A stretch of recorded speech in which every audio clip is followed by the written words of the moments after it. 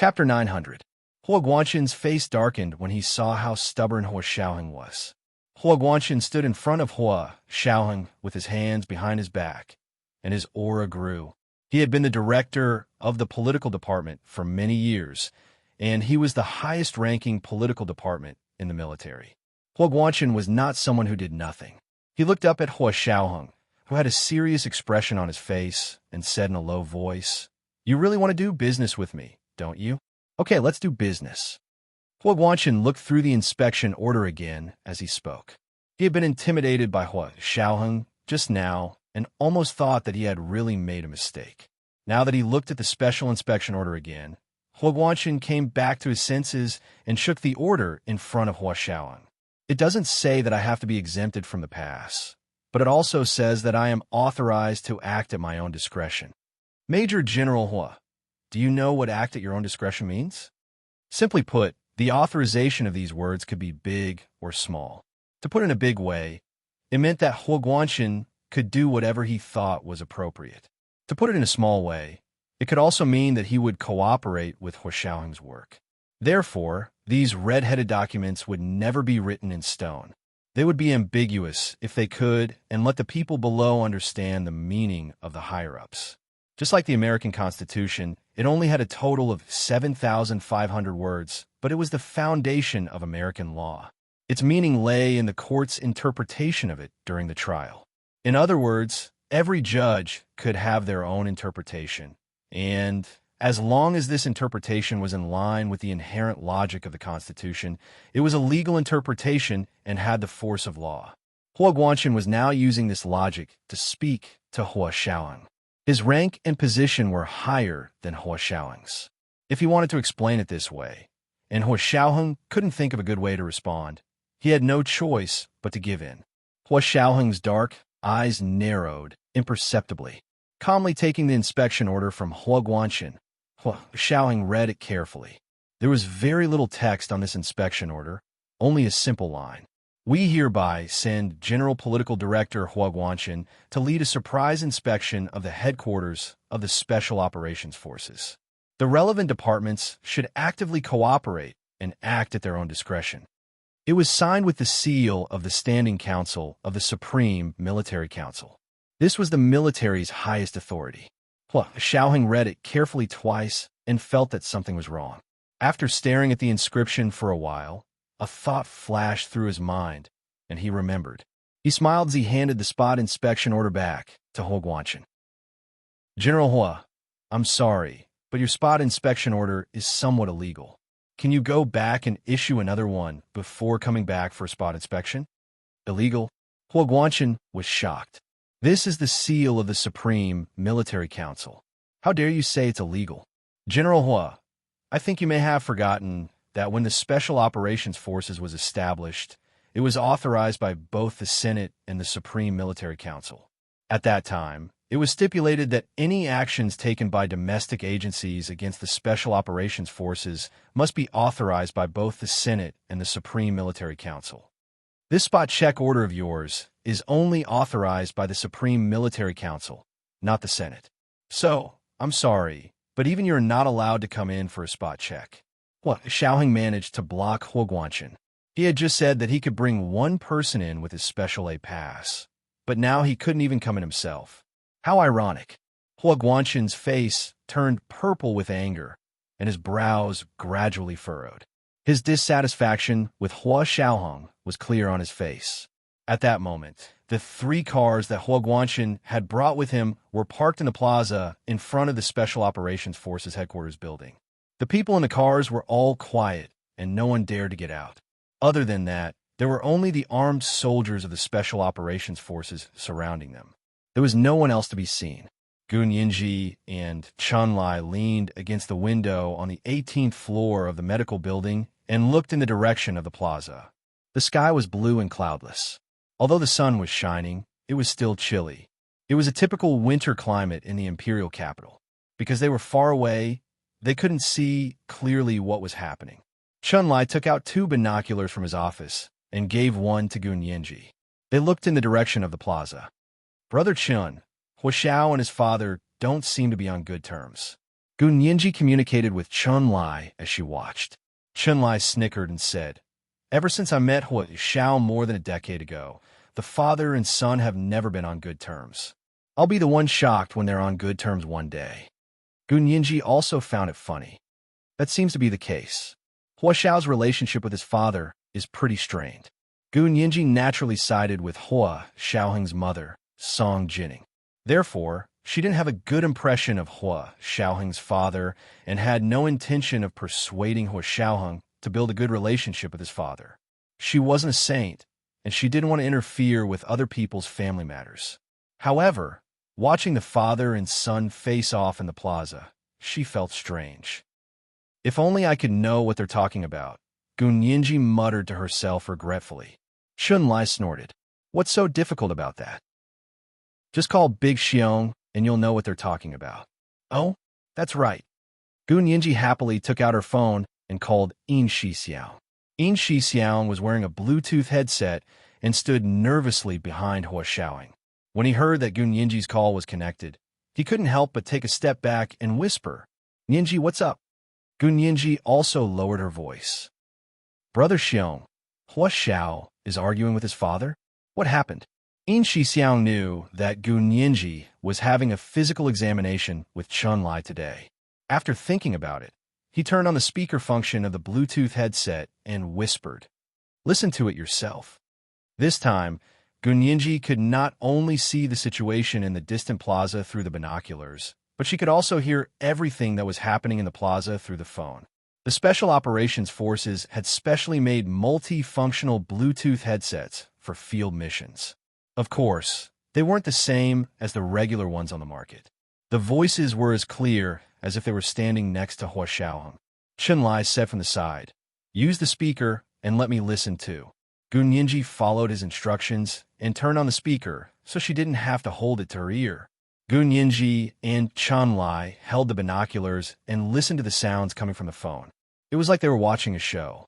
They happily enjoyed the father and son argument in the plaza. Hua Xiaoheng raised his chin. "Please go back before I change my mind." Compared to being grounded just now, going back the way they came was obviously a better choice. Hua Xiaoheng had no intention of intensifying the conflict. He still gave Hua Guanchen a way out. Hua Guanchen glared at Hua Xiaoheng angrily. His hands clenched into fists. He felt extremely wronged. Even if there was a way out, what kind of way was that? They were being directly kicked out, and he still had to sing praises for them. Just as the two of them were locked in a standoff, the door of the large, wide, and tall RV in the plaza suddenly opened. A tall woman wearing long leather boots and a short leather jacket walked out. She had long eyebrows, an oval face, and a high-nose bridge.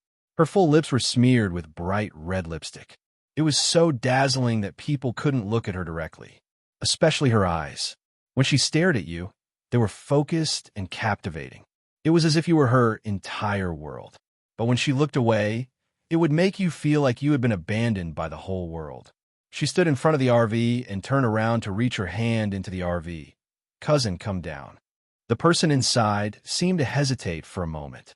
After a few minutes, a similarly tall woman walked out of the limousine. She wore a pure, white, cashmere slim-fit coat. It was obvious that she was wearing a skirt and boots underneath. However, her aura was completely different from the woman in front of her. The woman who came out later was elegant and had a scholarly air about her. It was Tan Guiran. "Cousin." Tan Guiran was a bit uneasy. "Let's go back. We shouldn't do anything that's against the rules." "How is it against the rules?" The glamorous woman raised her long eyebrows high. "Come with me. I promise to follow the rules." Tan Guiran gave her a look of obvious disbelief. The glamorous woman laughed. "Cousin, have you forgotten what I do in the United States? Don't worry, we don't do anything illegal." Tan Guiran finally understood and followed the glamorous woman over. Standing next to Hua Guanchen, the glamorous woman narrowed her eyes and looked Hua Xiaoheng up and down. Although she had always had high standards and had seen many handsome men in her years abroad, she had to admit that a man as handsome as Hua Xiaoheng, who was so handsome he left people speechless, was extremely masculine and extremely manly. "General Hua, what's the matter?" Although she was attracted by Hua Xiaoheng's elegance, this woman was past the age where she would be smitten by a man's appearance. So she only glanced at Hua Xiaoheng before turning to Hua Guanchen. Hua Guanchen saw that she had come over, and his attitude softened a bit. He said gently, "Madam Kai, I've embarrassed myself." As he spoke, he turned to Hua Xiaoheng and introduced, "This is Madam Kai Shangnan, who just returned to the country not long ago. She is currently the head lawyer for Prime Minister Tan and his wife's legal team. She is also his personal assistant and has a very close relationship with the Senate." The last sentence was actually a deliberate reminder to Hua Xiaoheng. Hua Xiaoheng's heart skipped a beat. Madam Kai Xingnan's information had just been placed on his desk not long ago. It could be said that Madam Kai Xingnan, who had just returned from the United States, had been able to successfully pass Prime Minister Tan's impeachment. Kai Xingnan was also 29 years old this year and was half a year younger than Hua Xiaoheng. She had always been a lawyer in the United States and was a partner of the second largest law firm in the United States. She was still very famous in the American legal community, but not many ordinary people knew about her. However, almost everyone in the United States knew about her father, Kai Sumin. More than a decade ago, there was a president in the United States who was impeached by Congress because he had an affair with his female intern. He was almost forced to step down. Madam Kai Xingnan's father, Kai Sumin, was the head lawyer for that president's personal legal team at the time. He was the one who had helped that president overcome a difficult situation and settled the United States House of Representatives and Senate, which prevented the president from being impeached and removed from office. More than a decade ago, Kai Shangnan, who had just entered university, had followed her father through the entire impeachment case. She had been influenced by how it was handled and learned many things. She had also been able to draw inferences about other cases from one case and had helped the legal team come up with many ideas. At the time, the impeachment case had been successfully passed. Kai Shangnan, who had just entered the industry, had also put in a lot of effort. Prime Minister Tan's wife, Kai Song-yin, was Kai Song-yin's biological aunt. When Prime Minister Tan encountered this difficult situation, Kai Song-yin had finally gone to her older brother from her maiden family to help. Her older brother had sent his daughter, Kai Xingnan, back to the Huaxia Empire to personally handle it. Finally, they had settled the upper and lower houses of the Huaxia Empire's parliament. Now that this person was standing in front of him, she was no longer the cold data on the report. She was a real person. Hua Xiaoheng nodded politely at her. "Hello, Madam Kai. Please return to the car. This is not a place for you." "Oh, is that so?" Kai Xingnan tilted her head and looked at Hua Xiaoheng. She said with interest, "If I don't go up, what will you do? Lock me up and torture me?" Hua Xiaoheng's expression was normal as he said calmly, "Our military never abuses prisoners. Torture is the U.S. military specialty. We will not steal their thunder." This was the first 3,500-word chapter. It was a big chapter. There were 2 chapters today. The second chapter at 7 p.m. Chapter 901. Kai Shangnan folded her hands behind her back and smiled with interest. Major General Hua truly lives up to his reputation. I'm impressed. Hua Xiaoheng remained calm and glanced at the guards. A few guards immediately walked over and pointed their guns at Kai Shangnan. They said in a fierce voice, "Get in the car." Kai Xingnan's expression didn't change despite being surrounded by guns. She smiled at Hua Xiaoheng and said, "Major General Hua, don't be so impatient. Since we can come, we naturally completed the procedures. Can you get your people to put away their guns?" Hua Xiaoheng admired Madame Kai's courage for being able to remain calm with so many people pointing guns at her head. However, he didn't intend to waste his breath on her. "Since you're not getting in the car, then take her away." Hua Xiaoheng raised his hand. The 2 soldiers immediately twisted Kai Xingnan's hands, one on the left and one on the right, and were about to take her to the detention room. Kai Xingnan finally realized that Hua Xiaoheng was serious and meant what he said. However, she was also brave and wasn't afraid at all. It was just that the 2 soldiers roughly twisted her arms hurt so much that tears almost came out. She held back her tears and embarrassed herself on the spot. Tan Guiran had been standing on the side in fear. Seeing her majestic cousin being arrested by Hua Xiaoheng because of a disagreement, she quickly stepped forward and said, "We'll leave now. Leave now. Major General Hua, please spare my cousin this time. She just came back from abroad and doesn't understand." Hua Xiaoheng ignored Tan Guiran's pleas and turned to leave. Kai Shengnan smiled and raised her voice behind Hua Xiaoheng. "Major General Hua, if you leave now, I promise I'll take you to the military court. Even if you're fine in the end, your official career will be over." What kind of person was Hua Xiaoheng? He had never accepted threats, let alone threats from his enemies. He acted as if he hadn't heard anything and walked unhurriedly toward the office building with his back straight. The soldiers were also impatient and waved their hands, wishing they could lock up all these self-righteous people. Hua Guanxin's face darkened as he said to Kai Shengnan, "Ms. Kai, don't say things that you shouldn't say. Why bother yourself?" Kai Shengnan didn't care at all. She gestured for Hua Guanxin to calm down, then raised her voice and said to Hua Xiaoheng, "Major General Hua, you said that we don't have a pass, so we're trespassing on a restricted military site. But what if we have a pass?" Hua Xiaoheng stopped. He was silent for a while. Then he turned around and said indifferently, "If you have a pass, you have to show it at the entrance and accept the inspection. However, you don't have the authorization of the council, so you can't do it even if you have pass." Kai Shengmin nodded. "What if we have authorization from the Senate?" What a joke.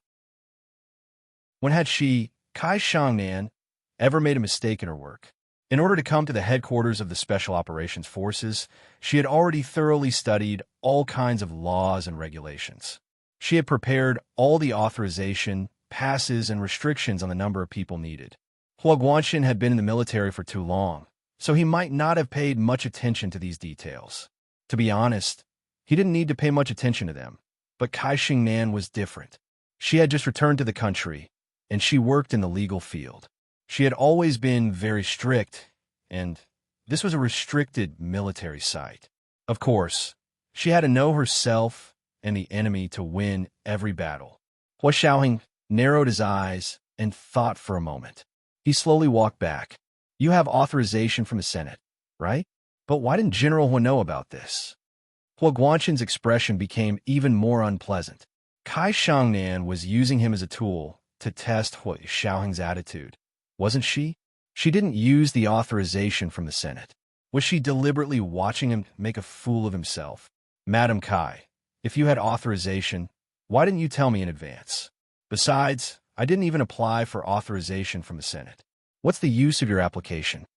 Hua Guanxin was very dissatisfied with Kai Shengnan's attitude. Kai Shengnan smiled and comforted him. "I'm also helping out in Speaker Long's office right now. I asked him for an authorization to give to you. I didn't think I would need it first, but I was just preparing for a rainy day. I didn't expect it to really come in handy."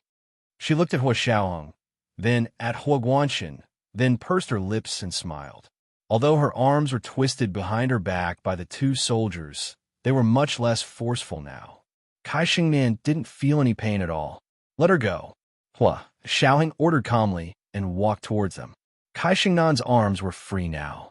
She took out a folded authorization from her small bag and handed it to Hua Guanxin. Hua Guanxin looked at it and put it together with the surprise inspection order issued by the military. It became a qualified and legal authorization to conduct a surprise inspection of the headquarters of the Special Operations Forces. Hua Xiaoheng nodded and asked someone to take the staff of the General Political Department under Hua Guanxin's command to the entrance of the base to be re-inspected, including the authenticity of their passes. Hua Guanxin watched his staff being taken away to go through the procedures again and breathed a sigh of relief. This way, they wouldn't be chased away.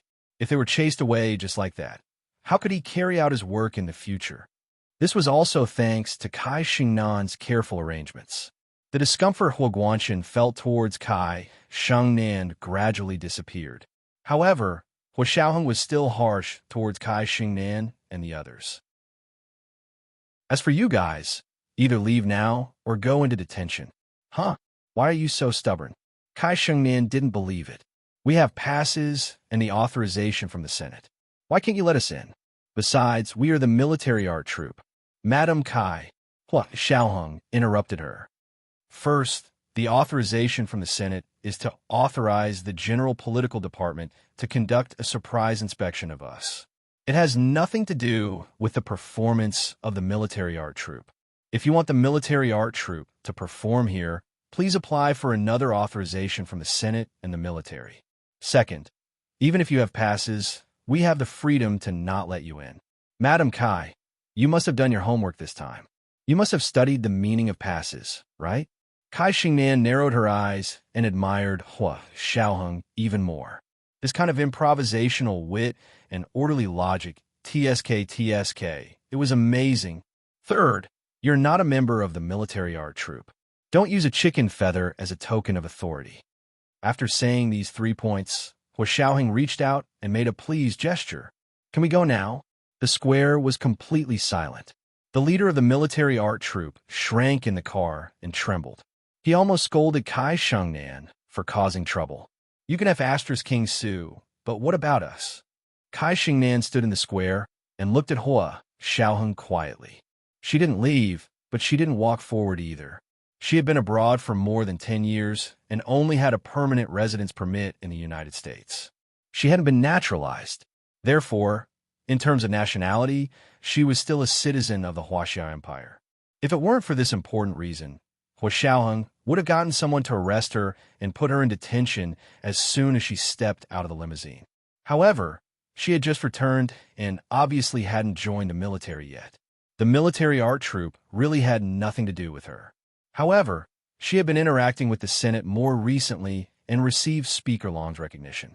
It had already been decided that after Prime Minister Tan's impeachment case was over, she would no longer be Prime Minister Tan's chief lawyer. Instead, she would become Speaker Long's chief legal advisor. She had come here today because she had received special permission from Speaker Long to come to the headquarters of the Special Operations Forces to do research. In her opinion, this organization had too much authority and didn't have a specialized organization like the United States.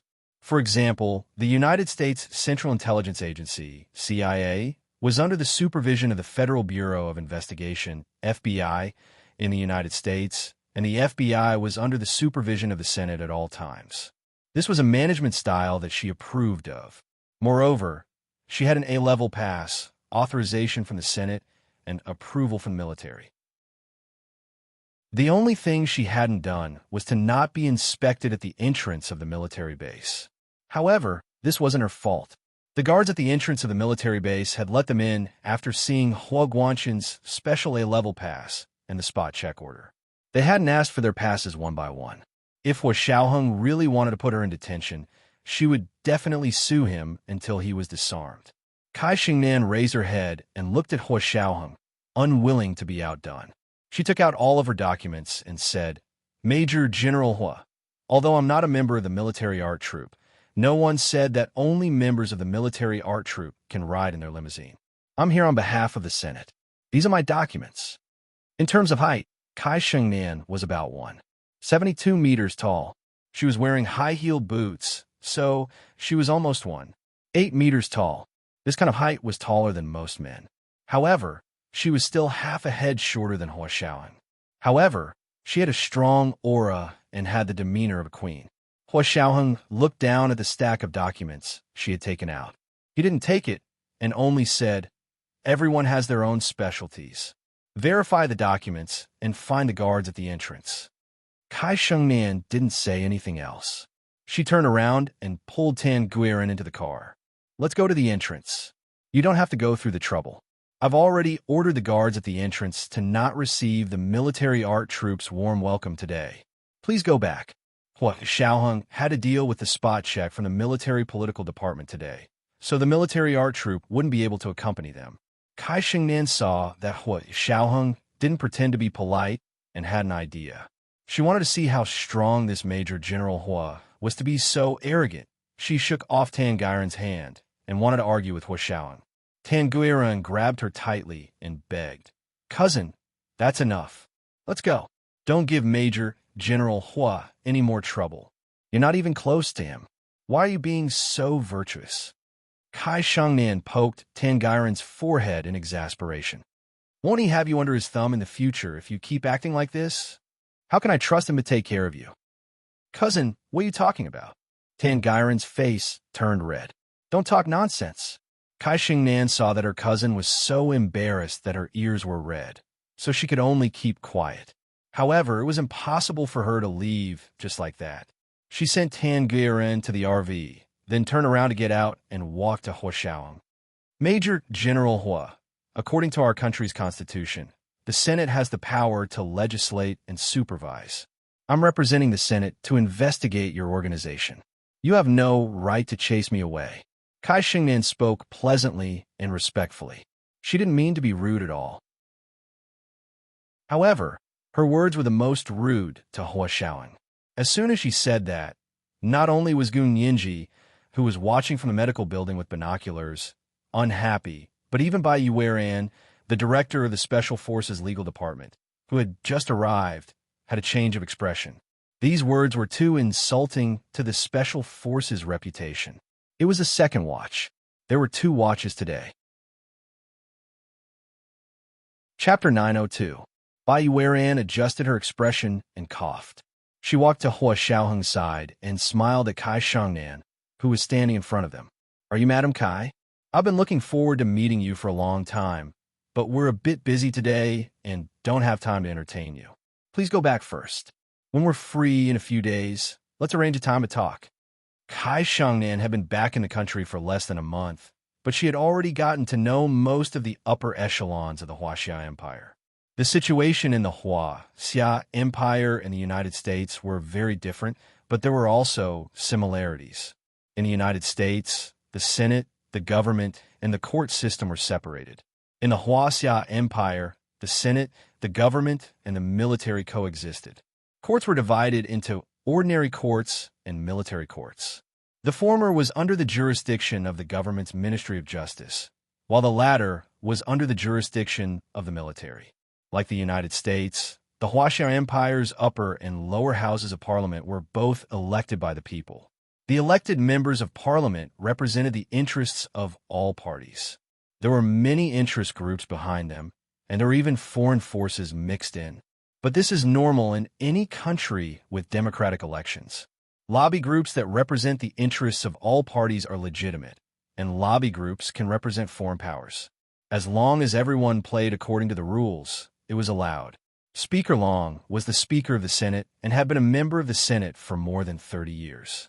From a fledgling member of the Senate to the powerful Speaker of the Senate, his status was certainly not ordinary. Moreover, as the Speaker of the House of Lords, he had the right to recruit personal assistants, just like the Prime Minister. Although it was paid for by the state, it was still within his power. The fact that the voters chose him meant that they recognized this privilege. For example, the newly elected President of the United States did not hesitate to place his daughter, son-in-law, and son into important positions in the presidential palace. No one said that he was nepotistic because that was how everyone played. The President of the United States also needed the permission of the Senate to appoint government officials. But for the officials of the presidential palace, only the President had the final say. This was considered his personal sphere of influence, similar to the existence of an advisor in the ancient Huaxia Empire. The only difference was that in ancient times, the advisors were supported by the officials themselves. However, the officials in the presidential office of the United States, although they were within the president's personal sphere of influence, were supported by the country. Now, Kai Shangnan was the chief legal advisor that Speaker Long had privately chosen to provide legal support and services for his personal affairs. He had yet to enter the council's special office, but with her momentum, it was only a matter of time, as long as she could pass the background check. In order to achieve this goal, Kai Shangnan had put in a lot of effort in the upper-class families of the Huaxia Empire. Kai Shangnan had long heard of by Yueran, the chief of the Judicial Department of the Special Operations Forces. She was very appreciative of professional women who held high positions at such a young age, so she treated Bai Yueran kindly. May I ask if you are Director Bai? Oh, Ms. Kai knows me? Bai Yueran raised her eyebrows in surprise. She couldn't help but be more wary of Kai Shangnan. I've heard my uncle, Prime Minister Tan, and Speaker Long mentioned that you've already made a name for yourself in the legal world at such a young age. You made a name for yourself in the International Court of Justice at The Hague all those years ago. I'm very impressed. As Kai Shengnan spoke, she took the initiative to shake hands with Bai Yueran. Bai Yueran smiled even more meaningfully. Oh, she even knows about my case at The Hague International Court of Justice. Ms. Kai is really considerate. Of course, only by knowing yourself and your enemy can you win every battle. Kai Shengnan laughed heartily and withdrew her hand. She took out the stack of documents in her hand and handed them to Bai Yueran. Since Director Bai is here, please take a look at these documents for me. Your Major General Hua doesn't allow me to enter, so I think this request is a bit illegal. Bai Yueran didn't take her documents.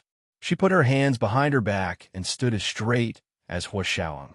Ms. Kai, you only know one side and not the other.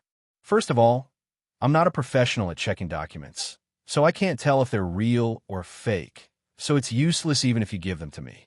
Kai Shengnan's expression finally changed. She interrupted Bai Yueran. Director Bai is saying that my documents are fake? I'm not taking the blame for this. Don't be angry. I didn't say whether your documents are real or fake. I just said that I don't have the authority to check your documents. Bai Yueran said with a smile. Her tone was very kind, which made the straightforward Kai Shengnan seem a bit unreasonable. Kai Shengnan finally understood what it felt like to have a needle in a velvet glove.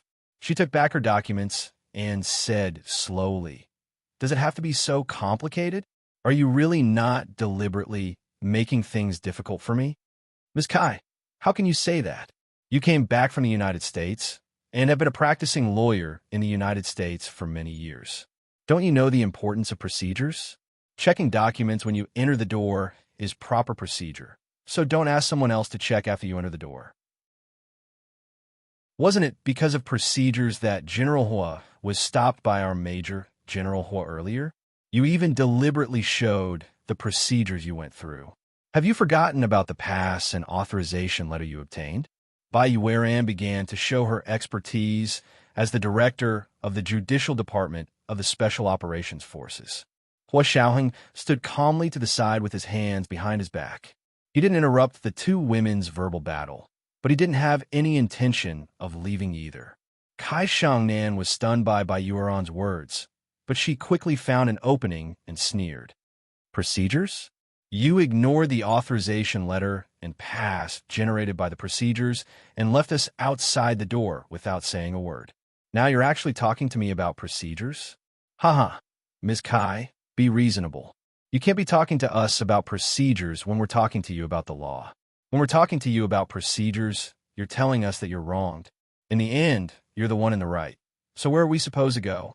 Bai Yueran retorted in a neither servile nor overbearing manner. Even Gu Nianji, who was watching from afar, secretly applauded. Kai Shengnan narrowed her eyes. This Bai Yueran was more capable than her investigations had revealed. Although the debate at the International Court of Justice in The Hague had been exciting, Kai Shengnan had thought that she could do it. However, when she confronted her today, she actually couldn't gain the upper hand at all.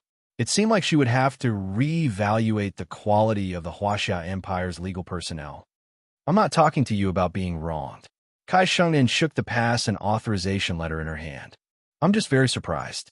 Logically speaking, the Senate's order should be the highest authority, right? I didn't expect you to be able to refute it. Maybe it's because I've just returned and haven't adapted to your way of working yet. Our Huaxiao Empire has long been in line with international standards, and in some aspects, we're even more advanced than other countries. Bai Yueran returned to the topic, hinting that Kai Shengnan was being unreasonable and that adapting to the way of working was completely different. Is that so? Since we're already in line, and the Senate's authority is also supreme, then why can your Major General Hua reject my authorization letter from the Senate? Kai Shengnan caught the loophole in Bai Yueran's words and began to retaliate without hesitation. Look, isn't this the Senate's seal on it? Also, are you an organization that was established with the Senate's authorization? You dare to disobey the Senate's orders? No wonder people say that you're too big to get rid of and that you're forming a small faction.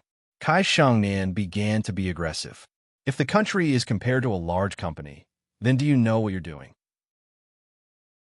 You're blatantly disobeying the orders of your superiors, and the Senate can directly fire you. Because of the special nature of the Special Operations Forces, there had been many people who were dissatisfied with it from the first day it was established. It was only because of the strong protection of Speaker Long and General G, two heavyweights, that they had been able to get to where they were today and reach their current scale. Hua Xiaoheng wasn't the kind of soldier who only cared about carrying out his own mission. He also had a full understanding of the complexity and uniqueness of politics.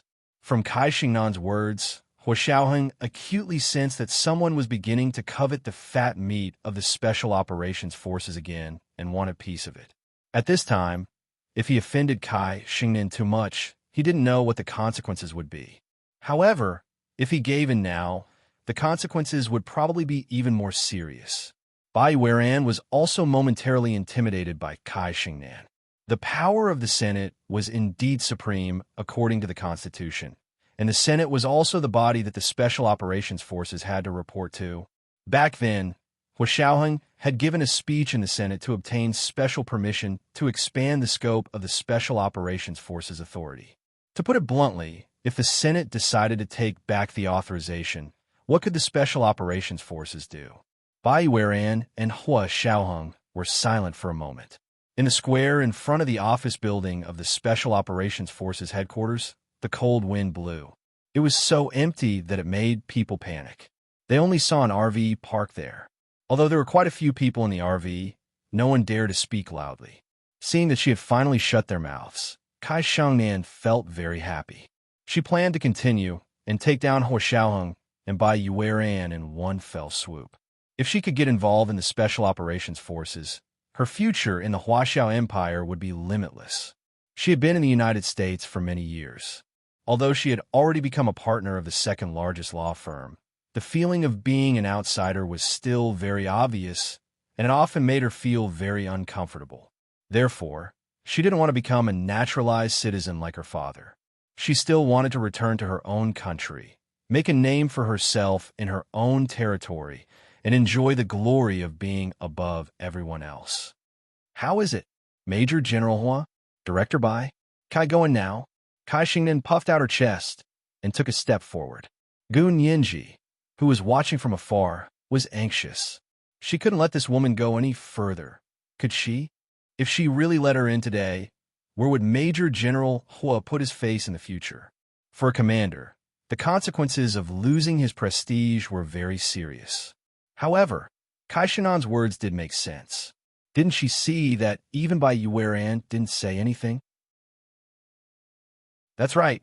Holding the authorization from the Senate was indeed unusual for people like Bai Weiran and Hua Xiaoheng, who were in the system. However, Kai Xingnan's words just now were too much. This was a clear slap in Hua Xiaoheng's face. Gun Yinji would never allow anyone to slap Hua Xiaoheng's face in front of her. Her mind was racing, and she heard Kai Xingnan say, "Disobeying your superior's orders, the Senate can directly fire you." Bingo! Gun Yinji suddenly thought of a topic that could directly rebuke Kai Xingnan back to her grandmother's house. She quickly picked up her phone and said to Yin Shixiang, "Brother Xiong, give me Hua Xiao, right now."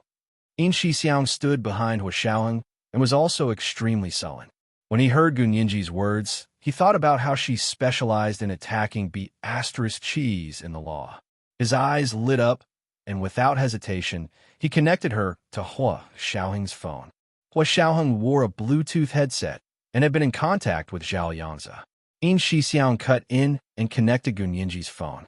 Gun Yinji's crisp voice immediately sounded from Hua Xiaoheng's Bluetooth headset.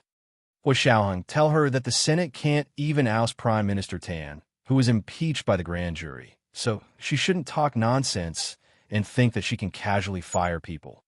Hua Xiaoheng couldn't help but laugh. How mischievous. She could also think of this point of view. Gun Yinji's words immediately inspired Hua Xiaoheng. He no longer had to worry about offending the Senate and that they would withdraw their authorization to the Special Operations Forces. Hua Xiaoheng said without hesitation, "Madam Kai, since the Senate has such great power, why can't they even oust Prime Minister Tan, who was impeached by the grand jury. When Kai Xingnan heard this, her face darkened. She was so angry that she almost vomited blood. This was a standard example of using her spear to attack her shield. She had just said that the Senate's power was supreme and that they could almost do whatever they wanted, but Hua Xiaoheng immediately mentioned that the impeachment case of Prime Minister Tan initiated by the Senate had directly failed under her manipulation. If she insisted that the Senate had supreme power and the Special Operations Forces had to obey unconditionally, then how could she explain that the Senate couldn't impeach Prime Minister Tan and step down? After all, the government also had to be authorized by the Senate to form cabinet. In essence, it was the same organization as the Special Operations Forces. The other party was obviously pointing out to her that the Senate's power wasn't supreme, but that there were checks and balances and weaknesses. What could she say now so that she wouldn't be slapped in the face? This was the first 3,800-word chapter. It was a big chapter. After discussing with everyone, today's plot was more suitable for the big chapter. Therefore, today's additional 3,300 monthly votes were added to the big chapter. Although it was 2 chapters, the word count wouldn't be less than 3 chapters. The second big chapter, at 7 p.m., included the additional 3,300 monthly votes. Come. Hurry up and cast your monthly votes and recommendation votes. Chapter 903. The expression on Kai Xingnan's face was very conflicted. It was as if she had experienced happiness, anger, sorrow, and joy in an instant. It was the first time in her life that she was rendered speechless by someone. This was a very novel experience for Kai Xingnan, who had been a straight-A student since she was young and had become a student even after she went to the United States. She frowned and thought quickly, but realized that she couldn't immediately think of a response. It wasn't that she couldn't say a word, but she always felt that there were loopholes in everything. As soon as she said it, she would immediately be rebutted. She could only blame herself for being too careless. Prime Minister Tan was her uncle, so she didn't need to spend any effort to win him over. Helping him settle the impeachment was enough. Her goal was the Senate. However, the impeachment she settled was a slap in the Senate's face. Only Speaker Long, who was broad-minded and didn't stick to one style of talent, would praise her and be willing to let her be his personal legal advisor. So since she wanted to have a foot in both camps, it seemed like she had to endure Hua Xiaoheng's humiliation. Using the spear to attack the shield was too good at exploiting loopholes. She had lost. Kai Xingnan wasn't a sore loser. This time, she had come with the intention of testing the waters and taking a good look at what the most mysterious place in the Huaxia Empire was like. However, on this trip, she didn't see anything other than the plaza and alleyways that led in all directions. She didn't even step into the door of the office building. However, although she couldn't enter the building, just looking at the environment outside, it didn't seem any different from a regular military compound. However, the people here really gave her the biggest surprise. That Major General Hua's reaction was too fast. It completely overturned her view of soldiers. She couldn't help but look at him in a different light. This kind of favor was also very rare for Kai Xingnan. She even felt her heart palpitate with excitement, as if she had met her match. It had been a long time since she had met a man who could make her submit and even surrender. Kai Xingnan was born in the Huaxia Empire and grew up with her grandparents. After going to university, she went to the United States to stay with her parents. Because she grew up in the Huaxia Empire, she had a very good relationship with her youngest aunt, Kai Songyin, and treated her like half a mother. This was also one of the reasons she was willing to return to the Huaxia Empire to help her youngest aunt. Standing here, she seemed to be able to see her future. Kai Xingnan finally regained her composure. She smiled and nodded at Hua Xiaoheng and Bai Yueran. She extended her hand to Hua Xiaoheng. "All right, you win. Major General Hua, I didn't expect you to be so quick-witted and clear. You're as smart as the best lawyers in the world. Thank you for letting me see the best side of you." Hua Xiaoheng had no intention of shaking hands with her. He nodded slightly. "You flatter me, Miss Kai. I still have something to do, so I won't keep you company." With that, he turned around and left, leaving Kai Xingnan with a cool back view. Bai Yueran looked at Kai Xingnan, who was staring at Hua Xiaoheng's back, and smiled. Ms. Kai, please go back. Kai Xingnan came back to her senses and turned her hand to Bai Yueran. Director Bai, you're amazing too. Bai Yueran shook hands with her nonchalantly and said with a smile, not as good as Major General Hua, right? That's how it should be. That's why he's the boss here, and I'm just a director. Ever since the leak at Do Qingyin's birthday, Xiaoheng's identity had been exposed to the world. Later, the military simply promoted him and allowed the Special Operations Forces to surface. It became a place that looked like any other military organization.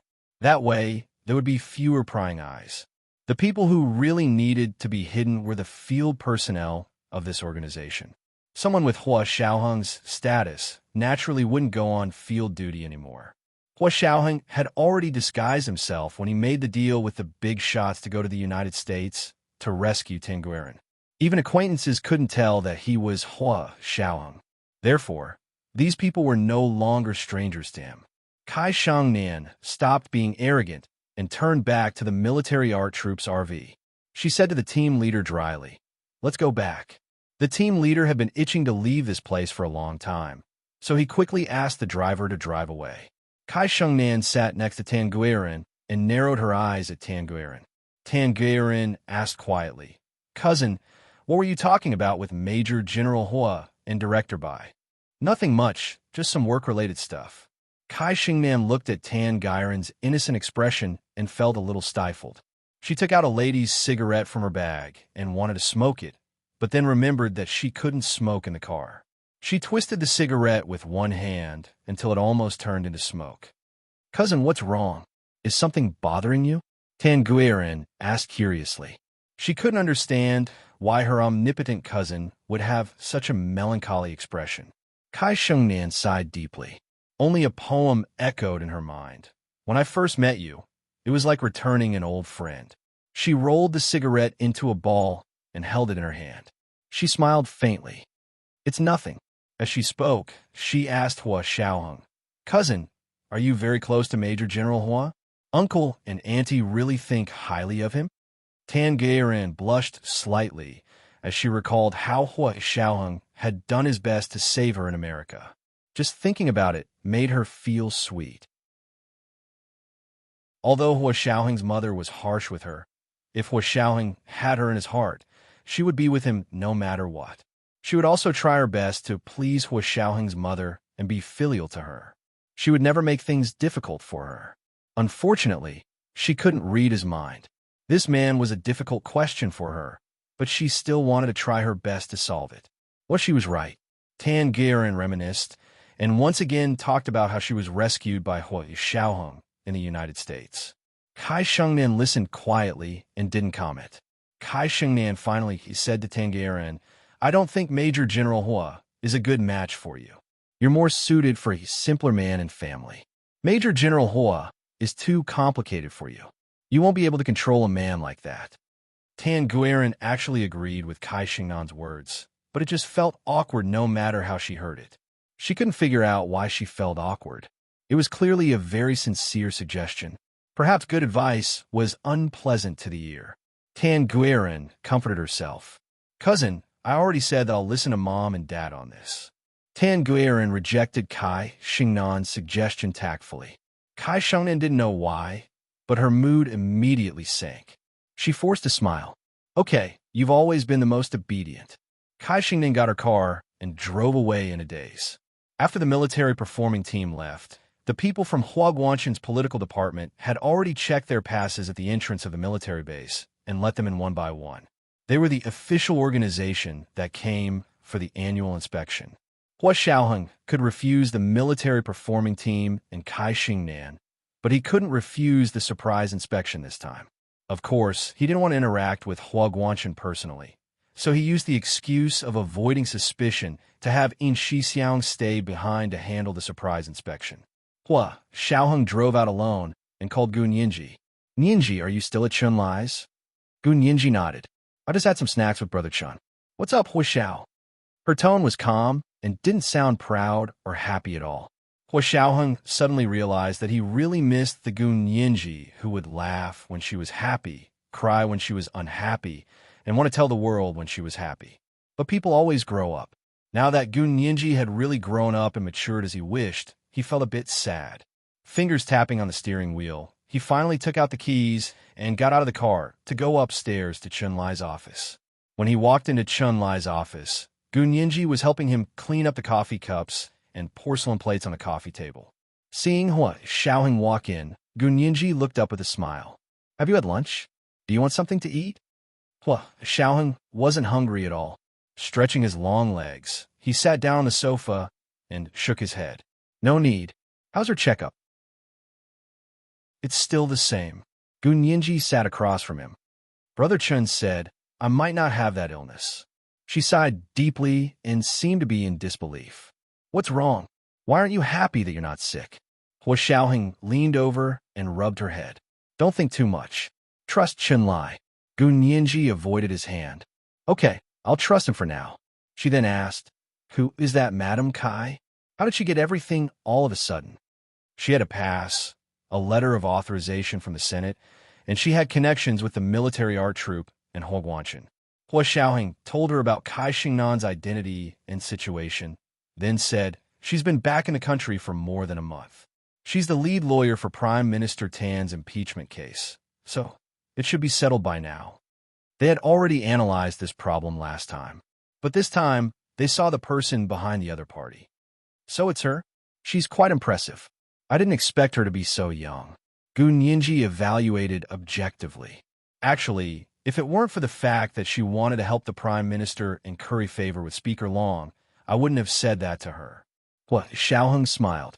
"What you said today was very appropriate, and it helped me a lot. I haven't thanked you properly yet." "Oh, Hua Xiao, you don't have to be so polite. You sending me back to school is the best way to show your gratitude." Gun Yinji quickly waved her hand, afraid that Hua Xiaoheng would thank her properly again. When she came to Chun Lai for a checkup last week, Hua Xiaoheng was also there. She only helped him translate a document, and Hua Xiaoheng said he wanted to thank her properly. He took her back to the official residence and expressed his gratitude from head to toe, inside and out. The direct result was that Gun Yinji lay in his bed from Saturday to Sunday. Her bones were about to fall apart. So when Hua Xiaoheng said, "I haven't thanked you properly," Gun Yinji quickly declined. Hua Xiaoheng seemed to also remember last weekend. He lowered his head and smiled for a while before standing up. "Let's go. I'll take you back." The two of them chatted and laughed in the car along the way, and the atmosphere became much more harmonious. When they arrived at school, Gun Yinji was about to get out of the car. Hua Xiaoheng kissed her cheek before letting her go. Gun Yinji returned to her dorm and had just tidied up her desk when she saw He Jichu call. "Yinji, it's Christmas next weekend. What plans do you have?" Gun Yinji, "Professor He, I want to study. My thesis is almost finished. I want to revise it properly in the next few days." He Jichu agreed. "Ask me if you have any questions."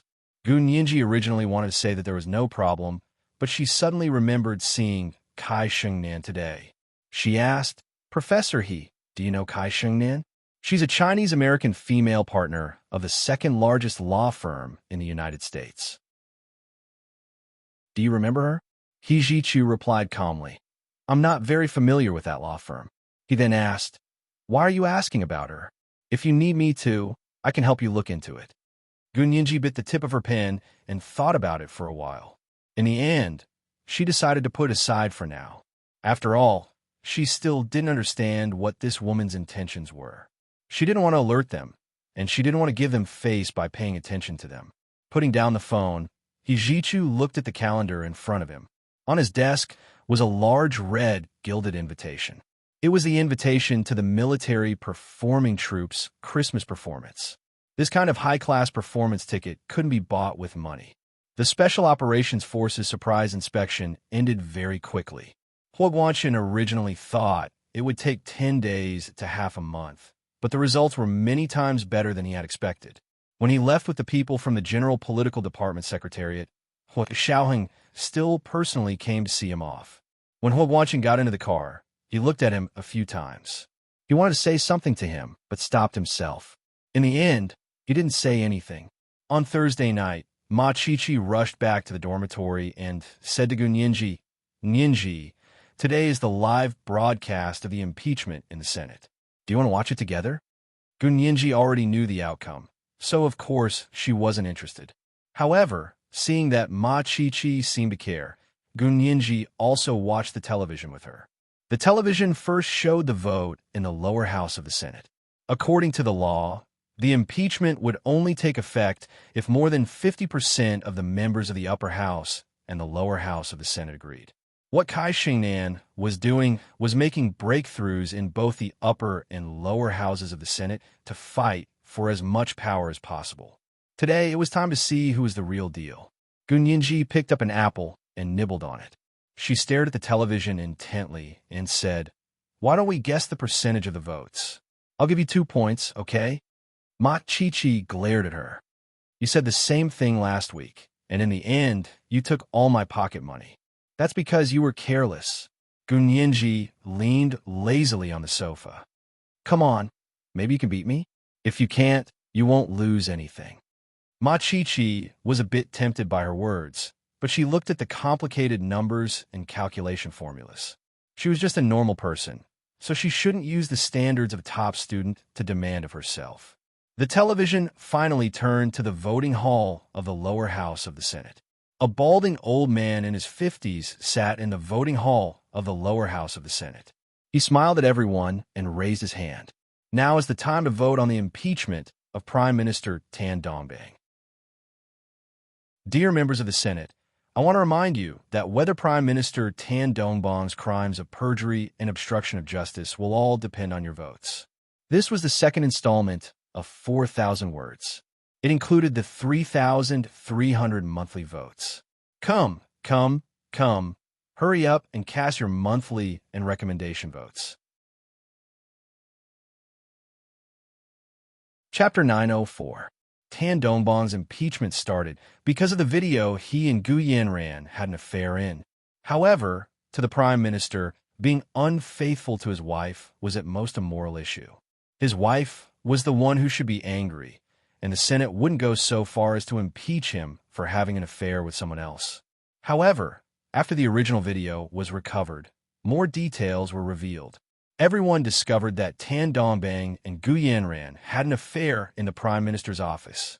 Previously, when the Senate questioned Tan Dongbang about the affair, Tan Dongbang claimed that his affair with Gu Yanran didn't affect his work at all, and that he had never brought Gu Yanran to his office. When the social network was attacked by a hacker and was forced to restore the previous backup, the deleted short movie reappeared.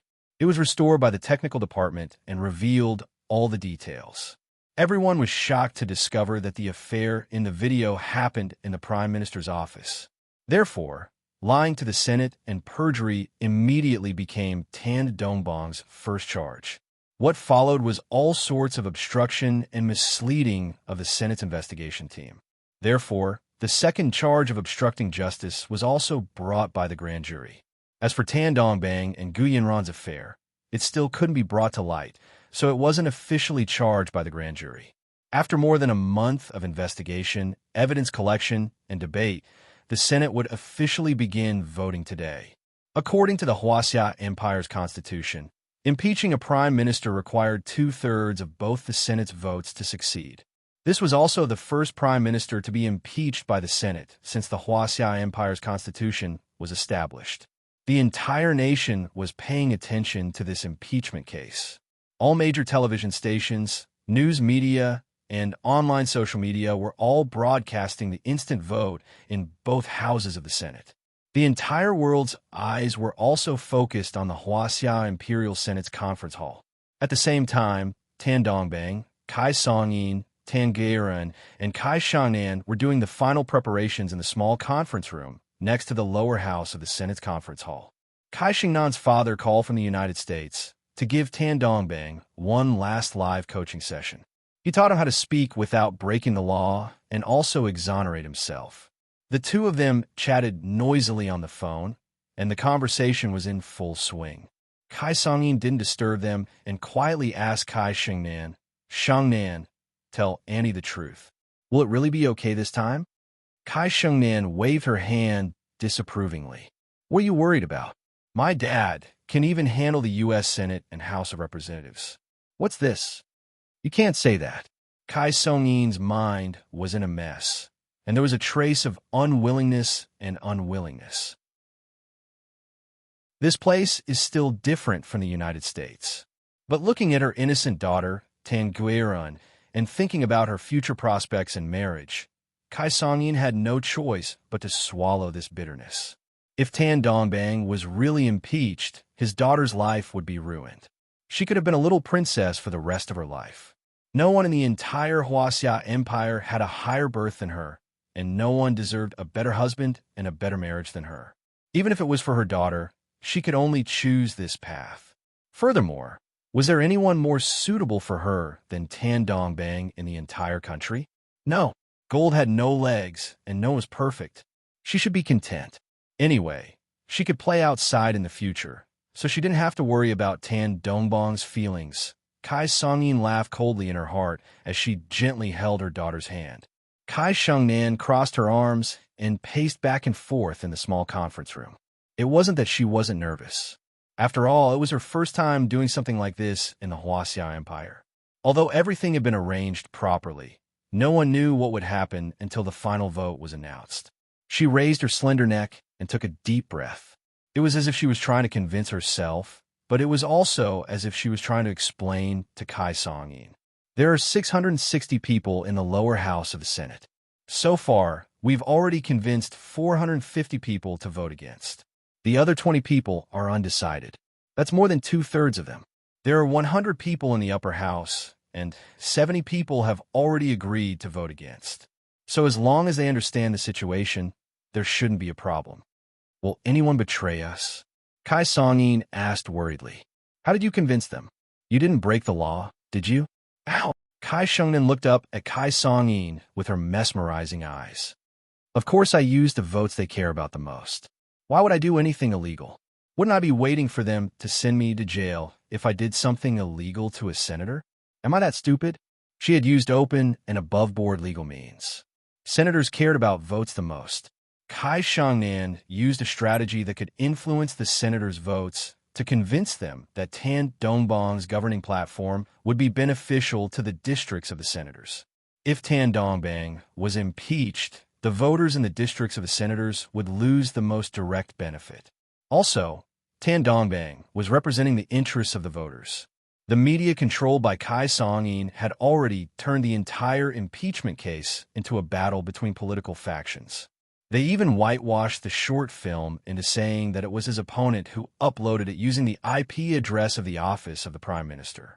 The goal was to attack Tan Dongbang's political advantage and smear his political reputation. With Kai Song-yin's media water army controlling the situation, many political forces that wanted to take advantage of the situation could only give up. If they moved, they would be dragged out and beaten up. The hot topic was shifted, and everyone's focus was off. It had to be said that Kai Song-yin understood the psychology of the audience very well. She knew very well that to the audience, the political battle of the upper class would always be more convincing than the news of the Prime Minister's affair. It would also make them believe that this was the truth. Even if the Prime Minister really had an affair, his wife didn't care and tried her best to defend her husband. Who would care if he really had an affair? Was it really not the Prime Minister's political opponent who made such a big fuss? Under this kind of public opinion, Tan Dongbang's impeachment case didn't cause too many problems. Everything was carried out in an orderly manner under Kai Song-yin and Kai Shengnan's control. Today was the day to test the results of their work. On the other side, Tan Dongbang ended the long-distance call with his brother-in-law and felt much calmer. He adjusted the little bow tie on his black tuxedo in front of the mirror. Kai Song-yin looked at him from behind. The man in the mirror with smooth hair and a handsome face was her childhood sweetheart husband. Of course, this man was capable. He was best at giving speeches. That kind of incitement wasn't something an ordinary person could do. That was why he was able to stand out under the Tan and Kai family schemes. He suddenly rose to prominence and left by Jiansheng, who had been far ahead. Kai Song-yin brushed the non-existent dust off his back and gently pushed him. Go. Tan Dongbang turned around to hold her hand and kissed it. Song-yin, wait for me. He turned around and walked towards the door.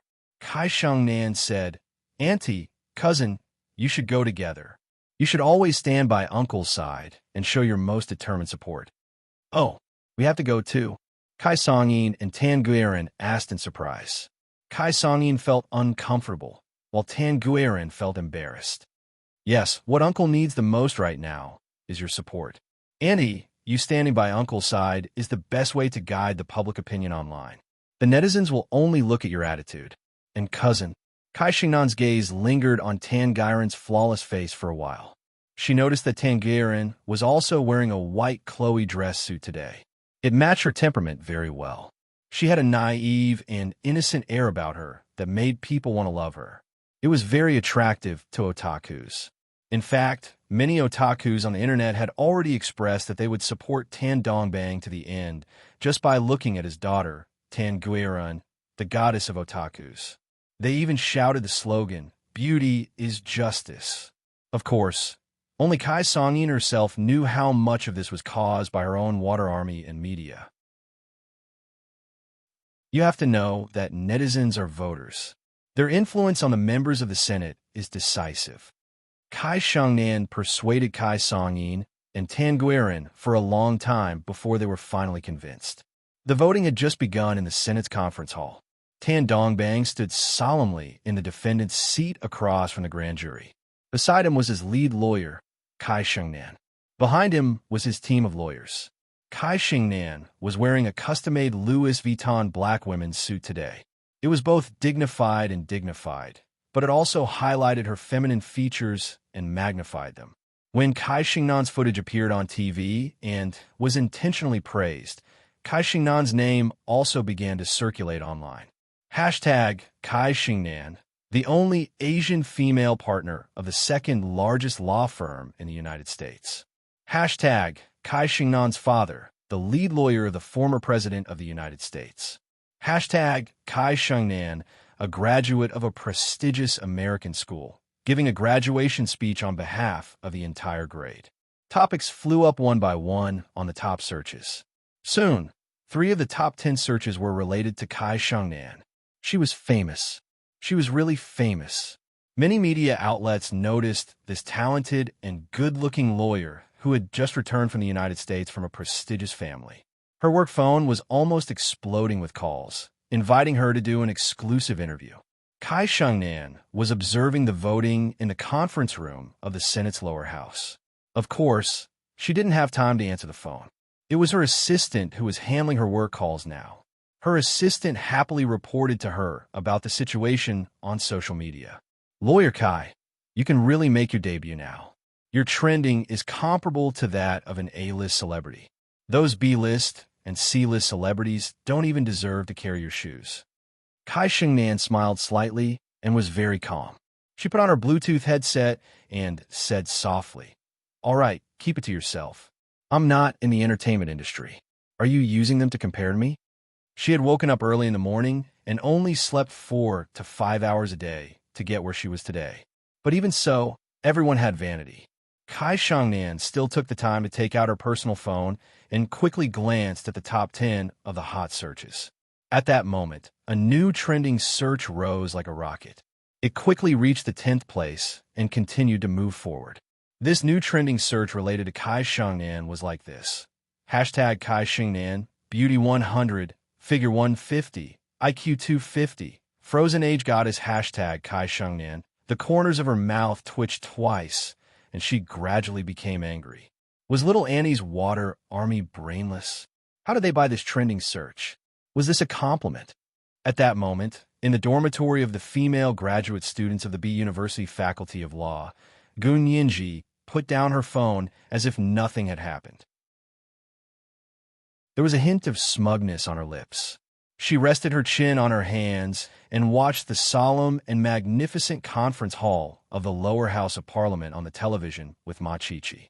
This was the first update, 3,300 words. The second update at 7 p.m.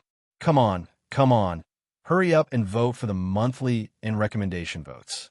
It should be the third update tomorrow. P.S. Thank you to Xianyuan Yushin for the 10,000 Chidian coins yesterday. Mwah. Chapter 905. Gun Yinji had just discovered that the trending searches about Kai Shangnan on social media were all over the place. She could tell at a glance that they had bought the trending searches, and there was a water army leading the way.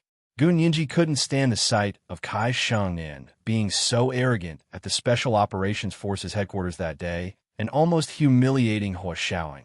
Since you like being on the trending searches so much, I'll give you a hand. She quietly hacked a water army account controlled by Kai Songyin's media company and used that account to post a topic. Hashtag Kai Shingnan, Beauty 100, Figure 150, IQ 250, Frozen Age Goddess hashtag, then their water army thought it was a mission and didn't look carefully before immediately buying the trending searches. Kai Shangnan watched as the trending search climbed higher and higher.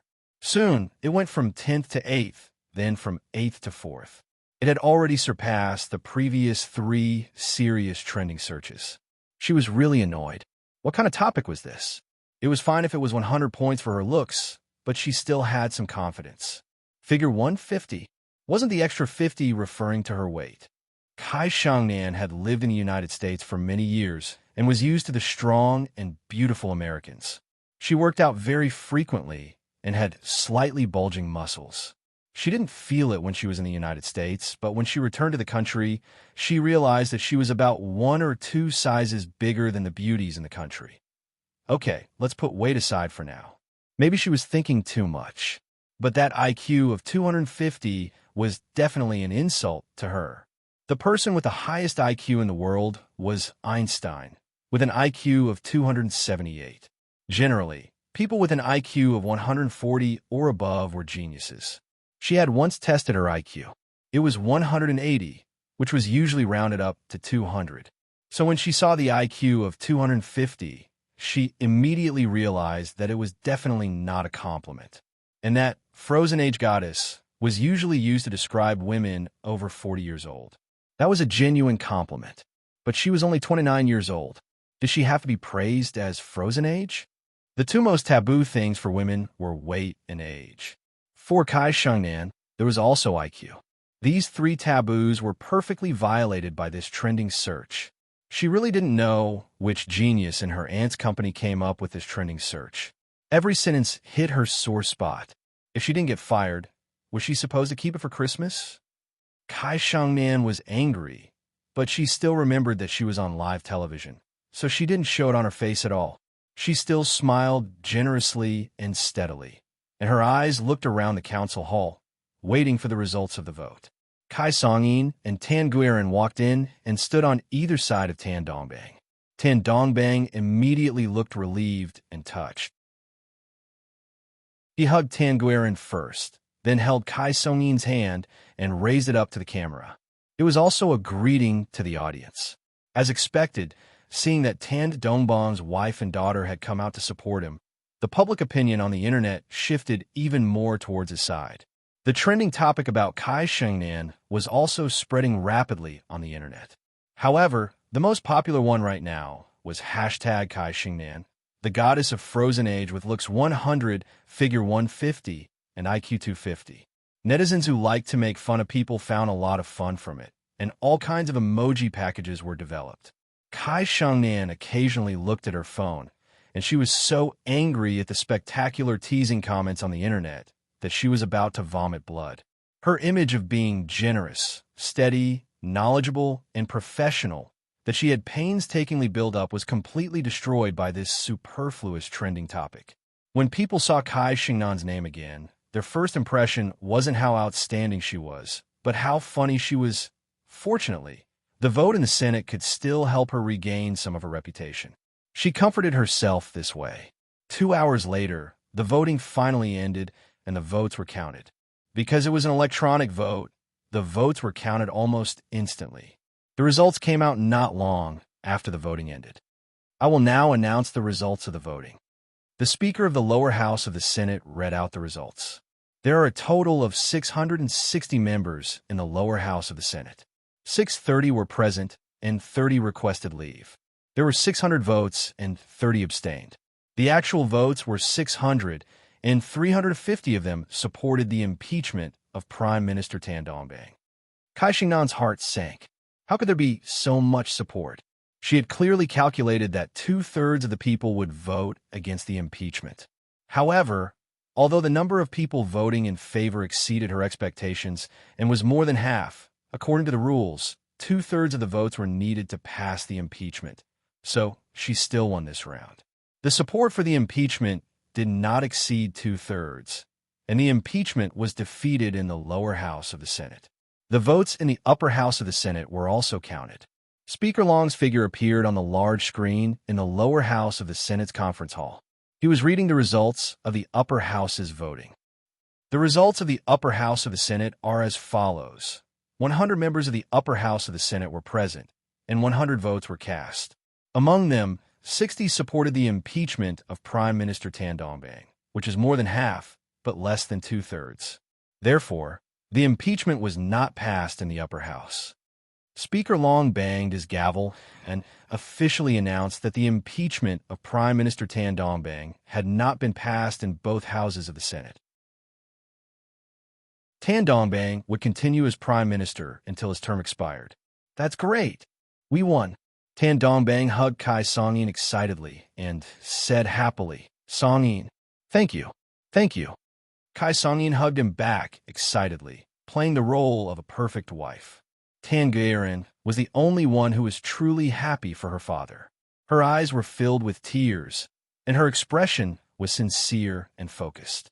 Her white dress fluttered in the wind as she continuously bowed to the members of parliament in the hall. She thanked each and every one of them, regardless of whether they had voted for or against. Soon, videos of her continuously bowing were also uploaded to social media. The comments below were neatly written by otakus, and rows of "My heart aches for my goddess." Gunyinji and Ma Chichi sat in the dorm watching TV and were not at all surprised by the results. Ma Chichi even yelled twice to express her anger. Gunyinji was completely unmoved. She peeled an orange in her hand and didn't even look up as she said, "This was decided a long time ago."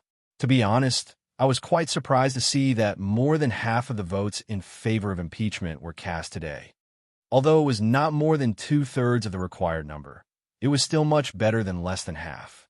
More than half meant that most of the members of parliament were dissatisfied with him. This would affect the approval rate of his future policies. 2/3 of the votes were needed to pass the impeachment, but policies could be passed or rejected with only half of the votes. It was easy to imagine that Tan Dongbang's next 5 years as prime minister would not be easy. Ma Chichi hugged her little pillow and sighed deeply as she leaned back on the sofa. This Kai Xingnan is quite capable. She had managed to settle the 700-plus members of the upper and lower houses of parliament in 1 month. She was indeed very efficient. Gunyinji also admired Kai Xingnan, but because of what happened that day, she didn't want to admit it. She snorted lightly and didn't comment. Ma Chichi flipped over on the sofa and propped her head up with her hand. She asked Gunyinji curiously, "I remember that Prime Minister Tan still owes you money, right? Is he coming back?" She was a little excited just thinking about living in the same dorm as the Prime Minister's creditor. This was referring to Gu Yanran's illegal gift to Prime Minister Tan. Tan Dongbang and his wife, Kai Songyin, were suspected of illegally embezzling campaign funds. Later, it was Gu Yanran who used the money to pay off the embezzled campaign funds that allowed Tan Dongbang to get out of the case. Recently, Gunyinji and Gu Yanran were involved in an estate dispute. Gu Yanran was suspected of murdering Gunyinji and illegally embezzling the Gu assets.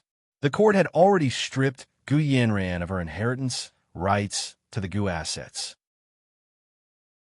After the case was over, Gunyinji asked Jichu to send a lawyer's letter to Tan Dongbang and Kai Songyin to recover the $30 million that Gu Yanran had illegally given to them. Tan Dongbang and Kai Songyin were doing their best to deal with the impeachment case. Of course, they didn't want to complicate matters and fight another lawsuit against Gunyinji for the illegal gift. Therefore, without another word, they sold all their properties and investments and borrowed another $10 million from their family. They gathered 30 million US dollars and returned it to Gu Xiangwen's estate fund. Because Gu Xiangwen was now treated as a missing person, it had already been 7 years. The court announced to the world that he was legally dead. The announcement period was 6 months.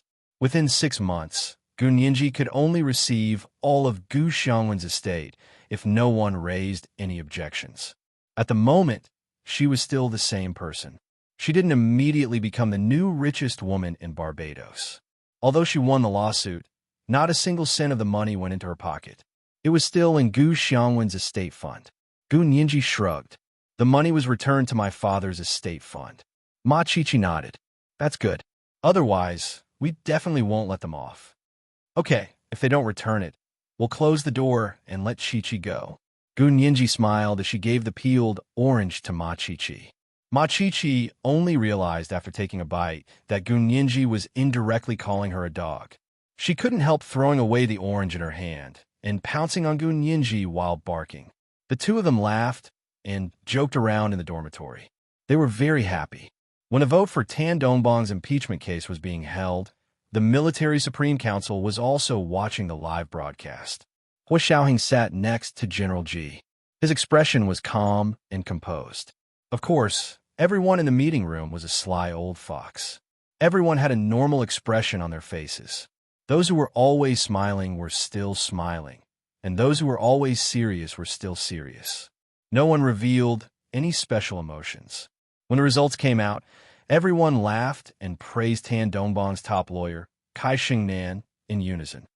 This lawyer Kai is really not bad. There were so many people in the Senate, but she managed to settle them all within a month. Yes, it was not easy to control the number of votes in favor to below 2/3. For old Tan to be able to pass this time, he has to thank his wife and his niece. That's right. At the end of the day, his wife is still the best. Who's his mistress again? Gu Yanran is Gu Nianji's older sister. When someone said this, they looked at Hua Xiaoheng meaningfully. Everyone knew that Hua Xiaoheng and Gu Nianji had a special relationship. Previously, Hua Xiaoheng had used the opportunity to go to the United States to save Tan Guiran to negotiate with them and force them to approve Gu Nianji's background check and his marriage report. Now someone remembered and asked Hua Xiaoheng, "Xiaoheng, how are you and Nianji? When do you plan to get married?" Hua Xiaoheng shook his head with a smile. No need, because they were already married. However, General Ji was the only one there who knew about his marriage. However, they had agreed to keep it a secret for now. Therefore, General Ji was happy to play dumb and not expose Hua Xiaoheng. Hua Guanchen, who was sitting on the other side of the conference room, was overjoyed but still sighed and went along with Hua Xiaoheng's wishes. What a pity. Nianji is also not bad. Although she's not as good as Lawyer Kai, she's still young. Her future is limitless. The few big shots sitting beside him also expressed their regret, but they were actually quite happy. General Ji didn't say anything until everyone left. He only asked Hua Xiaoheng to stay behind and said, "I know about your father's surprise inspection at your place a few days ago." Hua Xiaoheng smiled and slowly put the pen and paper on the conference table into his briefcase. The inspection results were all normal. You know about that too, right? Of course. I trust you to handle things. General Ji rubbed his almost bald head and laughed heartily. However, he didn't laugh for long before saying, "But that day, you really didn't give our art troupe any face." Hua Xiaoheng was speechless. Then what do I have to do to give them face? Hua Xiaoheng shook his head, his expression unchanged. Our department is special. It's also very difficult for us to have them come uninvited. I know that. General Ji smiled and tried to smooth things over. But Xiaoheng, there are no fish when the water is too clear, and there are no disciples when the water is too clear. Your position is getting higher and higher, so you have to do things more and more meticulously. For all kinds of unexpected situations, you can't just chase them away. You can say that the art troupe doesn't have any real power, and indeed, it doesn't. But if you say that it has real power, sometimes its power is greater than you, and I can imagine. You understand what I mean, right? Of course, Hua Xiaoheng understood what General Ji meant. Civil servants in the military were all like this. He chuckled. I understand. I've troubled you, sir. That's good. General G patted his shoulder. This Saturday, the art troupe will perform in the auditorium. The military requires all officers above the rank of colonel and above to be present. Go back and tell them that the situation over there is special. Just have Big Xiong and Little Zay, the two deputy generals, come. General G didn't want his secret troops to be in public every day. Xiaohong, Zhao Yangzi, and Yin Xixiang were already public, so it was fine to show up occasionally. Yes, sir. Hua Xiaohong saluted without batting an eyelid. He picked up his briefcase and turned to leave. After returning to his office, Hua Xiaohong called Yin Xixiang and Zhao Yangzi over. General G just instructed us to attend the art troupe's performance in the military auditorium this Saturday night. The requirement is for officers above the rank of colonel and above, but our department is special. Only the two of you will be able to go. What do you think? Yin Xixiang's face fell instantly. Hua Xiao, this Saturday is Christmas Eve. I've been planning for a long time with Chi-Chi. He really didn't want to go to this art troupe's performance. Zhao Yangzi didn't mind. He rubbed his chin and said, I'm fine with it. Yin Xixiang glared at him and silently cursed him for being so disloyal. Xiaohong looked down at his schedule and raised his hand. Forget it. I'll go with Little Zay. Big Xiong, you take the day off. Yin Xixiang was already 27 or 28 years old. As a superior, Hua Xiaohong had to think about his subordinates' lifelong happiness. This is the second chapter for 1,200 words. It's a big chapter. Come. Hurry up and vote for the monthly and recommendation votes. It should be the third chapter tomorrow. Good night, my dears. Chapter 906. Hua Xiaohong volunteered to take Yin Xixiang's place to attend the performance. Yin Xixiang was a little embarrassed. Hua Xiao, don't you have a program on Christmas Eve? He asked carefully. His normally thick-skinned face was actually blushing. Zhao Yangzi laughed and punched him lightly. All right, Hua Xiao never attends these foreign holidays. You know that, right? What's the point of complaining now? Who was the one who yelled that he was holding up a beautiful night? Yin Xixiang chuckled and moved to the side. He propped his hands on the table and said, Isn't that Chi-Chi? She's been talking about Christmas Eve ever since 800 years ago. She said that her school is very lively on Christmas Eve. The student council and classes also organize all kinds of activities. There's a choir singing hymns on campus. That's the atmosphere. Hua Xiaohong glanced at him and leaned back in his chair. Big Xiong, although it's important to please your girlfriend, you can't participate in religious activities. Don't make mistakes. Yes, Chief. Yin Xixiang quickly straightened and became serious. I know. I won't break the rules. For people like them, it was fine to eat and sing karaoke on Christmas Eve, but it would be a mistake to actually attend a church. Okay, go. Hua Xiaohong waved his hand. Hand over the work and review the emergency plan. We're on vacation, but the enemy doesn't care if you're on vacation or not. Yin Xixiang and Zhao Liangzi shouted in unison. Yes, Chief. Yin Xixiang and Zhao Liangzi left Hua Xiaohong's office and went to review their own work.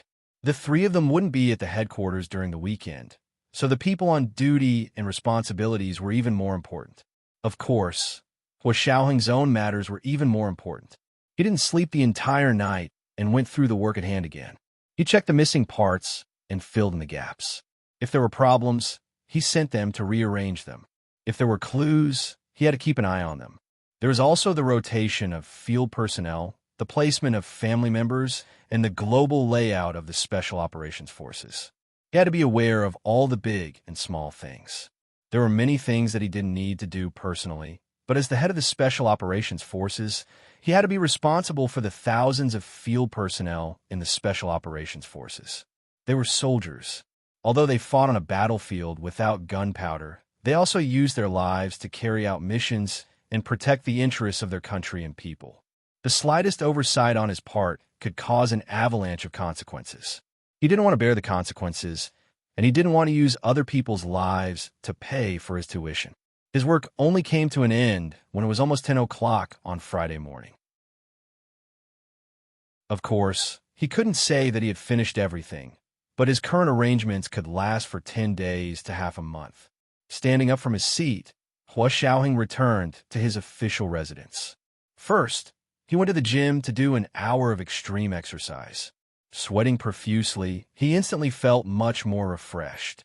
He then went to the bathroom to take a shower and changed into his casual clothes before sitting down for lunch. This time, he had not eaten for almost a day and a half, so he ate a lot. He ate 6 pieces of steak, which was cooked to medium well with special butter. Each piece weighed about half a catty, but he still wanted more. Then he ate a bowl of rice porridge that was cooked to the point that even the oil was oozing out. It was very nourishing to the stomach. There were also a few stir-fried side dishes on the table. There were green cucumbers stir-fried with bacon and meat, chili fried with chopped eggs, and a vegetarian assortment of black fungus, fresh mushrooms, winter bamboo shoots, and slices of yulon. He cleaned up almost all the dishes on the table. When the orderly came to clean up the dishes, he was shocked to see that the chief had eaten so much by himself. He quietly asked the orderly in the kitchen, "How long has the chief been hungry?" "He probably hasn't eaten since yesterday morning after he went out for breakfast." The orderly in the kitchen looked at the dishes and shook his head with a sigh. He had been with Hua Xiaoheng for a few years and knew his eating habits and routine well. Therefore, the food he prepared was very much to Hua Xiaoheng's liking, both in terms of quality and quantity. "Go ask the chief if he will be eating at the official residence tonight. If he is, I'll make a soup to replenish his vitality right now." "Okay, I'll go ask now." When he went upstairs, the orderly knocked on the door and asked loudly through the intercom, "Chief, will you be eating at the official residence tonight? The kitchen needs to be prepared." Hua Xiaoheng didn't open the door. He only said into the intercom, "I won't be back for dinner tonight. I have something to do this weekend. You guys should rest early and take a break." "Yes, Chief." The voice answered cheerfully. He returned to the kitchen and said to the 3 orderlies who were in charge of cooking, "The chief said he won't be back for dinner tonight and told us to rest early. He also said he'll give us 2 days off. He has something to do this weekend." The 3 orderlies in the kitchen all laughed. "The chief is so considerate. We can go out for a walk this weekend." "Haha, are you going to see your girlfriend?" "What girlfriend? We're an old married couple." The orderlies laughed as they cleaned up the kitchen. The official residence was instantly filled with a festive atmosphere. Hua Xiaoheng dealt with a few more emails in the study of the official residence. It was almost 1 in the afternoon. He then checked Gun Yinji's class schedule. She didn't have any classes this Friday afternoon. Her last class should have finished at 12 in the morning. Hua Xiaoheng casually grabbed his briefcase and put on his Bluetooth headset. He called Gun Yinji as he walked out. Gun Yinji had just finished lunch and came out of the cafeteria to ride her bike. She heard her phone ring. It was Hua Xiaoheng's exclusive ringtone. She put on her headset and answered the call as she rode. "Hua Xiao, Yinji, have you had lunch?" Hua Xiaoheng opened the door to his Bentley SUV and got in. He started the car. He didn't bring any guards with him. He was going out on private business alone, so he didn't take his hongqi. "I just finished." Gun Yinji was in a good mood. Her long legs kicked off the ground and the bike whizzed off. She held the handlebars with one hand and drew a beautiful arc on the bike path. Her beautiful face was brimming with youthful energy and brightness. Anyone who saw her would be in a good mood. Classmate Gun Yinji, a boy with a backpack, rode up from behind on a bike. "Wait." Although Gun Yinji was talking to Hua Xiaoheng through her Bluetooth headset, she could still hear the voices outside. She looked back and took off her Bluetooth headset. She stopped and smiled at the boy who caught up to her. "You're from class 1, the Faculty of Law?" He looked familiar, but she didn't remember his name because they had never met before. Gun Yinji was a special presence among this year's Master of Law students at B University. She didn't have classes with this year's students. Instead, she had classes with her tutor, He Chu, and his doctoral students. As for the public elective classes she attended, she mingled with students from all faculties in the school, so she wasn't very familiar with the students of her level. The boy saw that Gun Yinji had stopped on her own with a sweet smile and a crisp voice. She wasn't as arrogant and unreasonable as some students said. He felt a little more confident. He asked carefully, "Classmate Gun Yinji, Tomorrow is the weekend, and it's Christmas Eve. The class wants to have a dance party to give the students a chance to socialize. Would you be willing to do us the honor? I know you're not in the same class as us, but we're all in the same year. You don't want to graduate and not even know your classmates' names, do you? They had originally asked Gunyinji's roommate, Ma Chi-Chi, to inform her, but Ma Chi-Chi said she had an appointment on the weekend and couldn't attend class activities. She also didn't want Gunyinji to feel awkward because of her, so she declined and didn't agree to pass the message for them. The boys thought about it and still wanted to take the initiative to ask Gunyinji. They wouldn't lose anything if they asked. What if Gunyinji agreed to come? Then the dance party for their law faculty class 1 would be a sensation on campus. Gunyinji looked at him with a smile and tilted her head. I bet you don't know my name. The boy laughed self-deprecatingly. Gunyinji smiled sheepishly and nodded. Okay, I'll go. Oh my, that's great. The boy was so happy he actually jumped up and his bike fell to the ground. Gunyinji laughed so hard she bent over and quickly propped her bike to the side to help the boy up his bike. Tell me the time and place. I should be free on the weekend. She answered quickly. She had been studying very hard recently. In order to graduate early, she only slept 4 to 5 hours a day. She felt like she should reward herself. She hadn't tried a dance party with her peers yet. The boy nodded and gathered his courage again. Can you tell me your phone number? I'll send the time and place to you. Gunyinji didn't hesitate and gave him her phone number.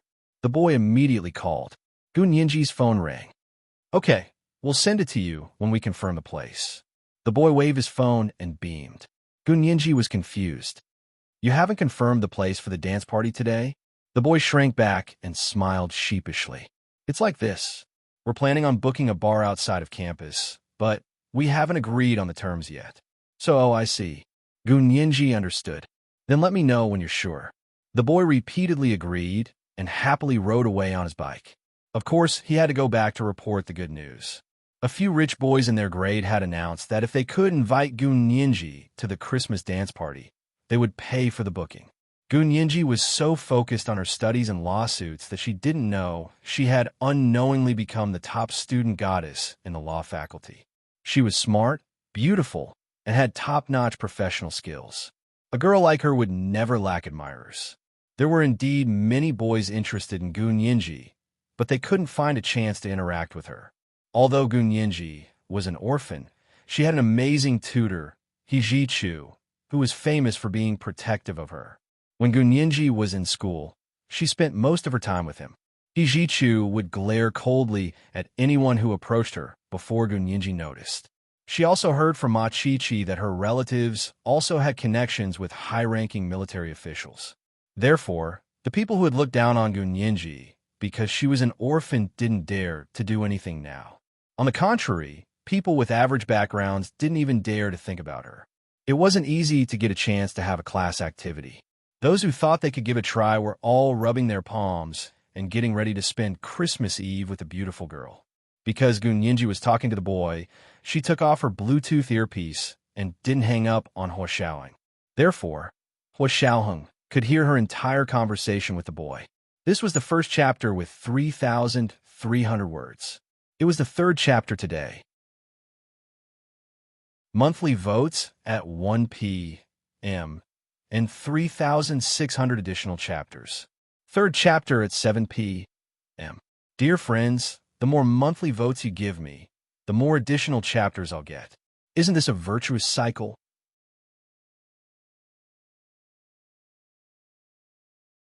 Chapter 907. After the boy left, Gunyinji put on the other Bluetooth earpiece. Hua Xiaoheng listened quietly for a long time before asking, You're going to the ball this weekend? Yes. Gunyinji answered easily. Tomorrow is Christmas Eve, Hua Xiaoheng said, his thoughts drifting back to last year's Christmas Eve.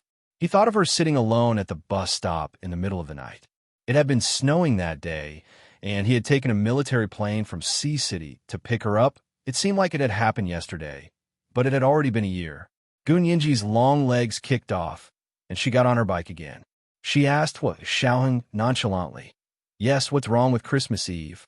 I thought Hua Xiao didn't like foreign holidays? All right. Did you need me for something? It seemed like she knew him well. Only if I need you, Hua Xiaoheng asked with a smile as he drove in the direction of Gun Yinji's school. Did you forget that I'm pursuing you? Oh, I see. Gun Yinji curled her lips, and her dark eyes curved. Good luck, Hua Xiao. Hua Xiaoheng was speechless. At that moment, Hua Xiaoheng could almost imagine Gun Yinji's sweet and playful smile. Her plump lips must be curved upwards, as if she was tempting him to kiss her. His throat immediately felt dry. Hua Xiaoheng coughed lightly. You don't have class in the afternoon, so I'll pick you up to the new house? The new house he was referring to was the second-hand house Gun Yinji had bought. It was in the Hepingli district near her school. Gun Yinji was speechless. Although she didn't have class, she still had to study. Gun Yinji didn't respond. Hua Xiaoheng waited a while before saying, I was watching the Senate vote yesterday and started working as soon as I got home. I haven't eaten yet. Gun Yinji sighed, thinking that Hua Xiaoheng wasn't having it easy. Her voice softened. Then go eat. Why are you looking for me? I don't know how to cook. Come to the new house. I'll make Spanish seafood fried rice for you. Hua Xiaoheng remembered that Gun Yinji liked it, but it was more troublesome to make it authentic. It required a special condiment, saffron. Saffron was known as the most expensive condiment on the Blue Planet. Of course, this was based on unit value, and there were also good and bad ones. The saffron sold on the market was of average quality. Coincidentally, Hua Xiaoheng had a field agent bring him saffron from Iran. The quality was excellent. Iran was the origin of saffron and the largest producer of saffron in the world. Although Gun Yinji liked Spanish seafood fried rice, she didn't like to eat onions. However, onions were an essential ingredient in the Spanish seafood fried rice sold in restaurants and hotels. Only Hua Xiaoheng had once figured out a way to make authentic Spanish seafood fried rice without onions. The method was more complicated, and he had been busy with work in the past. He had only done it for Gun Yinji 4 times in 6 years. Gun Yinji couldn't forget these 4 times. As expected, Gun Yinji hesitated. Hua Xiaoheng continued. Bring your homework and computer over. I'll cook, and you can continue studying. Isn't this better? Both sides won't hold up? Gun Yinji didn't say anything, but she was already a little tempted. Hua Xiaoheng made the decision for her. I'm already driving over. I'll pick you up right away. Gun Yinji finally agreed and said, Then I'll be back after eating. I don't need to bring homework. Hua Xiaoheng smiled without saying anything. He hung up and drove over. Gun Yinji returned to the dorm and saw Ma Chi-Chi watching TV in the living room with a face mask on. Chi-Chi, do you know there's a Christmas party in class tomorrow? Gun Yinji asked as she put down her bag and changed her shoes. Ma Chi-Chi nodded. I know, she continued. They looked for me and wanted me to tell you that they invited you, but I thought you must have a date on the weekend, so I didn't tell you. What's wrong? Did they still look for you? Gun Yinji nodded with a smile and sat on the sofa.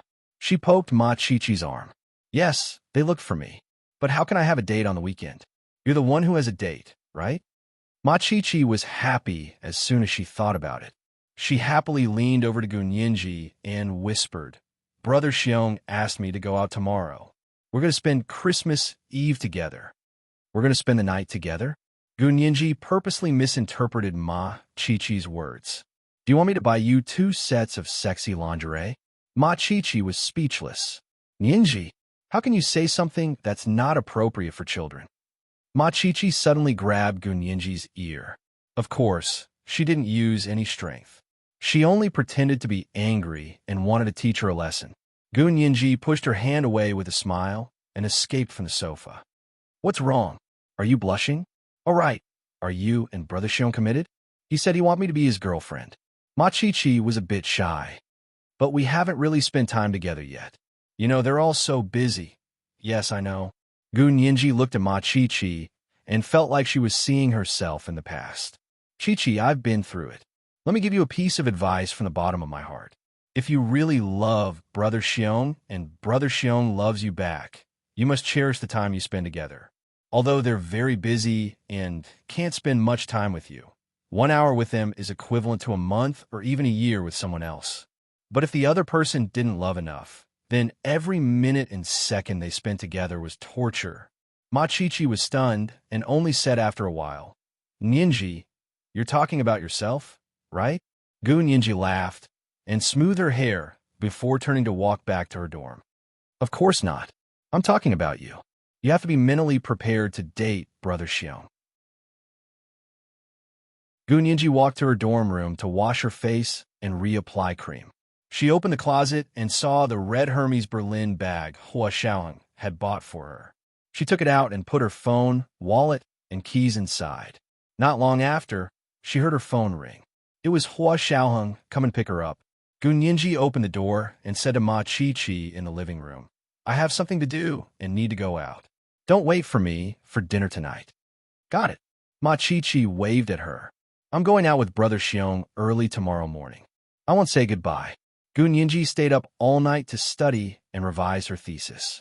She would definitely sleep in tomorrow, and Ma Chi-Chi was already used to her routine. Gun Yinji waved back and opened the dorm door to go down. Hua Xiaoheng's low-key silver Bentley SUV was parked not far from the dorm. Gun Yinji walked over and knocked on the window. She smiled and waved at Hua Xiaoheng. Hua Xiaoheng opened the door to let her in and quickly drove out. You didn't bring your homework and computer? Hua Xiaoheng glanced at Gun Yinji and saw she was only carrying a small bag. Fortunately, she had daily necessities and a change of clothes. Otherwise, Xiaoheng wouldn't even be able to keep her for the night. Seeing her like this, Gun Yinji took out her phone and smiled mischievously. A phone is enough. Why would I need a computer? Hua Xiaoheng didn't look at her. He turned the steering wheel and drove into the parking lot of the Hepingli district. When she got out of the car, she saw that Hua Xiaoheng was still carrying his briefcase. She couldn't help but sympathize with him. You still have to work overtime? Tomorrow is the weekend. I'm worried that something might happen, so it's more convenient to bring it with me, Hua Xiaoheng said vaguely as he entered the elevator with her. The room facing the elevator door was the second-hand house Gun Yinji had bought. Hua Xiaoheng swiped the key card to open the door and entered with Gun Yinji. Throwing the briefcase onto the sofa, he took off his coat and hung it up. Rolling up his sleeves, he said, I'm going to the kitchen to prepare. Do you want to rest? Gun Yinji thought about it and tossed her bag onto the sofa. I'll help you. Why do you want to learn how to cook? Hua Xiaoheng was very surprised. In the past, Gun Yinji had learned it a few times, but her cooking was still passable, so she stopped going into the kitchen. I can't always eat what you cook, right? Gun Yinji smiled slyly. It's better to learn on my own. Whenever I want to eat, I can make it myself. Her words sounded a little awkward. Hua Xiaoheng patted her head. His voice was deep and had a rare hint of sensuality. As long as you want to eat, I'll always make it for you. Gun Yinji tilted her head but smiled without saying anything. Who knew what would happen in the future? It was better to learn how to cook on her own. Hua Xiaoheng looked at her deeply and understood what she was thinking. Did she think that if she didn't say it, he wouldn't know? This was the second chapter. The monthly votes for 3,600-plus chapters had arrived. It was the third chapter today. The third chapter at 7 p.m. The more monthly votes my dear friends vote, the more chapters I'll get. Isn't this a virtuous cycle? P.S. I'm conflicted like this every day. Should I ask for monthly votes? Why don't I ask for it? I'm tired of asking for it every chapter, but I won't forget to ask for it. So asking for monthly votes is just a reminder. Then I'll ask for it. Looking at the monthly votes again, I'll definitely ask for it. Monthly votes.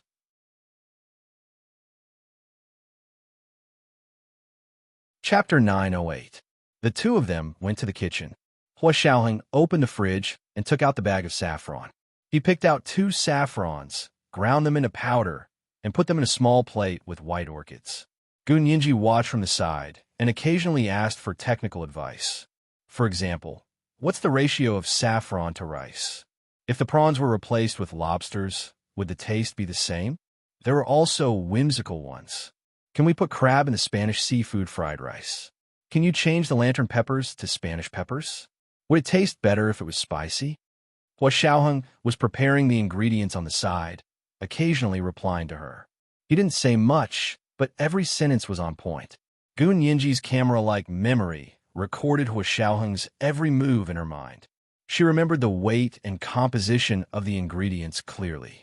2 hours had passed by the time he finished stir-frying all the ingredients and placed them into the pan with a lid to cook. Gun Yinji wiped the sweat from her forehead. Cooking is such a waste of time, as long as you don't think it's a waste when you eat it. The two of them went to wash their hands and sat down in the living room. Hua Xiaoheng asked again, "Are you going to your class's Christmas party?" "Yeah." Gun Yinji didn't even look up as she took out her phone and scrolled through Weibo.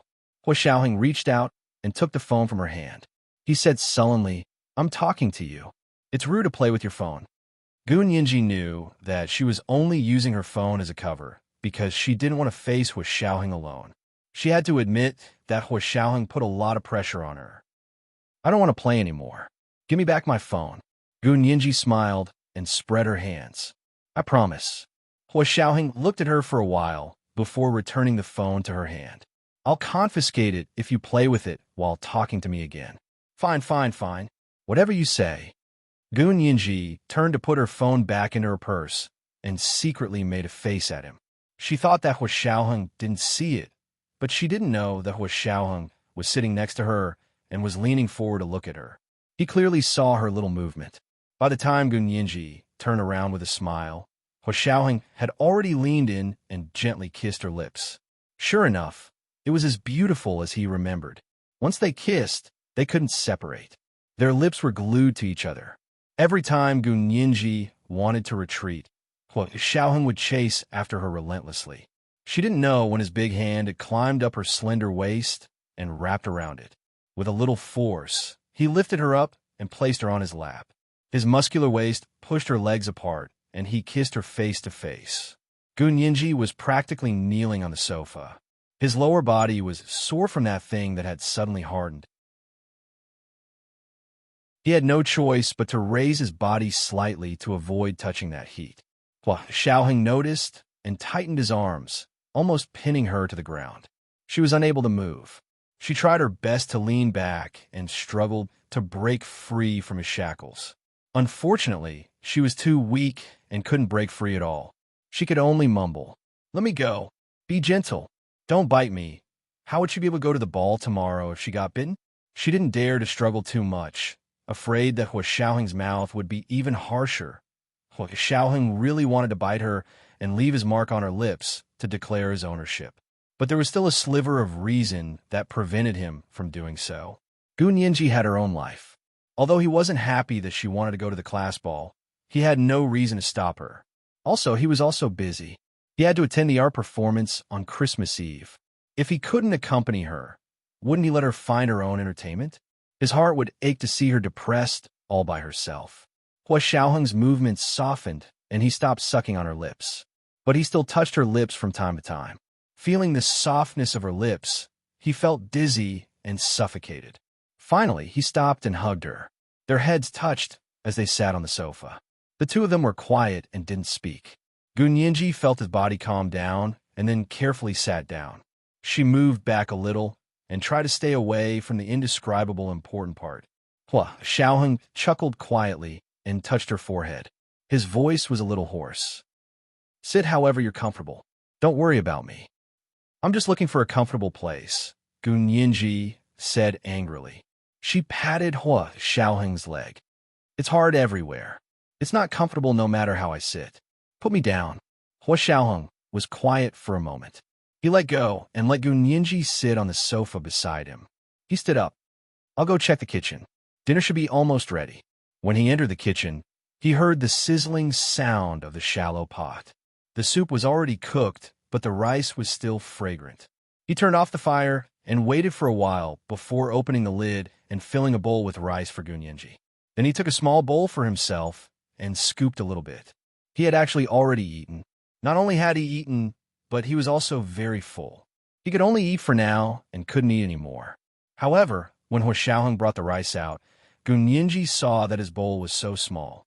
She thought he had intentionally left it for her, so she quickly gave him more than half of her rice. "Eat more. You haven't eaten for so long. Your body can't take it." Hua Xiaoheng rubbed his nose and looked at the pile of Spanish seafood fried rice in front of him. He said calmly, "It's because I'm starving. I can't eat so much at once." This reason was very normal. Gun Yinji accepted it and took the rice back. She had to admit that Hua Xiaoheng's exclusive Spanish seafood fried rice was really delicious. Although she had already eaten lunch, she was a little hungry again after 2 or 3 hours. She quickly finished her bowl and went to get another. Hua Xiaoheng only ate half a bowl and stopped eating. He went to make a cup of pu or tea and twirled it in his hands as he looked at Gunyinji. After this case, Gunyinji seemed to have lost a lot of weight. Her skin was very pale, but it was too pale. There was no color at all. Her waist seemed to have become slimmer. He remembered that he seemed to have done too much the previous weekend. He still remembered that his red fingers were imprinted on the snow-white skin of her waist like 2 blooming saffron flowers. The soft and beautiful curve of her back suddenly narrowed to a small circle at her waist. Further down, her chest didn't lose any weight at all, so her waist seemed even slimmer. He pinched it from behind. Hua Xiaoheng's mouth was dry, and he quickly took another sip of tea. After Gunyinji finished eating, she took the initiative to clean up the dishes and put them in the dishwasher. Then she wiped the kitchen. From the direction of the kitchen, she saw Hua Xiaoheng sitting alone in the dining room with a teacup in his hand. His fingers were long and strong. His palms weren't thick, and they were perfectly shaped. However, there were faint calluses on the inside of his fingers. This was the mark of someone who held a gun all year round. His facial features were very defined. Under the soft light of the setting sun, there was an indescribable charm to him. He was so handsome that it made people speechless. However, Gunyinji had already passed the stage of being infatuated with his looks. She only sighed at such a beautiful person, but didn't have much heart. Sometimes, a careless attitude was even more painful than betrayal. Betrayal could make you angry, but carelessness would only make you sullen. Gunyinji looked away and turned to take off her apron. She walked out of the kitchen. Hua Xiao, thank you for the Spanish seafood fried rice. It was delicious, but I have to go back. Hua Xiaoheng didn't move. He still sat quietly in the dining room with one hand supporting his head and the other holding the teacup. Suddenly, his gaze fell on Gunyinji. He was silent, but it seemed like he had 1,000 things to say, but didn't know where to start. Gunyinji was a bit at a loss. She slowly walked to the sofa in the living room and picked up her small bag. When she walked to the door, Hua Xiaoheng finally caught up to her. He hugged her from behind and began kissing the back of her neck. Gunyinji, stay with me. His extremely magnetic voice lingered in her ears and drilled into her heart. It knocked again and again, stubbornly and firmly, to knock on the door of her heart. Gunyinji didn't know why, but she turned around and hugged him. The two of them entangled and quickly took off their clothes from the living room to the bedroom. Tops, pants, bras, and underwear were all scattered on the floor. When they finally lay on the bed, the two of them no longer had anything to hide. Gunyinji lay on the bed, revealing her snow-white, deep cleavage. In Hua Xiaoheng's eyes, this was the sexiest part of a woman's body. He leaned over and, bit by bit, patiently and meticulously kissed from the top of her cleavage all the way down. Gunyinji felt like her back was on fire. The fire spread from her back all the way down to her tailbone, and then with a loud bang, it soared up again, almost burning her limbs and bones to ashes. She didn't know when she fell asleep, but before she fell asleep, she was still thinking about taking a shower. In the end, she was hugged in the bathtub again. Finally, before she fainted, she vaguely thought that no wonder Hua Xiaoheng wanted to cook for her. He was feeding her before he started. When she woke up the next day, she found herself snuggled tightly in Hua Xiaoheng's arms. One of Hua Xiaoheng's arms was under her neck, and the other was still on her waist. His leg was also pressed against hers in a completely possessive posture. No wonder she felt so tired from sleeping last night, as if she had been climbing a mountain and carrying a log. So, it was this thick log. Gunyinji moved back and freed herself from Hua Xiaoheng's shackles. Hua Xiaoheng opened his eyes and looked at her with a smile. You're awake? Gunyinji twisted her neck and sat up. What time is it? She leaned over Hua Xiaoheng and picked up the phone beside the bed to look at it. Oh, it's already 10 o'clock. She had slept enough. She looked at the phone again and saw the location of the Christmas party that the boy had sent her. Jinling Bar. Gunyinji looked at it and opened Chindu to search for the bar. Hua Xiaoheng got up to take a shower. He originally wanted to drag Gun Yinji to shower with him, but Gun Yinji's phone happened to ring. Hua Xiaoheng didn't insist and went to the bathroom alone. When Gun Yinji answered He Jichu's call, she didn't know why, but she felt a little guilty. Professor He? Yinji, where are you? I didn't see you at the library. He Jichu stood in front of the B University library as he called Gun Yinji. Gun Yinji forced a smile. I'm not at school. Professor He, do you need something? Oh yes. He Jichu seemed to understand something. His heart felt stifled, but he didn't say anything. He waited for the discomfort to pass before saying, I have an invitation to the military arts performance tonight. Do you want to go? If you do, I'll take you with me. Gun Yinji replied with an "oh" and quickly said, I promised my classmates that I would go to the Christmas party tonight, so I won't be going. Professor He, enjoy yourselves. The military arts performance will be great. When He Jichu heard that Gun Yinji was going to the Christmas party, he immediately said, Where are you guys having the party? I'll go with you. Aren't you going to the military arts performance? Gun Yinji asked in surprise. I'm not going. If you're not going, what's the point of me going alone? He Jichu refused flatly. This was the third update, 3,400 words. It was the third update today.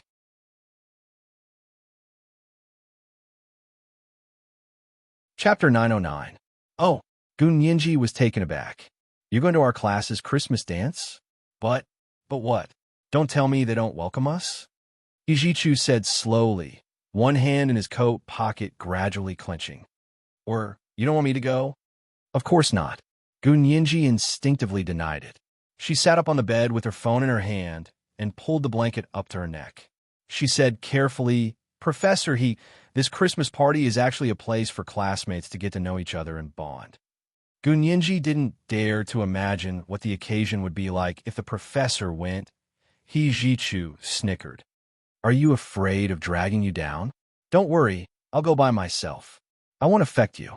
After saying that, he hung up the phone. Gun Yinji smiled wryly as she listened to the beeping sound on the other end. She actually didn't care about that, but when she thought about it carefully, it didn't seem right if He Jichu went to the Christmas party with her. He Jichu was a professor, and she was a student. She was also his teaching assistant. Because of their work and studies, they spent more time together. Although Gun Yinji didn't have a close relationship with her classmates, she knew people were gossiping about her behind her back. She was magnanimous, so she didn't take it to heart.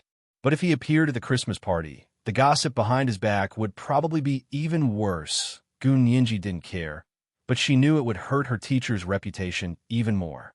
Therefore, she did not call back. If He Jichu had another way to attend their class's Christmas party, Gun Yinji would be quite happy. After all, she didn't know many classmates in her class. Ma Chi-Chi, who was the closest to her, had already made it clear that she wasn't going. She had a date with her boyfriend on the weekend. Gun Yinji was going to a Christmas party in a foreign place by herself. It was quite awkward to think about it. However, if He Jichu went as well, it would be good to talk to him when the time came. As long as they didn't arrive at the same time as her, no one would gossip. After thinking it through, Gun Yinji no longer felt conflicted. She lifted the blanket and got up from the bed. She grabbed the nightgown at the head of the bed and put it on. Then, she opened the wardrobe and picked out the clothes for the ball today. Since it was a ball, she would most likely wear a dress. Autumn and winter skirts were too thick for dancing. She rummaged in the closet for a long time and found a one-shoulder apricot silk dress with a high slit. The quality of the silk was very good. Under the light, it was as smooth as clear water. The hem of the skirt was inlaid with a few strings of lotus-colored silk flowers. It was so lifelike that it looked just like the real thing. She draped it over her body and looked at her reflection in the mirror. It made her skin look even fairer and more delicate. She shook her skirt, took off her nightgown, and casually put it on. Because she wasn't wearing a bra, as soon as she adjusted her dress, she saw two obvious bulges on her chest in the mirror. Gun Yinji, Hua Xiaoheng came out of the bathroom and leaned against the doorframe. He crossed his arms and looked at her. He was dressed neatly, but not in casual attire. He was wearing a white shirt with a small collar. He couldn't tell what brand it was, but it fit him so well.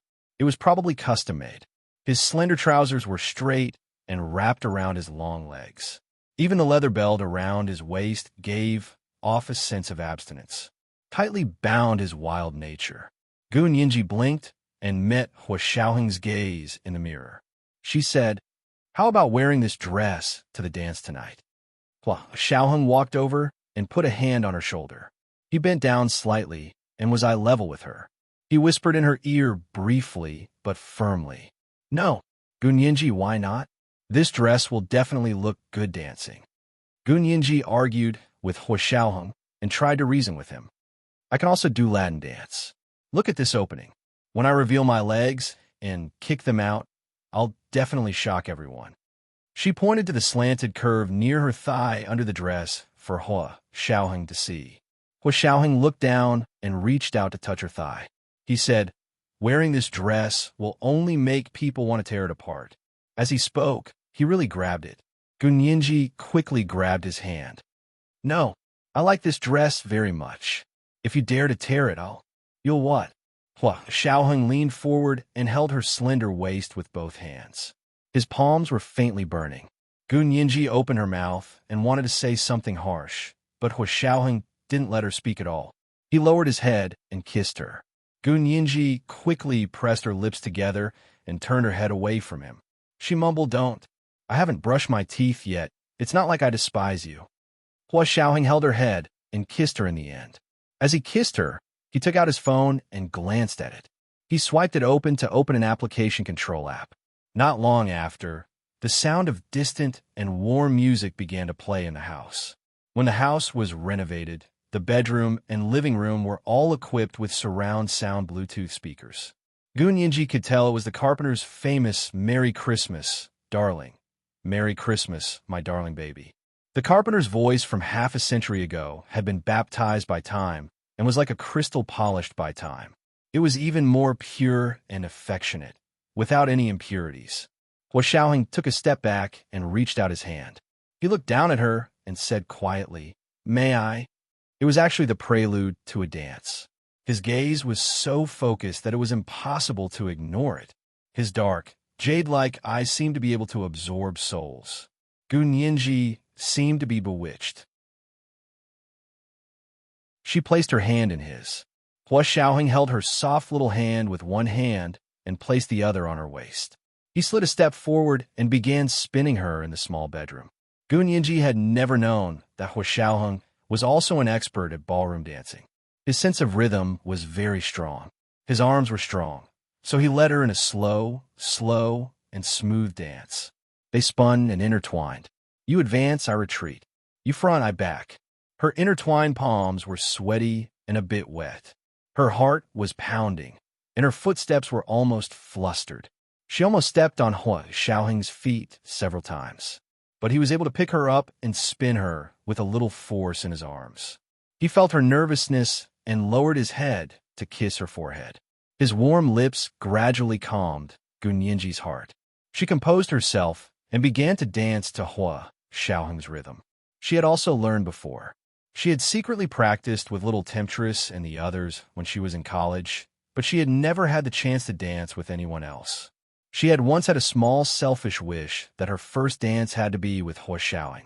If it wasn't for Hua Xiaoheng, she would never have danced in this life. But after so many things happened, she decided to leave him, and her previous wish disappeared. She didn't expect Hua Xiaoheng to use this kind of method to secretly fulfill her dream. Gu Yinji looked down to hide the wetness in the corners of her eyes.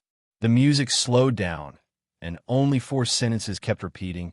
All the cards have been sent. The busyness of the holiday is also gradually fading, but I still have one wish I haven't made. For the most special you, Merry Christmas, darling. When the music finally stopped, Hua Xiaoheng also stopped in his tracks. He picked Gu Yinji up and placed her feet on his. He lowered his head and whispered in her ear, "Merry Christmas, my darling." His pure Oxford accent paired with his magnetic and deep voice made Gu Yinji's heart feel like it had been rolled in powdered sugar and then poured with honey. It was so sweet that it was against the rules. Gu Yinji hugged Hua Xiaoheng's neck tightly. She was so moved that her entire body was trembling. Hua Xiaoheng didn't move and let her hug him tightly. His two arms crossed behind her and protected her in his arms. He didn't use any force, but it made her feel extremely safe. The sense of security that she cherished the most seemed to be returning bit by bit. After a while, Gunyinji said in a hoarse voice, "I won't celebrate foreign holidays if you don't celebrate them. You don't have to do this in the future. Besides, this kind of rare time was good enough to have once. She could reminisce about it for the rest of her life. It would be boring if it was too much." Xiaoheng patted her back. "It's fine at home. It wasn't like they were going to church with great fanfare." When it was just the two of them, Xiaoheng didn't mind satisfying some of Gunyinji's small wishes. Gunyinji snuggled in his arms and grunted softly. Xiaoheng continued, "Leave this dress at home. Wear it when you dance with me." "Okay." Gunyinji obediently agreed. Even if Xiaoheng hadn't said it, she had planned to keep this dress as a souvenir. This was the dress they wore when they danced for the first time. It was the kind that she would remember for the rest of her life. "I'll help you pick out a dress." Xiaoheng released his arms. "My Nianji is so beautiful. You'll definitely amaze the audience today." Although he sounded like he was coaxing a child, Gunyinji enjoyed it. She followed behind Xiaoheng and watched him pick out the dance dress for her night. Xiaoheng opened her closet and looked around. He picked out a dress from the ones that still had tags on them. Gunyinji looked at it and saw that it was a very designer red cocoon-shaped dress from Dior. The style was a bit exaggerated, especially on the chest and waist. It accentuated her high chest, slender waist, long and straight legs, and even her knees were rare and flawless. Gunyinji was speechless. "Isn't this too exaggerated?" Gunyinji was a bit uneasy. Actually, the dress was too mature and too expensive. It was obvious that it was expensive. It was enough to attend the White House dinner. It was overdressed for a small-class Christmas dance. Boys dressed more normally wouldn't even dare to stand next to her. "Is it as exaggerated as your dress just now?" Xiaoheng said calmly and went to look for jewelry for her. Gunyinji was speechless. Gunyinji rubbed her nose and tactfully didn't retort. When Xiaoheng hung the pigeon egg-sized ruby and diamond necklace around her neck, Gunyinji had already accepted her fate. The sparkling gold was probably for the occasion. He wanted her to be a Christmas tree. After picking out the dress, Gunyinji went to the bathroom to wash up, as she took a bath and did some body care. Women always felt like they didn't have enough time to take care of themselves. Fortunately, Xiaoheng was also busy and didn't think it was a problem for Gunyinji to spend 3 hours in the bathroom. He sat on the sofa in front of the bathroom and worked on his laptop while keeping an eye on Gunyinji to make sure she didn't fall asleep in the bathtub. Gunyinji finished cleaning up. When she came out of the bathroom, she realized it was already 2 in the afternoon. She sat in front of the vanity to dry her hair. She suddenly remembered something and asked, "Xiao, how can you dance so well? When did you learn? Why didn't I know?" Xiaoheng calmly closed his laptop and rubbed his nose. He looked around and asked, "What time is your ball tonight? What do you want to eat?" "Golden collar bar at 6. I'm not hungry now." Gunyinji frowned. "You still haven't answered my question." Xiaoheng walked over and took the hairdryer from her hand. He used his hand to dry her hair and said calmly, "This is something everyone in the department has to learn. Everyone knows how to do it. If you don't believe me, you can ask Big Xiong and Little Zay." Actually, Xiaoheng didn't want to tell Gunyinji about the content of their training. It was better to avoid trouble. As a man, he naturally knew how not to cause unnecessary trouble for himself. Gunyinji was especially smart. Not only did she have a good memory, but she could also draw inferences about other things from one instance. Xiaoheng's instinct was that if he explained everything clearly, it would probably cause endless trouble in the future. Gunyinji was indeed convinced by his answer. She smiled and said, "Then everyone in your department should be good at hitting on girls.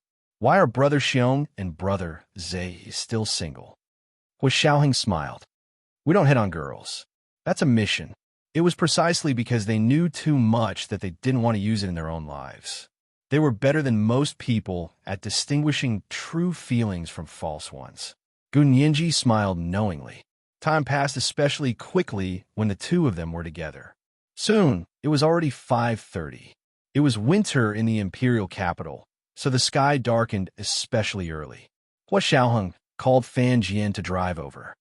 "I'll have Fan Jian give you a ride."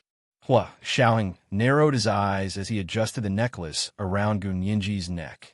"Call me when you're done." Gun Yinji nodded and put on her coat before following Hua Xiaoheng downstairs to the parking lot. Fan Jian was already waiting in Hua Xiaoheng's Bentley SUV. The two of them got into the car and sat in the back seat. Fan Jian quickly drove to the road in front of Golden Collar Bar. Gun Yinji got out of the car. Several classmates waiting at the bar entrance waved happily at her and called out, "Gun Yinji, this way." Gun Yinji smiled and was about to walk over when Hua Xiaoheng called out to her from the car. "Yinji." Gun Yinji turned around and saw that the window of the Bentley had already been rolled down.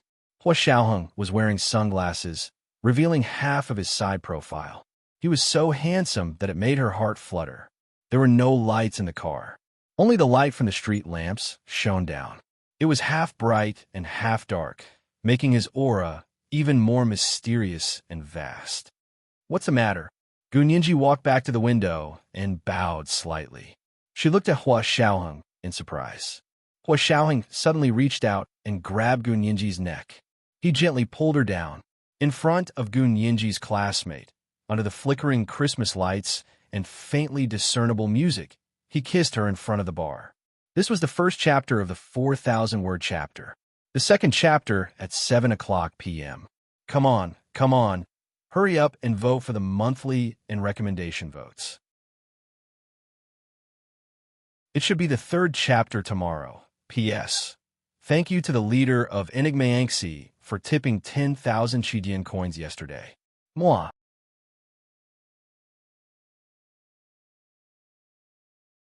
Chapter 9-10. Gun Yinji's mind instantly went blank. She could hear the Christmas song Edelweiss coming from the bar. The sound was faint and lingered in her ears. The melodious and warm tune drifted through the winter night like someone was gently brushing her ears with a feather. She was clearly kissing her lips, but she felt her ears burning. She groggily opened her eyes and looked behind Hua Xiaoheng. Looking out of the car window, the street lights were orange-yellow, bringing with them a rare warmth on a winter night. However, it was pitch black inside the car, so outsiders couldn't see what was going on inside. They could only see Hua Xiaoheng's exquisite jaw exposed and the slight curve of his lips. He was very close to Gun Yinji. The male students in front of the bar were dumbstruck and completely didn't know how to react. They even forgot to take out their phones to secretly take a picture. After all, a luxurious car, a beautiful woman, and a mysterious handsome man in sunglasses kissing passionately.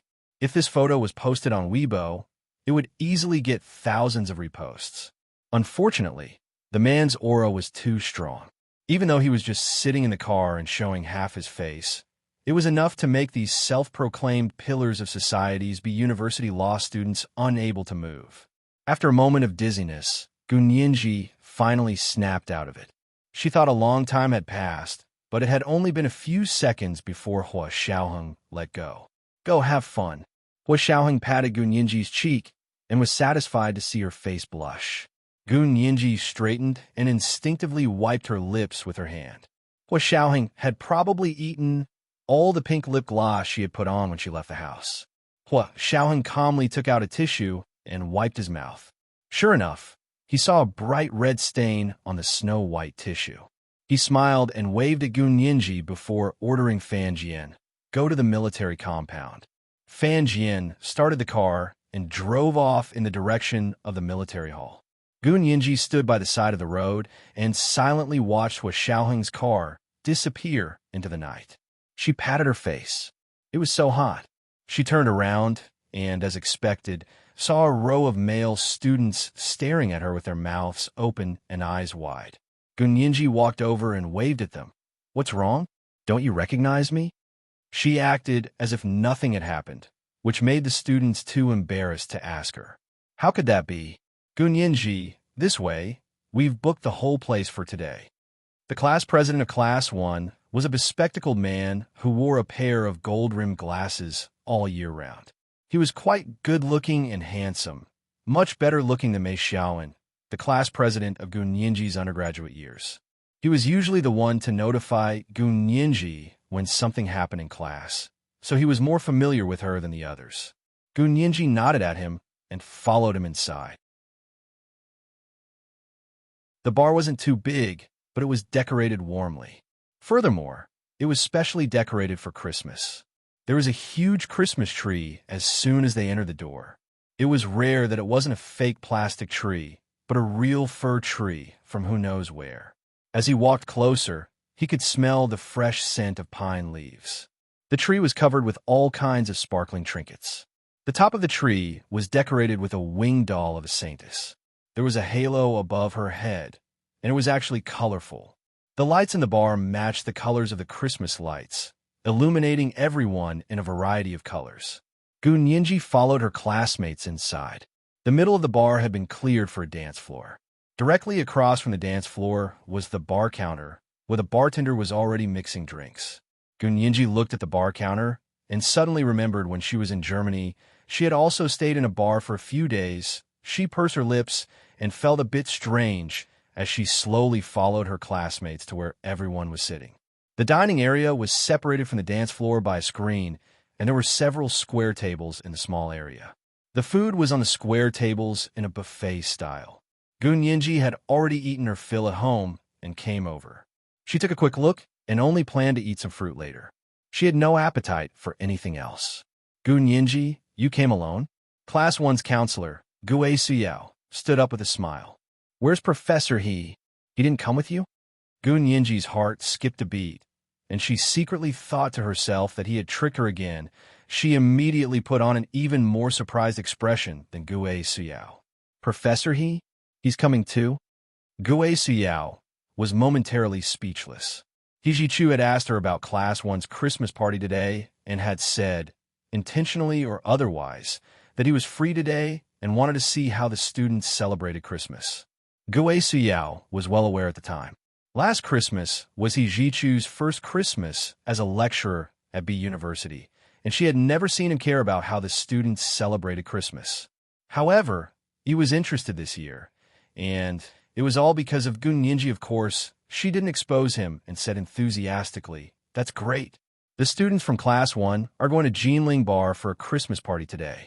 If Professor He is free, you can come and visit. He Jichu didn't say he wouldn't be coming at the time.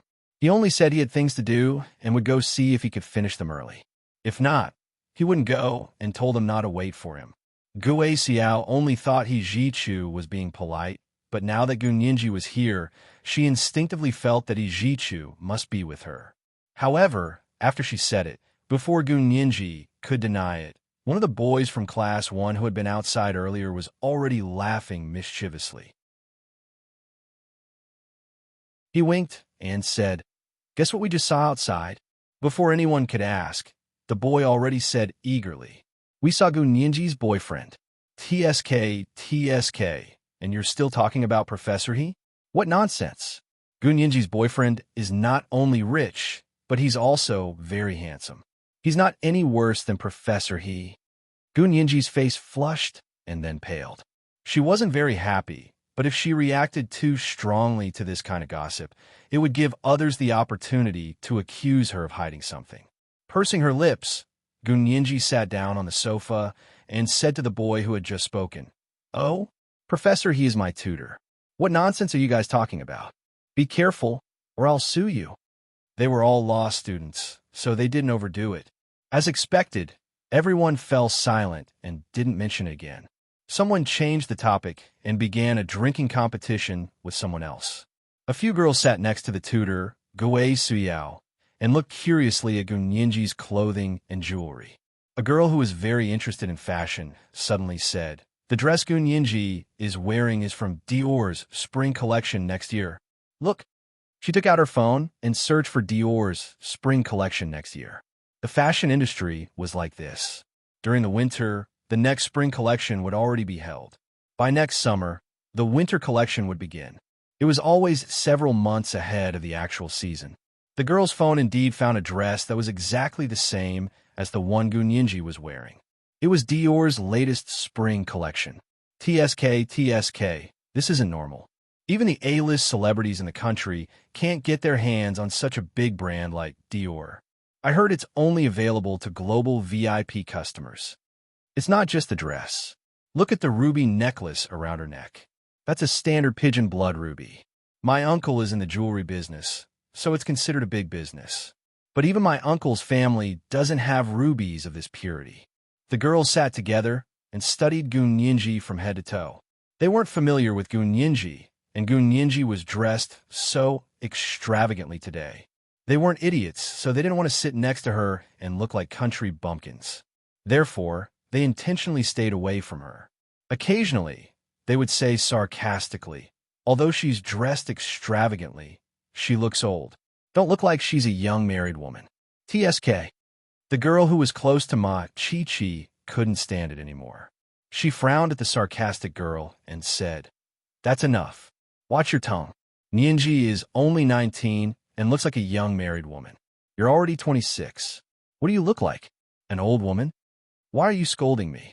The sarcastic girl couldn't get over her embarrassment and flew into a rage. These kinds of people were usually like this. They were the only ones allowed to be sarcastic. If others were to be sarcastic about them, it would be like poking a hornet's nest. The boys saw this and quickly came to the rescue, separating the girls who were about to start a fight. Gunyinji heard it from the side and nodded at the girl who helped her out with a smile. The girl was a bit embarrassed and wanted to go over to talk to her, but after what happened just now, if she went over, people might think she was trying to suck up to Gunyinji. Therefore, after thinking about it, she only nodded slightly and didn't go over. It wasn't that no one came over to Gunyinji. The first to come over were two boys who had designs on her since a long time ago. Gunyinji's outfit today was too beautiful. They could only see her face and figure, especially her figure. Oh my God, this dress suit made her body look like a devil. Therefore, even though they saw that Gunyinji was already taken, they didn't want to give up. In this day and age, people could get divorced after getting married, let alone having a boyfriend. Who knew if they would break up in the future? It was always a good idea to get acquainted with her first. Also, young people were hormonal, so they didn't have as many concerns. Their families were also quite well off, so they were dressed smartly today. They didn't think it was beneath them to sit next to Gunyinji. A few of them took the buffet plates and picked a few dishes for Gunyinji.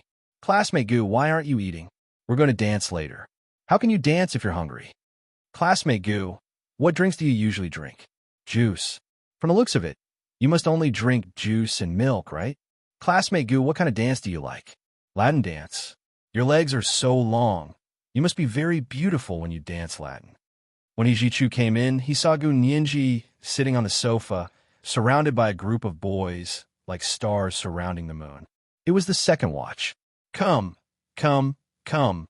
Hurry up and cast your monthly and recommendation votes. It should be the third watch tomorrow.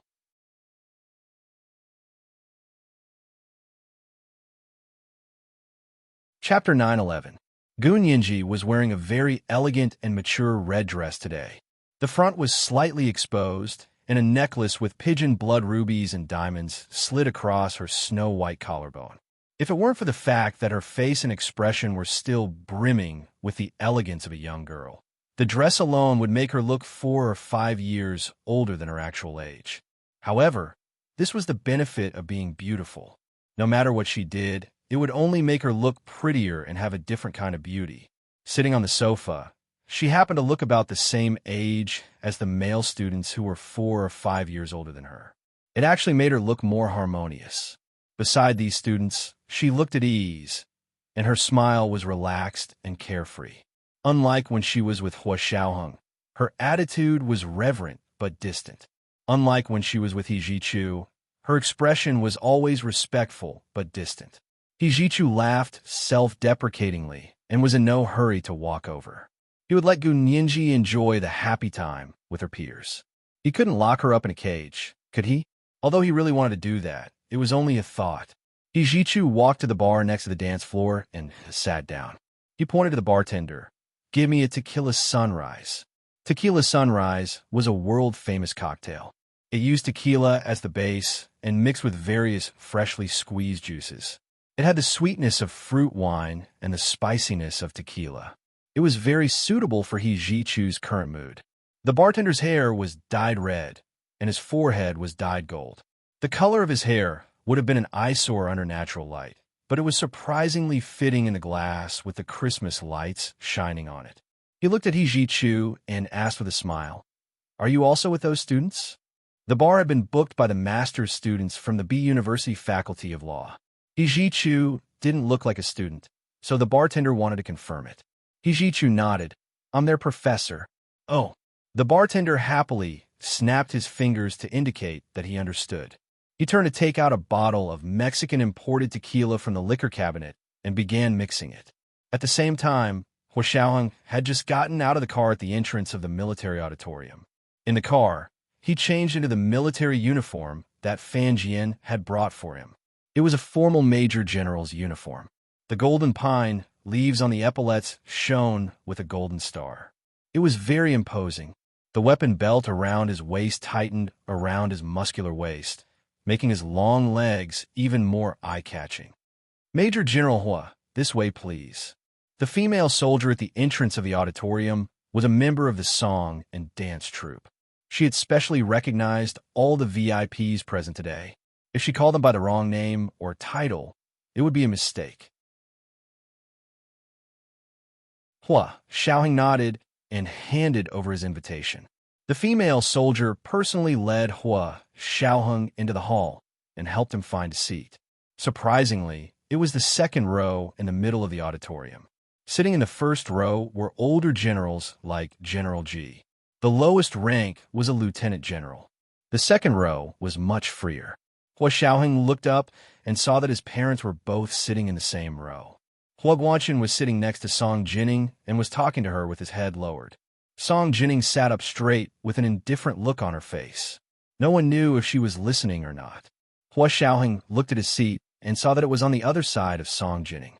He adjusted the brim of his hat and walked over. "Xiaoheng, you're here." Song Jining looked up to see Hua Xiaoheng walking over. Ignoring Hua Guanchen's words, she stood up in surprise. Hua Xiaoheng nodded. "You're here too." He then sat down on the other side of Song Jining.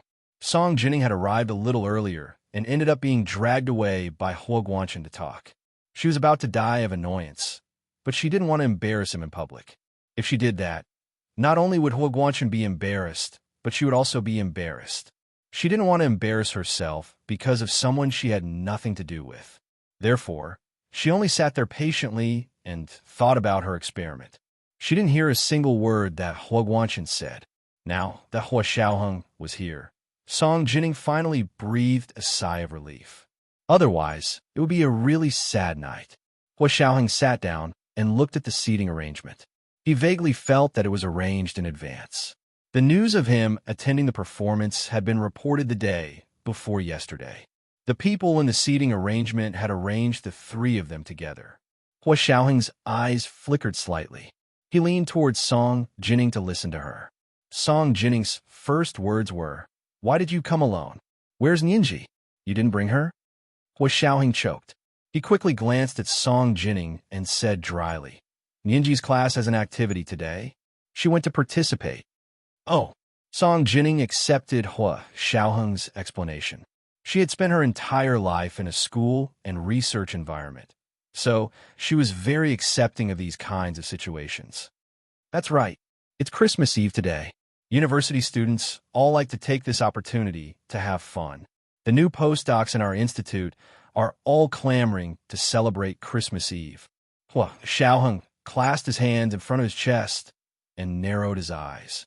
"Your institute is only a research institute. If the military also celebrates Christmas, Song Jining glanced at him and frowned. "That's not necessary, right?" "Not necessary?" Hua Xiaoheng's expression was calm, but his words were a little harsh. "There has never been a performance on Christmas Eve. What do you think?" A coincidence?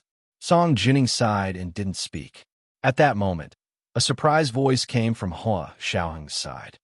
"Major General Hua, is that you?" Hua Xiaoheng turned his head and glanced over coolly. he discovered that it was actually Kai Shangnan walking over and sitting next to him. On Kai Shangnan's other side, Prime Minister Tan Dongbang walked over and sat down. Separated by Kai Shangnan, Tan Dongbang extended his hand to Hua Xiaoheng and said happily, "Major General Hua, nice to meet you." Hua Xiaoheng could only extend his white-gloved hand to shake his. Prime Minister Tan is also attending the military's performance. What an honor. Major General Hua is too polite. Prime Minister Tan's face was glowing as he pointed to the stage. Today is little darling's first performance. I was worried that she would have stage fright, so I came specifically to support her. Hua Xiaoheng withdrew his hand and smiled. Prime Minister Tan's beloved daughter is extremely skilled and has seen much of the world in the United States. How could she have stage fright? Prime Minister Tan is worrying too much. He then asked, "Where's Mrs. Tan? Why isn't she here?" "That's true, huh?" Prime Minister Tan laughed heartily. "My wife isn't feeling well, so she won't be coming. Shangnan will be attending in her place. Also, if I had known that Major General Hua would be here as well, I wouldn't have come. With you here, little darling will definitely not be afraid anymore." What a statement. It was as if Tan Guiran and Hua Xiaoheng had some sort of relationship. Even Hua Xiaoheng, who had always been calm and collected, couldn't help but twitch the corners of his mouth. Song Jining was infuriated listening from aside. She tilted her head with a straight face and said, "It's Prime Minister Tan? Don't get impeached again if you speak so carelessly. If our Xiaoheng's pure reputation is ruined by one sentence from you, I won't just stand by and watch." Tan Dongbang's smug smile instantly froze on his face. It was like someone was strangling him, and his face almost turned purple. Although he had won the impeachment case, it was still embarrassing. Most people didn't dare mention it in front of him. He hadn't expected Song Jining, the director of the Institute of High-Energy Physics, to retort. His expression quickly changed several times. Prime Minister Tan was about to speak when Kai Shangnan already made her move. "Madam, may I ask who you are?" Our Prime Minister's words and actions are all based on evidence. There is no slander. Please don't threaten my client. Kai Shangnan was the Prime Minister's secretary in Tan Dongbang's private legal team, so there was nothing wrong with her saying that Prime Minister Tan was her client. Tan Dongbang was greatly relieved and regained his smile. He pretended to be magnanimous as he patted Kai Shangnan's hand. "Little Kai, don't be so formal. I know your professional abilities are strong, but that Madam Song is Major General Hua's mother. Aren't you offending Major General Hua by saying that?" "Ha ha!" Kai Shangnan was shocked. She hadn't expected this stunning lady who looked only 27 or 28 years old to be Hua Xiaoheng's mother. She was too young. Was she his biological mother? Kai Shangnan recalled the information she had gathered on the Hua Xia Empire's top officials. She regretfully discovered that most of her information was about the members of the Senate. She didn't know anything about most of the military officers and even some of the important government officials. That was why she was blushing. She thought about it and leaned forward. She reached out to Song Jining with Hua Xiaoheng in between them. "You are Madam Song, Major General Hua's mother? I really couldn't tell that you're so young and already have such an outstanding son like Major General Hua." Her arm hung across Hua Xiaoheng's thigh. It was slender and natural, with the lingering charm of a ballet dancer. Kai Shangnan had indeed practiced ballet since she was young, so her bearing and temperament were much better than the average girl's. However, this posture didn't look very pleasant. Song Jining frowned at her and reached out to push her arm back. "Madam, Kai wants to talk to me?" "Okay." She turned to Hua Xiaoheng and said, "Xiaoheng, let's switch seats. You sit with your father. He's too noisy, and it's affecting my ability to watch the program." Hua Guanchen had been smiling and watching the drama unfold. He hadn't expected Song Jining to sell him out in order to help her son out. His expression instantly darkened. Hua Xiaoheng couldn't have asked for more. He took Song Jining's arm and stood up from his seat. "Please sit here." Then he said to Prime Minister Tan and Kai Shangnan apologetically, "Prime Minister Tan, Madam Kai, my mother really likes music. When she appreciates music, She doesn't like noisy people around her. I hope you can understand. These words made Prime Minister Tan and Kai Shengnan immediately blush. Wasn't chattering at a concert something that the most uncultured people did? Hua Xiaoheng's words had needles hidden in them. They weren't rude at all, but the meaning behind his words was like a whip lashing at Prime Minister Tan and Kai Shengnan. He had said this to, on one hand, attack Prime Minister Tan and Kai Shengnan's spirit, and on the other hand, indicate that his family didn't want to talk to them, so they'd better shut up. This is the first update. Today is the third update. Asking for recommendation votes and monthly votes. Today is Monday, especially for recommendation votes. At 1 p.m., monthly votes for 3,900 plus updates. At 7 p.m., the third update. P.S. Thank you to Momo Moshi, Bagel 16, and so many moms for the 10,000 Chidian coins each yesterday. Mwah.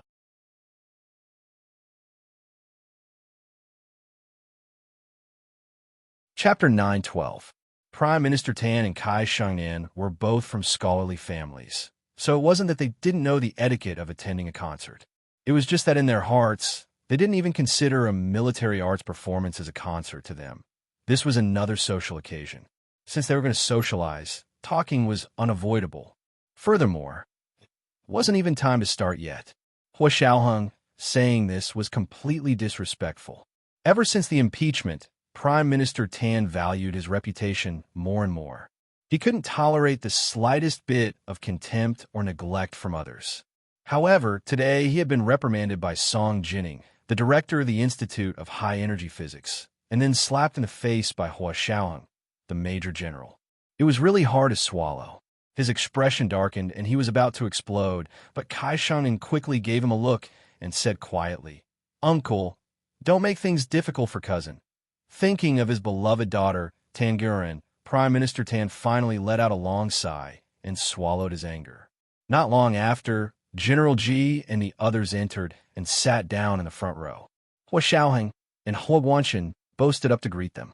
General Ji and the others also greeted Prime Minister Tan and said very kindly and politely, "It's rare for you to come to the performance. It's our honor that your daughter can join our military art troupe.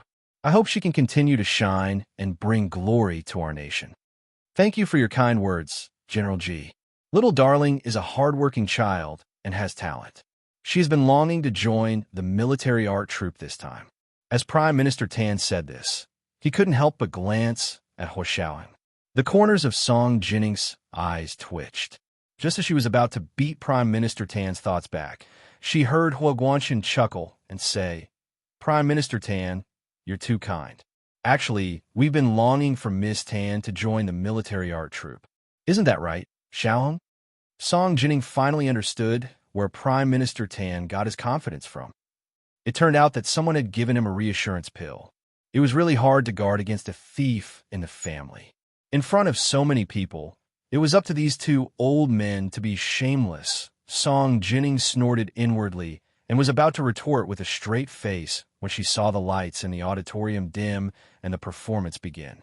She could only shut her mouth and enjoy the art troupe's performance with everyone else. It had to be said that this performance was practically Tan Gairen's solo performance. Other than the violin solo and concerto, Tan Gairen was the center of attention even during the chorus and the dance. The TV cameras were on her, and the stage lights were on her. When she stands on the stage, all the people become her scenery board. She really plays the violin very well. When she picked up her piano, she only had her own piano in her heart and eyes. The melodious music flowed from her fingertips and reverberated throughout the performance hall. Her skills were exquisite, her emotions were full, and her deeply hidden thoughts were all vividly displayed. She performed even better than when she won an international award in the United States. At the end of the song, the audience was silent for a few minutes before bursting into thunderous applause. Even Song Jining had to admit that although this girl looked a little silly, her zither playing skills were superb. Jinling Bar did not prohibit smoking. Hijichu sat calmly in front of the bar counter, the sleeves of his custom-made olive green shirt rolled up to reveal a low-key but luxurious limited edition watch on his wrist. He held a lighter in one hand as he lit a cigarette and took a slow drag. As he waited for the bartender to make his drink, Hijichu turned around and looked at the large flat-screen TV hanging on the wall of the bar. Because the students had booked the entire place, the bar was much cleaner, and the faintly discernible old Christmas songs became background music. The bar, which was usually crowded with people from all walks of life, was now more elegant.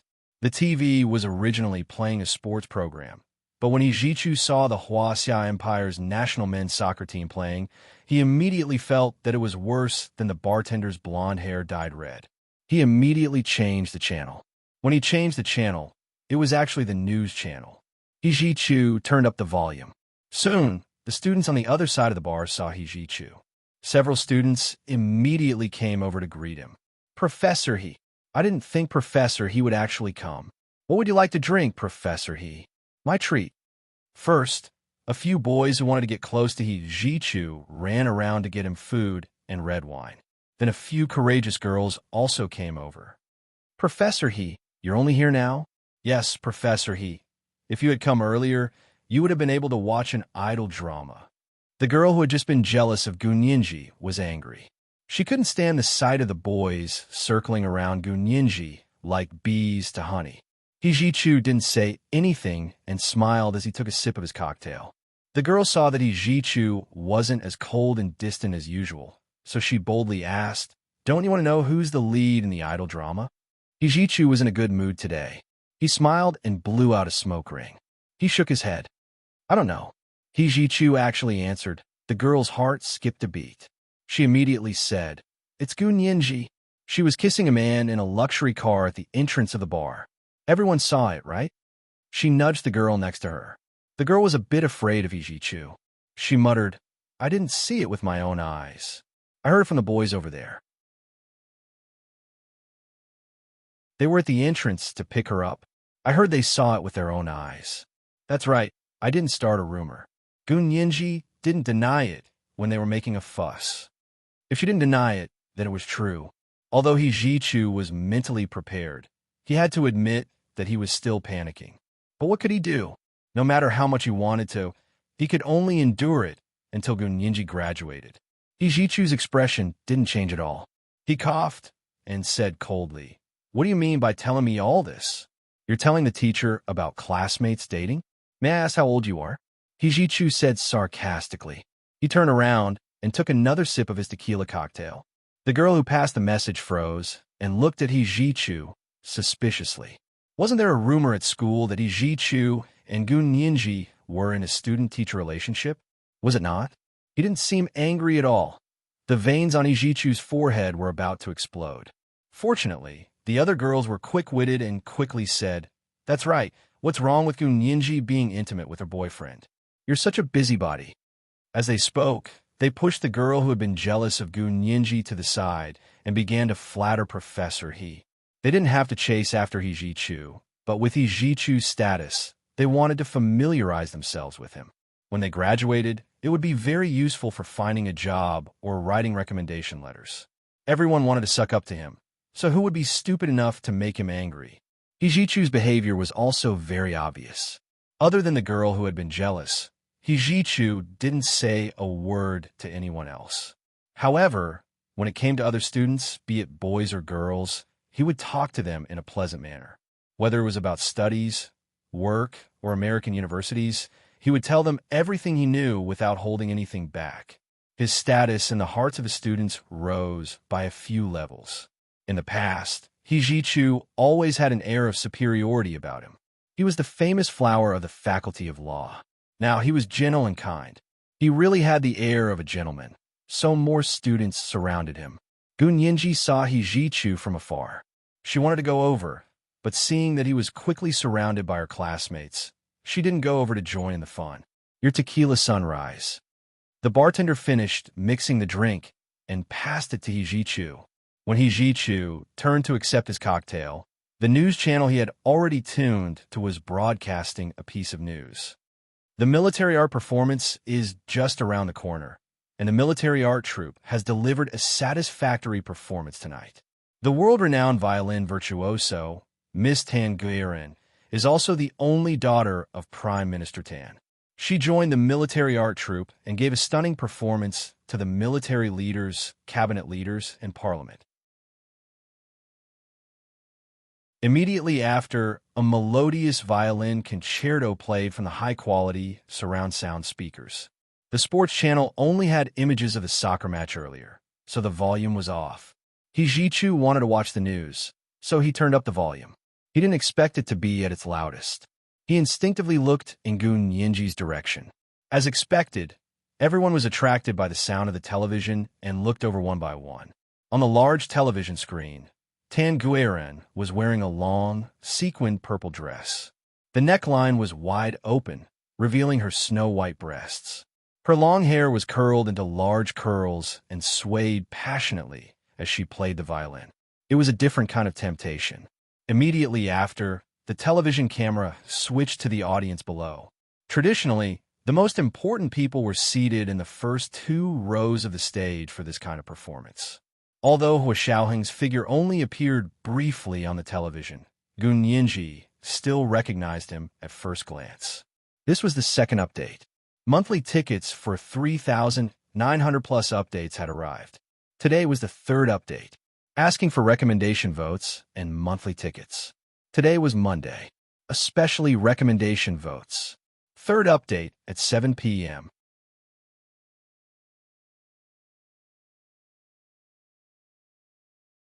Chapter 9:13.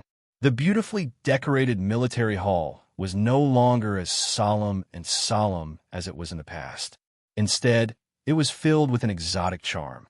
Gun Yinji watched the scene on TV and was slightly surprised by Tan Guiren's attire, but she didn't spend too much time thinking about it. This kind of person could only make her sad once, but to make her sad a second time? Tan Guiren wasn't important enough. She wondered if this was the military arts performance that professor he was supposed to attend. She didn't expect Hua Xiao to go as well. She knew that Hua Xiaoheng never went to these kinds of performances.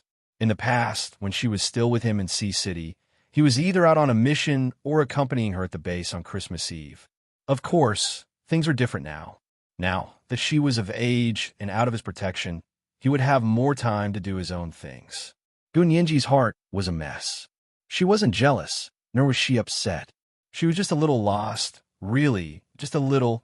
He didn't miss the slightest change in Gun Yinji's expression. He also saw Hua Xiaoheng on TV, but he wasn't surprised at all. At a time like this, with Hua Xiaoheng's status, it was only a matter of time before he showed up, and such events would happen more often in the future. It seemed like Yinji really couldn't get used to it. He thought about this and felt sad for Gun Yinji, but he also felt a sense of relief and joy. He had always felt that Gun Yinji and Hua Xiaoheng wouldn't be able to break up, but from the looks of it today, it wasn't necessarily impossible. In a split second, He took the remote control and changed the channel.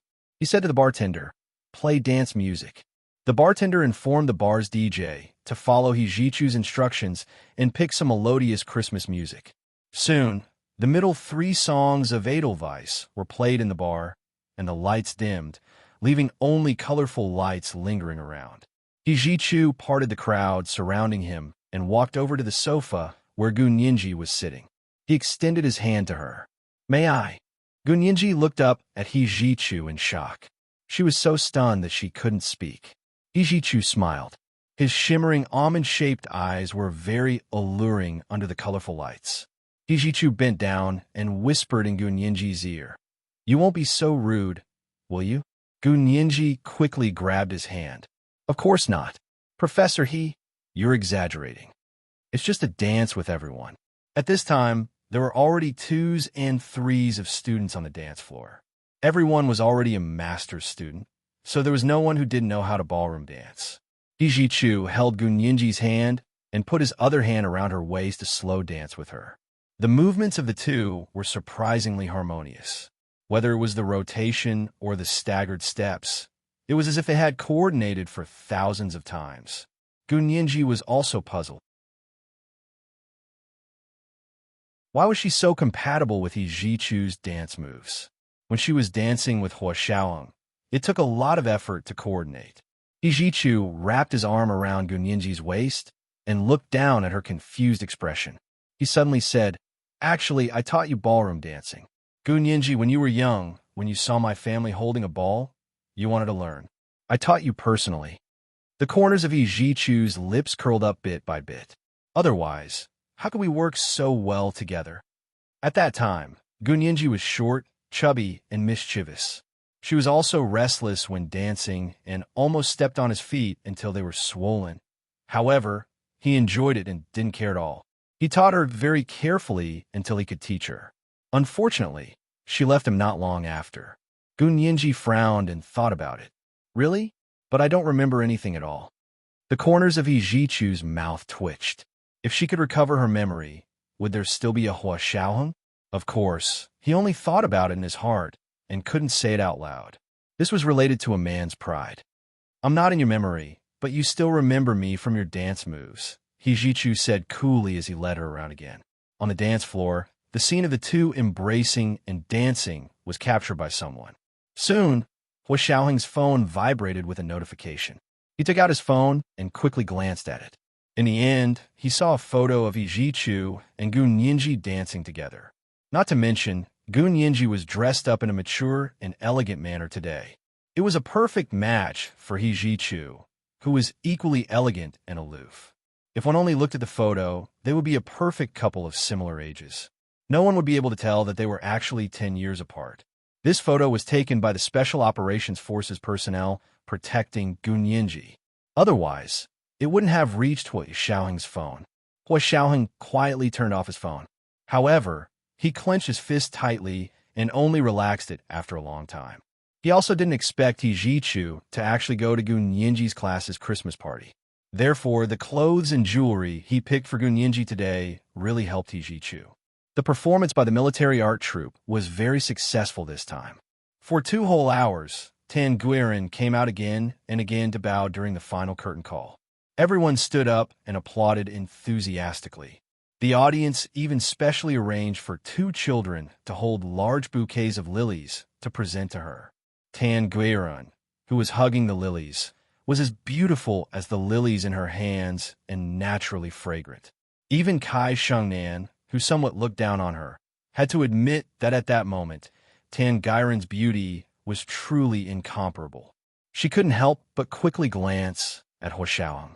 However, she saw that he was looking down at his phone and wasn't looking at Tan Guiran on stage.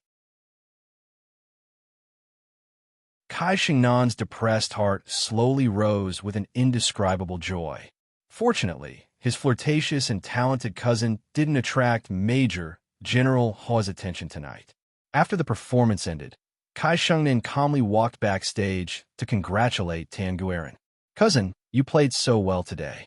I felt like I was back in the Golden Hall of Carnegie Mellon in the United States and saw the international award-winning Miss Tan." Kai Shengnan said as she kissed Tan Guiran's cheek. Tan Guiran was also very nervous and excited. She grabbed Kai Shengnan's hand and said repeatedly, "Cousin, are you serious? I really played well today. I'm telling you, I was even more nervous today than when I participated in the international competition. If there was one note wrong, I would definitely jump off the stage on the spot." "How could that be? You played really well." Kai Shengnan encouraged her again before taking Tan Guiran, who had removed her makeup, to the small performance hall next door for the celebration party. Hua Xiaoheng originally wanted to leave, but his father, Hua Guanchen, pulled him back and forced him to talk to General Ji and the others. Hua Xiaoheng had no choice but to be patient and chat with General Ji and the other VIPs. General Ji was also very busy today. After talking to Hua Xiaoheng for a bit, he went to the other side with the VIPs for tea. Hua Xiaoheng didn't follow them and turned to walk out the door. From the corner of his eye, he saw his father, Hua Guanchen, stopping his mother, Song Jining. He didn't know what he was going to do. He frowned and walked over. "Miss Song, do you want to go back with us?" Song Jining couldn't have asked for more. She quickly said, "Yes, I was just about to go." Hua Xiaoheng said to his father, Hua Guanchen, dryly, "General Ji and the others are all over there for tea. Shouldn't you go too?" Hua Guanchen really wanted to go, but he had an appointment with Prime Minister Tan. Seeing that they weren't coming, He panicked and saw that Hua Xiaoheng and Song Jining had already walked out of the small recording studio. He quickly chased after them. In the hallway outside, he could only see Hua Xiaoheng and Song Jining's backs. They turned a corner and were about to go out. Hua Guanchen hurried a few steps and was about to call Prime Minister Tan when he saw 3 people in front of him. It was Prime Minister Tan, Kai Shangnan, and Tan Guiran. Hua Guanchen exhaled deeply and quickly walked in front of Hua Xiaoheng and Song Jining. He said to Prime Minister Tan, "You're finally here. Did something happen?" Kai Shangnan realized that Hua Xiaoheng hadn't left yet and raised her eyebrows in surprise. She had tried to delay Tan Guiran for a while, but she still hadn't succeeded. Hua Guanchen praised Tan Guiran again. At the same time, he said to Hua Xiaoheng, "This is Miss Tan, whom I often mention to you. You also know her. Since everyone is free today, why don't we?" Song Jining didn't wait for Hua Xiaoheng to speak. She already put on a smile and interrupted Hua Guanchen.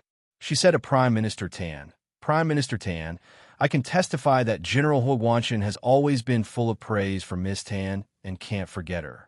Don't worry, General Hua Guanchen and I have long since divorced. If he wants to remarry, I'll raise both hands in approval. If it's Miss Tan, then it'll be an even better match. It'll be even better." It was the 3rd watch. Today was the 3rd watch, asking for recommendation votes and monthly votes. Today was Monday, so I'm especially looking for recommendation votes. Moi, everyone. P.S. Don't worry, everyone. I'm your biological mother.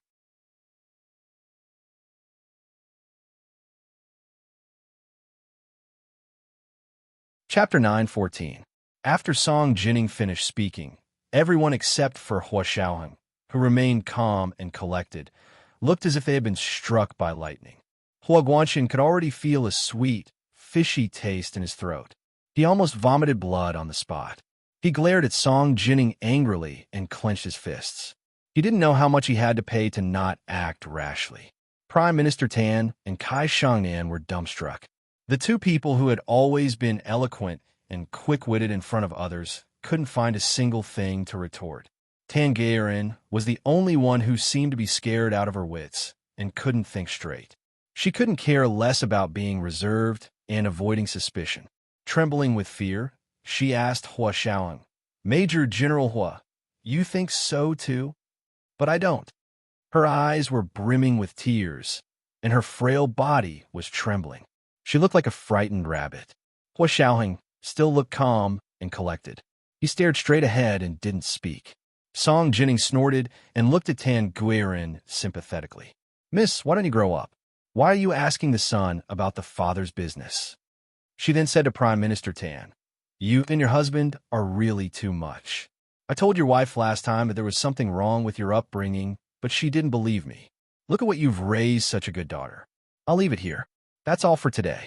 If I hear something like that again, Prime Minister Tan, then I'm sorry."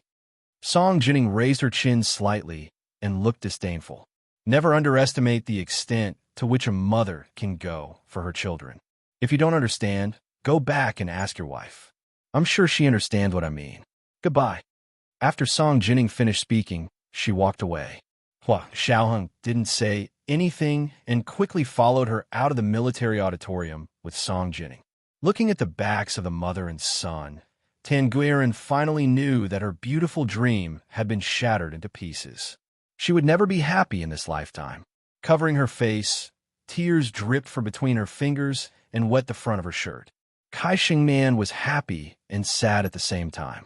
Her emotions were very complicated as she hugged Tan Guiran's shoulder and said firmly, "Cousin, don't cry. It's okay. It's definitely okay." Prime Minister Tan watched as the apple of his eye sobbed. His heart ached so much that he wanted nothing more than to strangle Hua Guanchen to death. He took a step forward and blocked Hua Guanchen's way. He lowered his voice and said, "What does Director Song mean?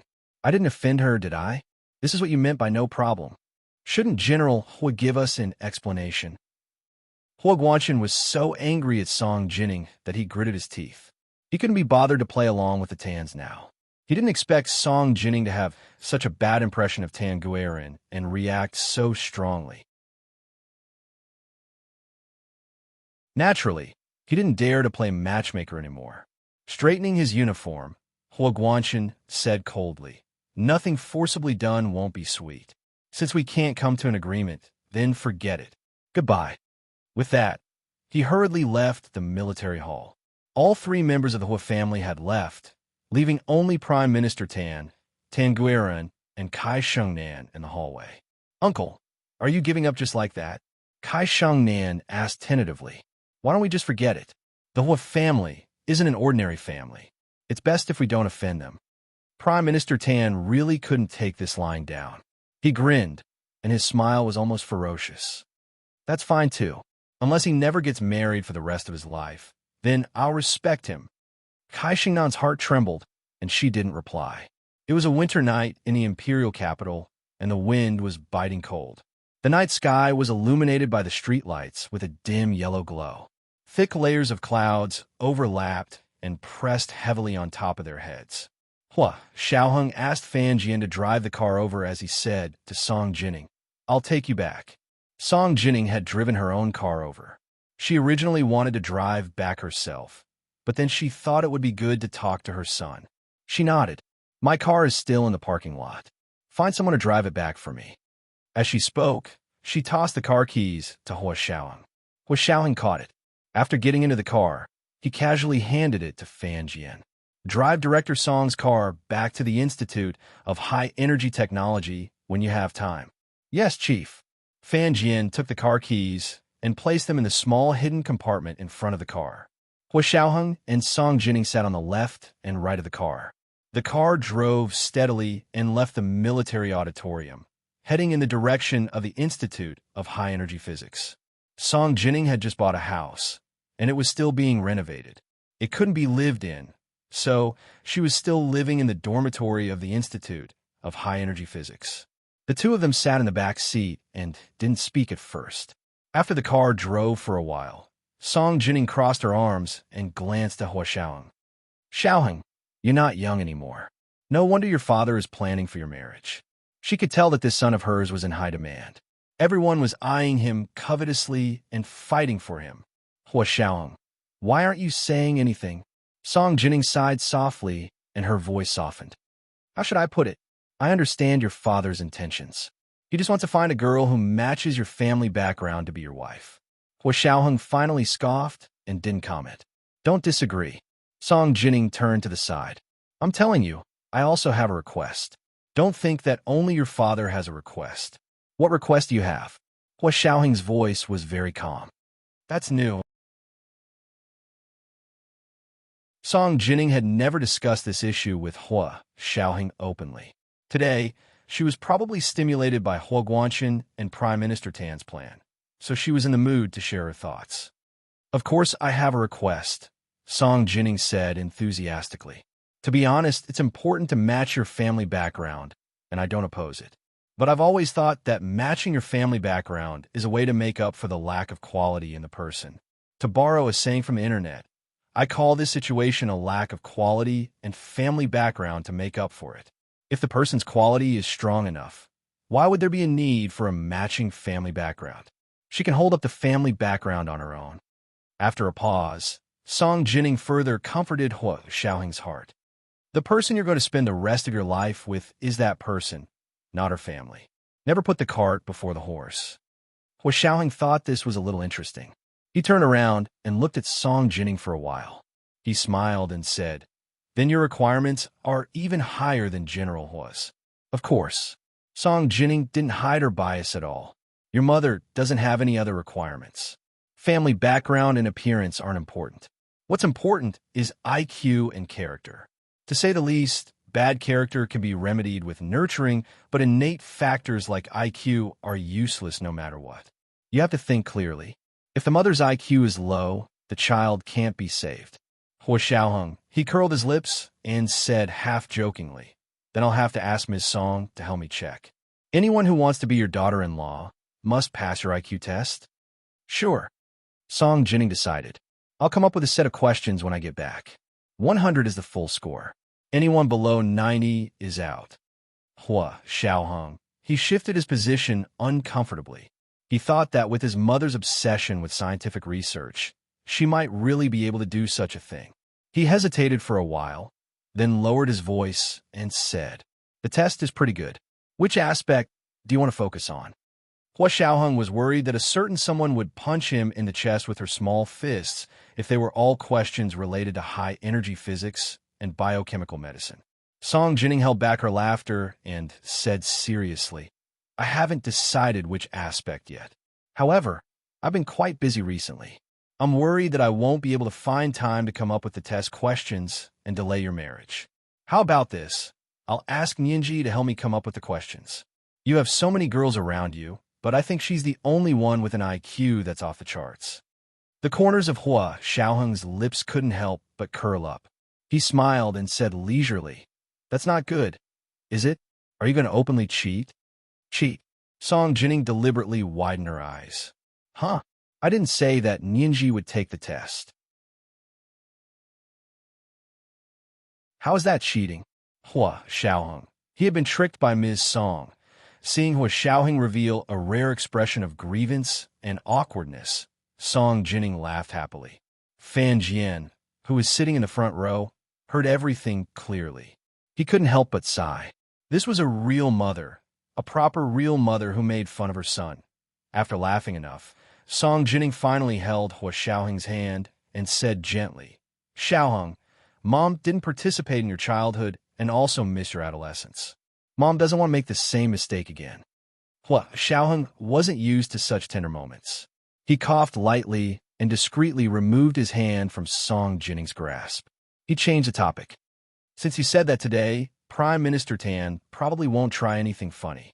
However, I'm afraid General Hua won't let you go so easily." Song Jinning's seat was next to Hua Guanchen's today, so it was obvious what he was thinking.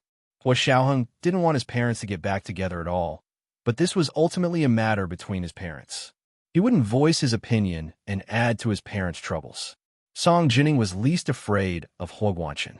She turned her head and frowned. "It's definitely not possible between your father and me. Xiaoheng, will you blame me?" Hua Xiaoheng quickly raised his hands. "Ms. Song, I won't interfere with you too. Can you not interfere with me too?"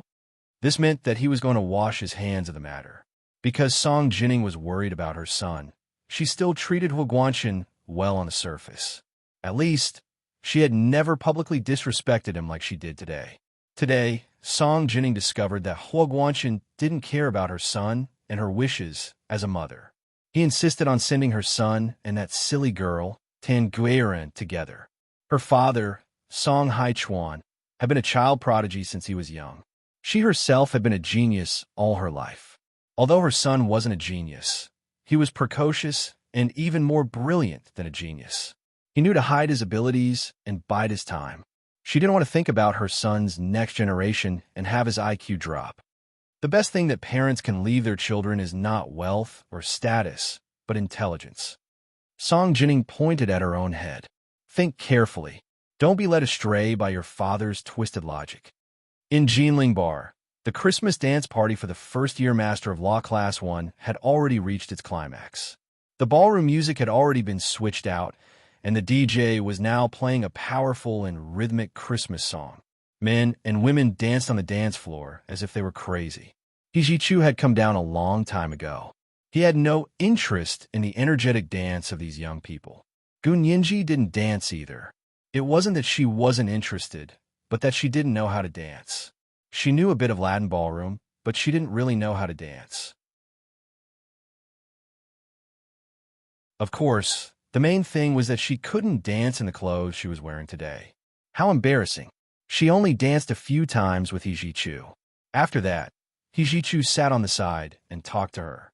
Someone came to ask Unyinji to dance, but Hijichu looked up and saw the person leave. Hijichu had drunk a lot today, but he wasn't that drunk. Seeing Gunyinji sitting on the sideboard, he couldn't help asking her, "Do you want to go back?"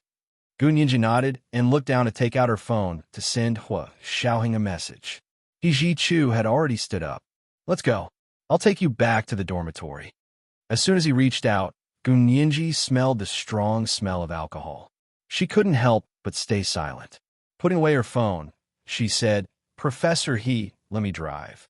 It was common sense not to drink and drive. It wouldn't be too late to call Hua Xiaoheng when she got back to school. He Ji-chu shook his head. I'm fine. Let's go. He led the way. Gun Yinji was worried about He Ji-chu, so she hurriedly said something to a classmate and followed. Not long after they left the bar, someone made a phone call to someone outside. Gun Yinji got into He Ji-chu's car, got into the driver's seat, and started the car. He Ji-chu sat in the front passenger seat and put his hand across his forehead. He popped a pill into his mouth and said dryly, I have sobriety pills. I'm fine. Gun Yinji wrinkled her little nose. I'll open the window for a bit. I smell alcohol. He Ji-chu smiled and waited for the alcohol in the car to dissipate. He was already sober, so he said to Gun Yinji, let me drive. I'm fine. Gun Yinji refused. I'm good at driving too. Don't worry. She drove slowly anyway, so she wasn't afraid. He Ji-chu saw that she was insistent, so he didn't say anything else. He sat quietly to the side and watched as she stepped on the gas and drove onto the street. There was almost no traffic on the streets of the imperial capital late at night. Gun Yinji drove at a moderate speed, and the entire journey was smooth. She was in a good mood, so she turned on the car stereo and found some music to listen to. He Ji-chu smiled as he looked ahead. He wanted nothing more than to drive like this forever, all the way to his home. But after a while, He Ji-chu straightened his seat and looked at the rearview mirror. He whispered to Gun Yinji, someone's following us. Gun Yinji also glanced at the rearview mirror and saw that there were two cars that looked like modified sports cars. We're not far from school. Turn this way, and we'll be there in 10 minutes. Gun Yinji looked at the navigation system and said calmly. She suddenly stepped on the gas pedal. Although He Ji-chu's car wasn't a modified sports car, no sports car could keep up with him when he got cocky. Gun Yinji stepped on the gas pedal, and the car sped up like an arrow released from a bow. The cars behind were left further and further behind, and gradually became two small black dots. Gun Yinji breathed a sigh of relief. She was about to slow down, so she stretched her foot to step on the brakes. Once, twice, thrice sweat broke out on her forehead. Professor The brakes seemed to have malfunctioned. This was the first chapter with 4,000 words, and today was the third chapter, asking for recommendation votes and monthly votes. My friends were amazing yesterday. They actually broke 4,200 votes in one go. Monthly votes, 4,200 plus chapters at 1 p.m. Third chapter at 7 p.m. P.S. Thank you to the leader Bagel16 for tipping 20,000 Chidian coins yesterday. Moi.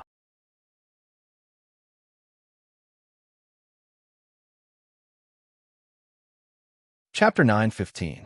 He Ji-chu's eyes flew open, and he looked straight ahead. Brake malfunction? His voice was calm, sarcastic, and even a bit disdainful. Gun Yinji glanced at He Ji-chu, her palms beginning to sweat. However, He Ji-chu's calm expression infected her, and she quickly calmed down. She gripped the steering wheel tightly and didn't try to step on the brake or accelerator again. She tried not to collide with any other cars. Fortunately, there weren't many cars on the street. Otherwise, it would be difficult to guarantee that they wouldn't collide with other cars. What do we do? Professor we're on the street. Gun Yinji's eyes sparkled as her mind raced to find the best route from the car's navigation system. She had to avoid the crowds and cars while also ensuring she could safely escape. She really wanted to call Hua Xiaoheng, but he was attending the military arts performance. He should have turned off his phone at this time, so calling would be useless. Also, couldn't she escape on her own? She had survived the deserted German Alps. This was the downtown area of the imperial capital of the Huaxia Empire. It couldn't be more dangerous than that. Anyway, as long as she didn't continue to step on the accelerator and avoided other cars, then drove to the deserted suburbs, the car would gradually slow down and they could jump out. Gun Yinji turned on the flashing lights to indicate that there was a problem with the car and told the cars behind to keep their distance. She looked at the navigation system and said to He Ji-chu, we can turn onto this side road. It's more deserted there. There's a small river about a mile away. If the car was still going very fast, they could consider driving into the river and using a hammer to smash the window open to escape. An escape hammer was a necessary tool in the car. He Ji-chu turned to look at her strangely. Ninji, aren't you afraid at all? Gu Ninji nodded. I'm afraid. But what's the use of being afraid? It's not like it can save my life. If you're afraid, think about how to save yourself. I've been in more dangerous situations than this in the Alps. What's the point? She suddenly stopped talking and saw Hijichu looking at her from the corner of her eye. Tears seemed to flash across his shimmering, sultry eyes. Gunyenji didn't know whether to laugh or cry. Professor He, what's wrong? Don't tell me you're scared, silly. Hijichu came back to his senses and looked ahead. He said aloofly, I thought you would have a psychological barrier after experiencing such a car accident. He knew that Hua Xiaoheng had rescued Gunyenji from a serious car accident. He also knew that Gunyenji had suffered a huge shock and lost her memory. Gunyenji, you think too much. How many years has it been? Hua Xiao has long cured my psychological illness with the 10-kilometer cross-country weight-bearing run. Besides, shouldn't you be thinking about how to inform the police? Gunyenji thought Hijichu's brain had gone haywire. To talk about psychological problems at a time like this? Ors, looks like I really need to thank Hua Xiaoheng. Hijichu muttered. He lowered his eyes in thought and snorted. Are you sure you want to call the police? Why not? Gunyenji was even more confused. Shouldn't we call 110 to find the traffic police for this kind of thing? Hijichu crossed his arms and said calmly, use your brain. Think about it carefully before you decide if you should call. Gunyenji, Professor He, shouldn't that be the first reaction for this kind of thing? Gunyenji was confused. The brakes don't work, and it's a busy city. Shouldn't we call the police and wait for the car to crash? Yes, that should be the first reaction. That's why you fell into a trap. Hijichu looked at her from the corner of his eyes and suddenly reached out to help her turn the steering wheel to the side. Gunyenji realized that she had been driving against the white line. She quickly focused her attention on the road ahead and thought about Hijichu's words. She said thoughtfully, okay, if we shouldn't call the police, then why? You can think of it this way. What did the other party want to do by breaking my brakes? Murder, Gunyenji said tentatively. She blushed when she heard Hijichu's snort and immediately said, no, this isn't a big downhill or a highway. Even if we hit the curb now and force the car to stop, it won't be life-threatening. Okay, that's interesting. Then what? Then they are trying to murder you, but why would they break your brakes? Hijichu glanced at her. Yes, they broke the brakes so you could call the police. Gunyenji, she seemed to understand. Under normal circumstances, if the brakes were broken, they would have to call the police whether they hit the curb or crashed into another car to stop. The other party wants us to call the police. However, the other party is going through all this trouble not to give the police a chance to save us, but Gunyenji seemed to remember something, and her face paled. That's a trap. Once we call the police, we'll walk right into the trap. Hijichu nodded with satisfaction. You're worth teaching. He was about to explain further when his eyes flashed, and he saw the flashing police lights in the rearview mirror. He said dryly, look, they're here even if you don't call the police. They're obviously trying to set us up. Gunyenji looked up at the rearview mirror and was shocked to see a series of police cars appear behind them. They were flashing their lights and locked onto their car, trying to force them to stop. Gunyenji was extremely nervous and turned the steering wheel into the small road. The navigation system showed that there was a small road that led to a small river not far away. Are you scared? Hijichu tilted his head to look at her. If you're not scared, then switch seats with me. I'll drive. Gunyenji glared at Hijichu and couldn't help shouting, are you crazy? The brakes are broken, and there are police behind us. You want to switch seats with me now?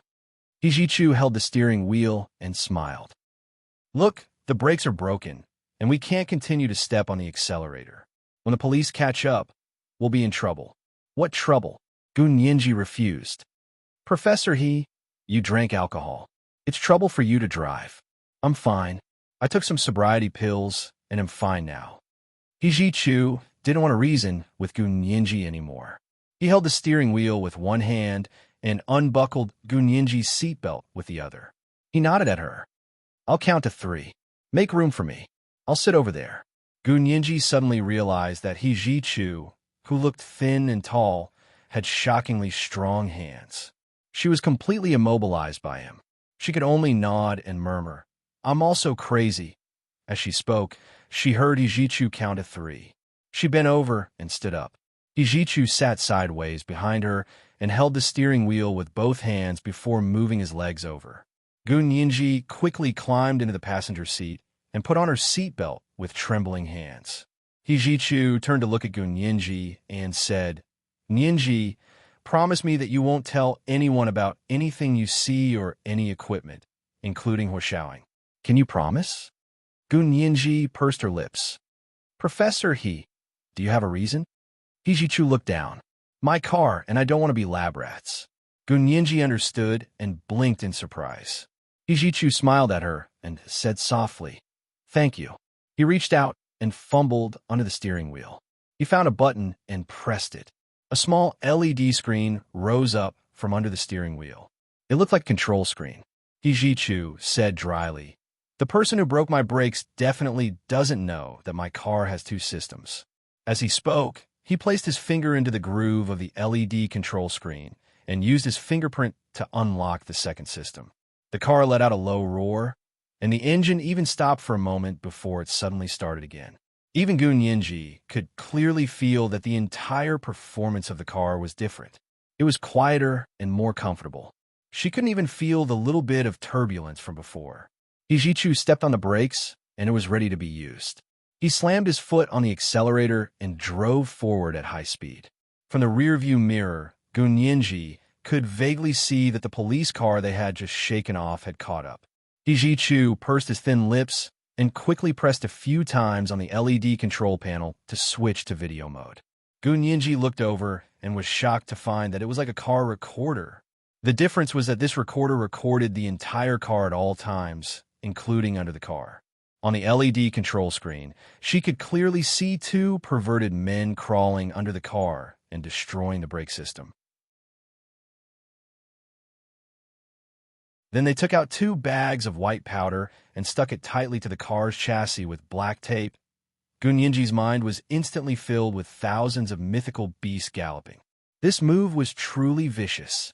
This is the second update, and the monthly votes have been delivered to 4,200. Today is the third update, and I'm asking for recommendation votes and monthly votes. 7 p.m., the third update. P.S. I corrected some typos in the chapter this morning. I was worried that everyone would be anxious, so I posted it as soon as I finished writing and didn't catch bugs.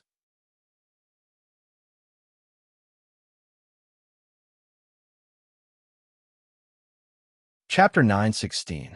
Gunyinji was now able to think through the entire incident in a coherent manner. First of all, the other party had predicted their reactions almost perfectly. They seemed to have predicted that Gunyinji wouldn't look for Huashaoing because Huashaoing was watching a performance in the military auditorium. Under normal circumstances, his phone should be turned off. Under normal circumstances, she should be looking for the police, especially the traffic police. As long as she called the traffic police and got them to rescue her, the car would fall into the hands of the police, and the white powder under the car would undoubtedly be discovered by the police. Getting into this kind of trouble on the eve of her graduation would be like pouring dirty water on herself. Even if she could clear her name, it would still leave traces. She was a law major, so what future did she have? Not to mention her, even Hijichu would probably have to retire from the legal world, especially since the other party had 2 packets of white powder on them. She and Hijichu each had 1 packet. In other words, the other party had also predicted that she would get into Hijichu's car. Gunyinji couldn't help but sneer. Huashaoing had just sent Song Jining to the entrance of the Institute of High Energy Physics when he heard his phone ring. He answered the call with his Bluetooth headset and asked simply, "What happened?" It was the Special Operations Forces member who had been following Gunyinji. The person's voice was a bit anxious through the Bluetooth headset. "Huashao, Miss Gu just got into Hijichu's car and was chased by the police. Should we chase after them?" Huashaoing was slightly taken aback. Why are they being chased by the police? Wait. He immediately switched to Gunyinji's phone number and called her. Gunyinji heard Huashaoing's special ringtone and quickly picked up. She said nervously, Hua Xiao, the performance is over? Hua Xiaoheng was speechless. He suddenly felt a bit guilty. He replied. What happened? Why are the police chasing you? Gun Yinji sighed in relief. You know, that's great, Hua Xiao. It's like this. Gun Yinji quickly explained the predicament they were facing and finally said, We're in a difficult position now. Someone probably tampered with the car, so we don't dare to let the police catch up. She restrained herself from mentioning the two systems in He Jichu's car, as well as the video recorded on the omnidirectional video recorder. She only mentioned the part of what He Jichu had asked her to deduce. Anyway, when Hua Xiaoheng and the others searched the car, they would find the 2 packets of white powder stuck to the bottom of the car. Hua Xiaoheng took out his phone and turned on the GPS. He quickly found Gun Yinji's location and sent the coordinates to Zhao Yangzi. He texted him, This area is within a 5-mile radius. Send the Special Operations Forces to seal it off as a special situation. Zhao Yangzi received the news and immediately took action. First, they notified the Imperial Capital Police Headquarters and obtained authorization from them to lock down the area within a 5-mile radius of the coordinates that Gun Yinji had sent. Then, they sent out the Special Operations Forces Domestic Enforcement Team. In the country, they used the identity of Special Forces as a cover. All of them wore hoods that covered their faces, revealing only a pair of eyes. They also wore night vision goggles. They could be considered armed to the teeth. Even if they were secretly photographed, they would definitely not be able to tell who was who. Because Hua Xiaoheng was close to the place, and it was the weekend, he temporarily acted as the commander and ordered Fan Jian to drive there immediately. The Special Operations Forces Enforcement Team sat in an armed patrol car and quickly rushed to the destination with the authorization from the police headquarters that Zhao Yangzi had sent over. At this time, the police cars were almost at Gun Yinji's location. He Jichu parked the car by the river. The wheels sank deep into the mud by the shore.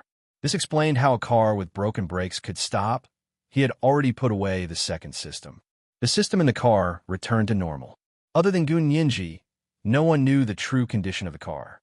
Gun Yinji got out of the car and waited by the river for a while. She felt a little cold. The coat she wore was cashmere. It was light and stylish. It was fine to wear outdoors for a short period of time, but it wouldn't keep her warm for long. In addition, the Dior dress she wore was a spring style and didn't have much wool.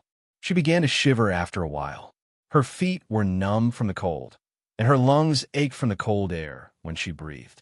He Jichu also only wore a mid-length cashmere coat and a Burberry cashmere scarf around his neck.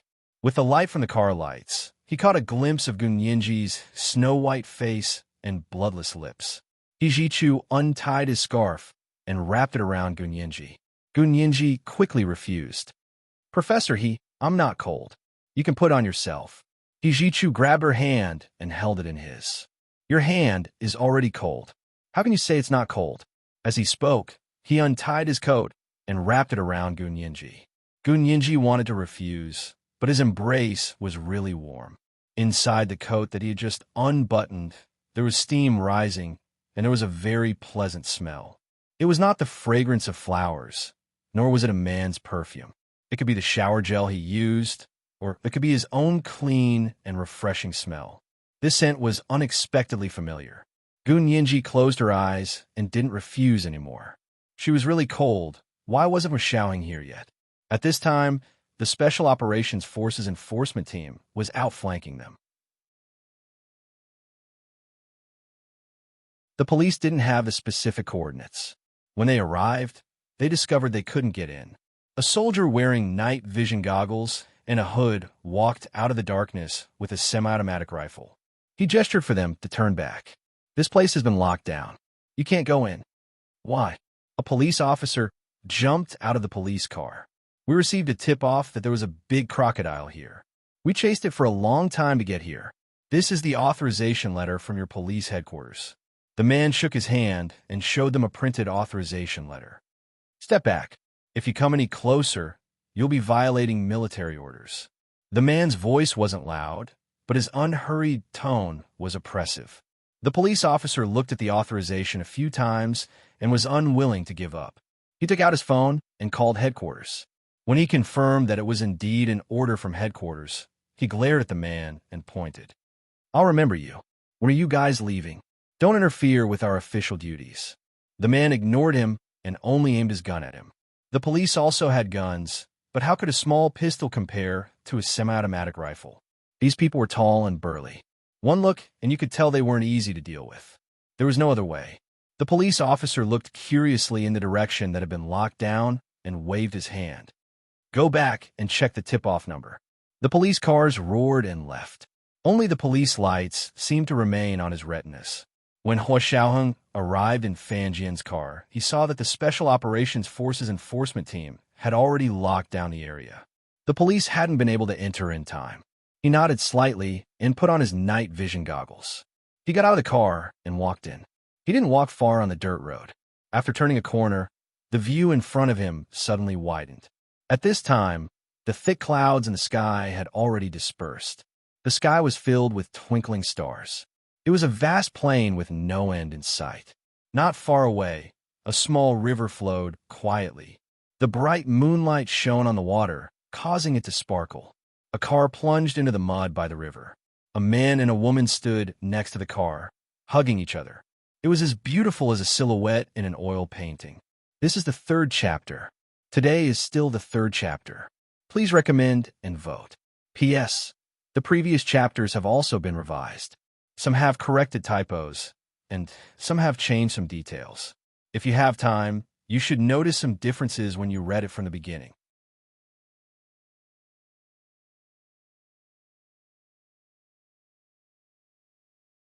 Chapter 917. Hua Xiaoheng stopped abruptly and didn't continue forward. Looking at the scene in front of him, a poem suddenly appeared in his mind. The stars hang over the vast plains, and the moon surges over the great river. He then thought of a few lines from the Book of Odes. "Pass by the osprey in the state of the river. A fair lady is the lover of a gentleman." His fingers moved, and he took out a cigarette from his pocket. He lowered his head and closed his hand slightly. The lighter flashed, and he lit the cigarette in his hand. He took a slow puff. The flame between his fingers flickered in the dark night.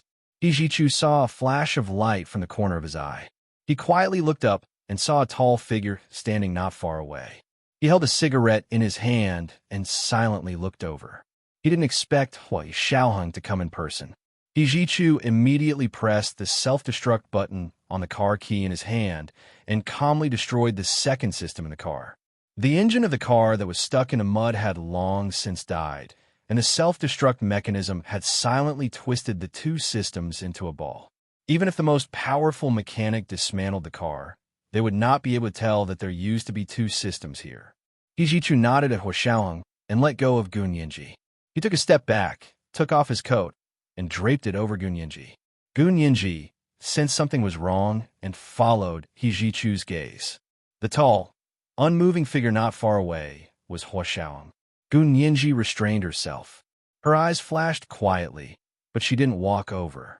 Hua Xiaoheng looked away and half-turned to call the people behind him. "Go, find out what's going on with that car." The mechanical experts, criminal investigation experts, and intelligence experts of the Special Operations Forces immediately walked over to the car that was stuck in the mud. Hua Xiaoheng followed behind them and arrived in front of Hijichu and Gun Yinji. Gun Yinji's little face was as pale as snow, and her lips were as pale as a lotus under the moonlight. The tip of her nose was slightly red, and it was obvious that she was freezing. Hua Xiaoheng glanced at her and looked at Hijichu. "What happened? Do you have any clues?" Hijichu shook his head and said coldly, "Unexpected disaster. I have no idea what happened. But did you encounter the police on your way here?" "I did." Hua Xiaoheng nodded. "The police also have a lot of problems. You have to be mentally prepared. I'm afraid they won't stop so easily." Gun Yinji pursed her lips and tightened her coat around her. Taking a deep breath, she said, "We were chased by a police car. They should know our license plate number." The moment the traffic police checked the license plate, they knew who the car belonged to. Therefore, even though Hua Xiaoheng had sent the Special Operations Forces to stop the police, The police who had received the tip-off would not let the matter rest. Hijichu said sarcastically, "Of course. They should be investigating by now. What do you want to do?" Hua Xiaoheng held a cigarette in one hand and put the other in his trouser pocket. He was wearing an overcoat made of military wool, and underneath it was the uniform he wore when he attended the military performance. It was made of thick wool, so it wasn't cold at all. His fingers twitched when he saw Gu Nianji's pale face, but he resisted the urge to feel her forehead temperature. A gust of cold wind blew, and Gu Nianji shivered. Hua Xiaoheng threw away the cigarette in his hand. "I'll get Fan Jian to send you back first." He called Fan Jian over through his Bluetooth headset. "Drive the car over and send him out first. Make sure to take the other road." The worker with the scanning equipment discovered something under the car. He quickly put on his gloves and climbed down from the raised back of the car. He successfully removed the 2 packets of white powder. Gu Nianji had only seen the 2 packets of white powder on video. She didn't think it was a big deal at the time. Now that he saw the 2 packages, his breathing almost stopped for a moment. Each packet weighed 2 kilograms, so 2 packets weighed 4 kilograms. It was enough for them to sit in jail for a long time. "There are fingerprints on them. We'll investigate after we collect them." Hua Xiaoheng waved his hand to dismiss his men. He had already received a secret report that the car was already destroyed beyond recognition. There was no need to investigate further. "We can't stay too long." Hijichu turned to look at Gu Nianji. "Let's go." Hua Xiaoheng was here on official business, so it wasn't appropriate for him to have too much contact with Gu Nianji. Their gazes met for a moment under the night sky, and then they looked away. Gu Nianji walked up slowly and looked up. "Take us back to the parking lot of the bar." "What do you want to do?" Hua Xiaoheng frowned. "Go back quickly. I'll take care of this." Gu Nianji shook her head and chuckled. "We want to go back to the parking lot of the bar and report that the police car was stolen. Otherwise, this basin of dirty water would still have a follow-up." Hijichu understood what Gu Nianji meant and was slightly moved. This was all for his own good. The car was his. If Gu Nianji hadn't been caught by the police in the car accident, the consequences would have had nothing to do with her. But she didn't stand by and watch. Hua Xiaoheng regained his expressionless composure. He glanced at the car and said, "The windows are professionally shielded from light. The driver's face shouldn't have been captured. It's still feasible to report that the police car was stolen." He agreed with Gu Nianji's idea. "That's why we have to go back and call the police." Gu Nianji shivered again. It was so cold that even her smile was frozen. "What if the parking lot had surveillance?" Hijichu said slowly. "Wouldn't you be slapping yourself in the face if you called the police like that?" Gu Nianji winked at Hijichu slyly. "How could that be? I bet the cameras in the bar's parking lot must have been broken today." Hijichu thought about the 2 people who had tampered with his car and immediately understood. A faint smile appeared on his cold face. Yes, definitely. The 3 of them didn't say anything else. He and Gu Nianji got into Fan Jian's car and drove off in another direction. It wasn't far from Bar Jinling, so it only took them 10 minutes to make a detour. Knowing their plan, Fan Jian purposely chose a place where the cameras couldn't capture them and finally sent them safely to the street. Gu Nianji and Hijichu got out of the car and went to the supermarket to kill 5 minutes. Then they walked to the parking lot of Bar Jinling. The bar was still brightly lit. The dance hadn't ended yet. The 2 of them walked to the parking lot and looked around before Hijichu picked up his phone to call the police. 5 minutes later, a local police car drove over with flashing lights and stopped in front of Bar Jinling. Hijichu stood calmly in the parking lot and said to the traffic police officer who had come to collect information, "My car has been here since 6 p.m., but it's gone now." "Gone?" The traffic policeman scratched his head. The person who made the police report had an extraordinary bearing and was handsome. Although he was only wearing a narrow gray pinstripe suit, his every movement was extraordinary. One look, and one could tell that he was either rich or noble.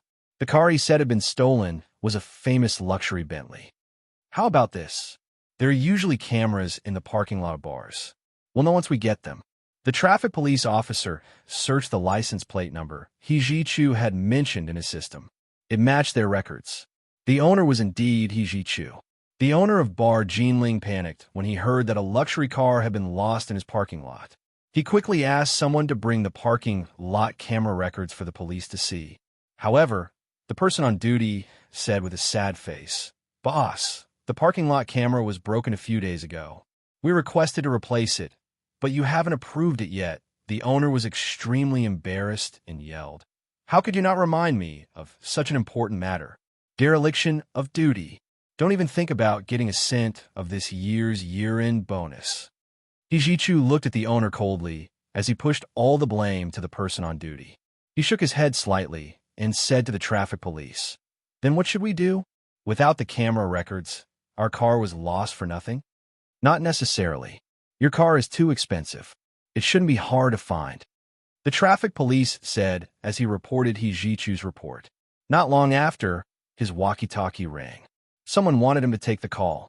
The traffic police officer was confused. He didn't know what was going on. He took out his phone and walked to the side to ask, "What is it?" "Boss, I have someone reporting a theft." "What license plate did you say the car was reported missing?" The traffic police repeated the license plate Hijichu had just mentioned and added, "I just checked the system. The owner of the car is indeed this person. He lost his luxury car, so of course he's unhappy." The person on the other end was very surprised and said, "Calm him down. I'll be right there." The traffic police didn't know what was going on, but he still put away the phone and came over with a smile. "Please wait a moment. Our boss will be here soon." "Sir, you lost a luxury car, and the amount is huge. We will definitely file a case." Hijichu nodded reservedly, but he was unwilling to wait. "I believe in your abilities, but can we go back first? It's too cold, and I'm worried that my students won't be able to take it. It'll be troublesome for you if they get sick, right?" Hijichu used both the carrot and the stick, and the traffic police hesitated again. Hijichu was the person who had reported the theft. What reason did he have to detain him? But he had no choice but to listen to his superior. The traffic police was in a difficult position. With a bitter expression, he bowed to Hijichu. "Mr. He, please wait a moment. Our boss will be here soon." He added, "If this lady is cold, you can come to my police car to warm up." "No, no way." Gunyinji and Hijichu refused almost in unison. The traffic police froze. "I'll warm up in the police car," Gunyinji pouted. "I didn't break the law. Why would I get in your police car?" If someone secretly took a photo of her sitting in the police car, then edited it and photoshopped it, she would be in unknown trouble again. As the saying went, it was easy to start a rumor, but it was hard to refute it. Hijichu ignored the traffic police and called a taxi over. Fortunately, the traffic police's superior arrived at almost the same time as the taxi. As soon as he got out of the car, the police captain said to Hijichu, "You called the police? When did the car go missing?" Hijichu put his hands in his trouser pockets and shrugged. "I don't know when I lost it. From 6 o'clock this afternoon until now." He looked at his watch with his left hand. 11 o'clock. There were 5 hours in between. The police captain folded his hands behind his back and walked around the parking lot a few times before returning to Hijichu. "To be honest, we received a tip-off that a Bentley had a major transaction today, but we lost it after following it for a long time. The license plate of that car is your car's license plate." Hijichu raised a brow. His expression didn't change. "I see. You mean someone stole my car to commit an illegal act? What does that have to do with us?" Gunyinji was impatient. She gathered her coat and tugged at Hijichu's collar. "Professor He, I'm freezing." Hijichu reached back to take her hand. It was icy cold. He immediately said, "I'm sorry. We really can't stand the cold. Goodbye." The police captain was about to stop Hijichu when he heard someone call out to him.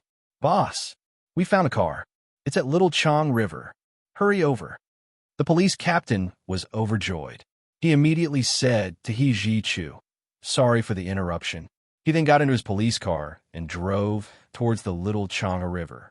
Gunyinji and Hijichu got into a taxi and returned to B University. The taxi dropped Gunyinji off at the bottom of her dorm building. Hijichu got out of the car with her and called the taxi back. Gunyinji asked, "Why did you come down?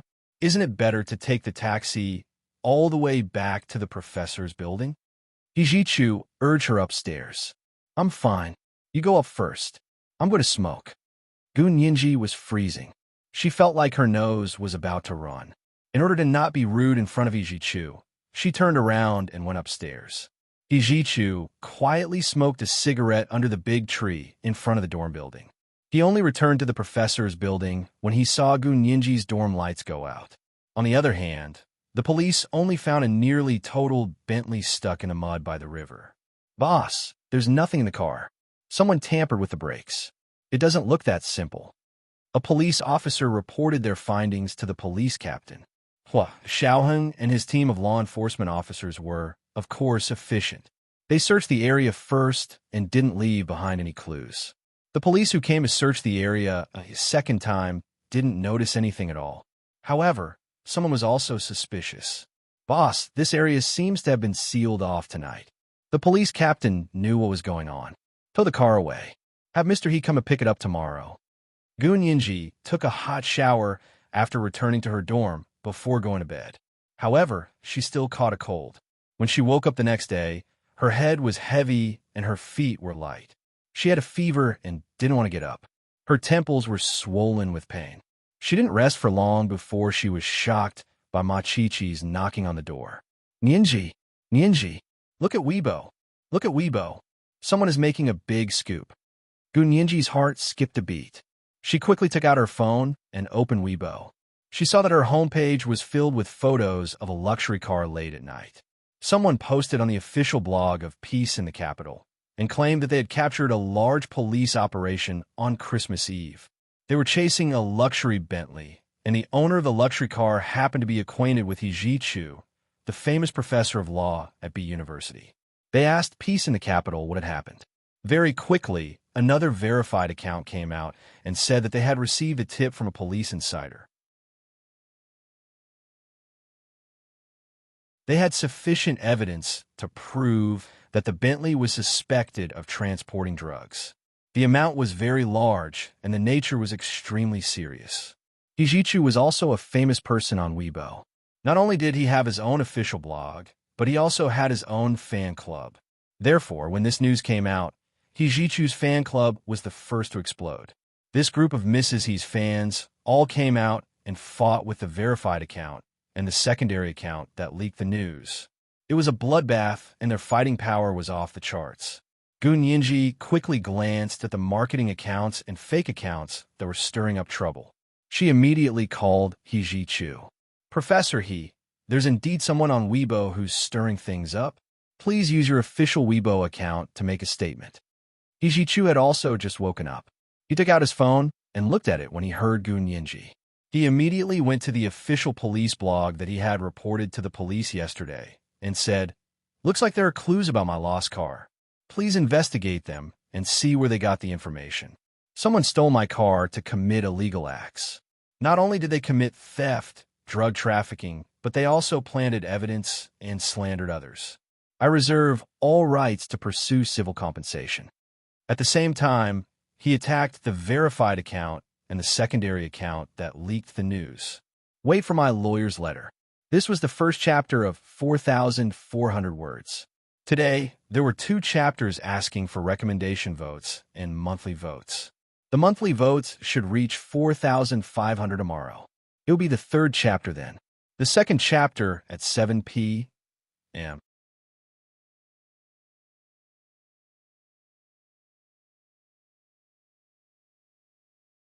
Chapter 918.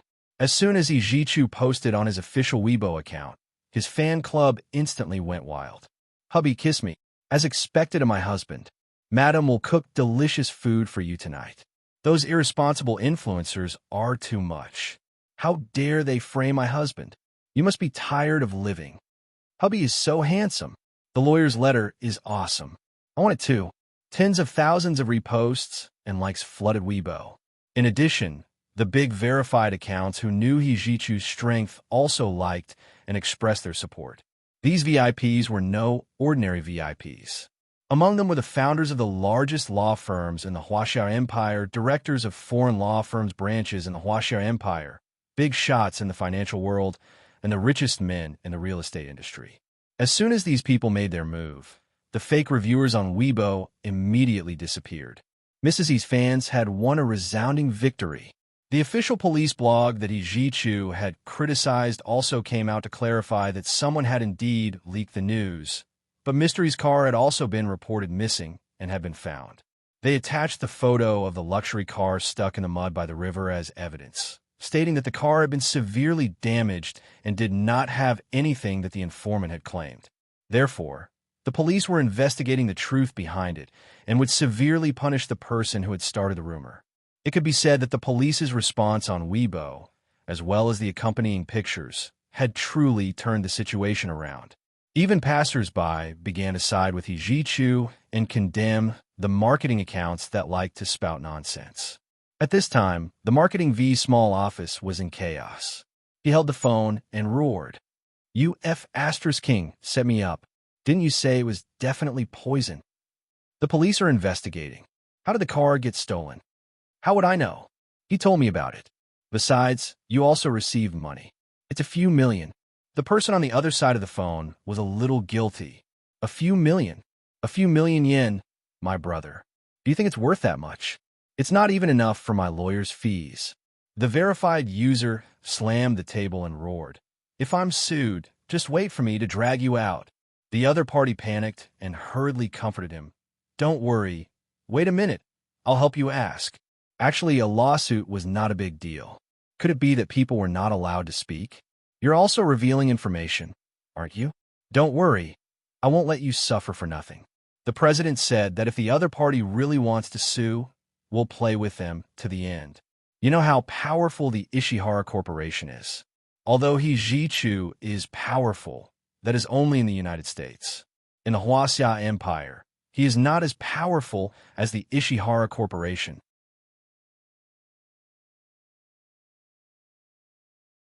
These Japanese corporations have been operating in the Huaxia Empire for many years and were even more powerful in the early years. In recent years, due to the rise of the Special Operations Forces, they had retracted their claws and teeth and gradually faded out of the Huaxia Empire.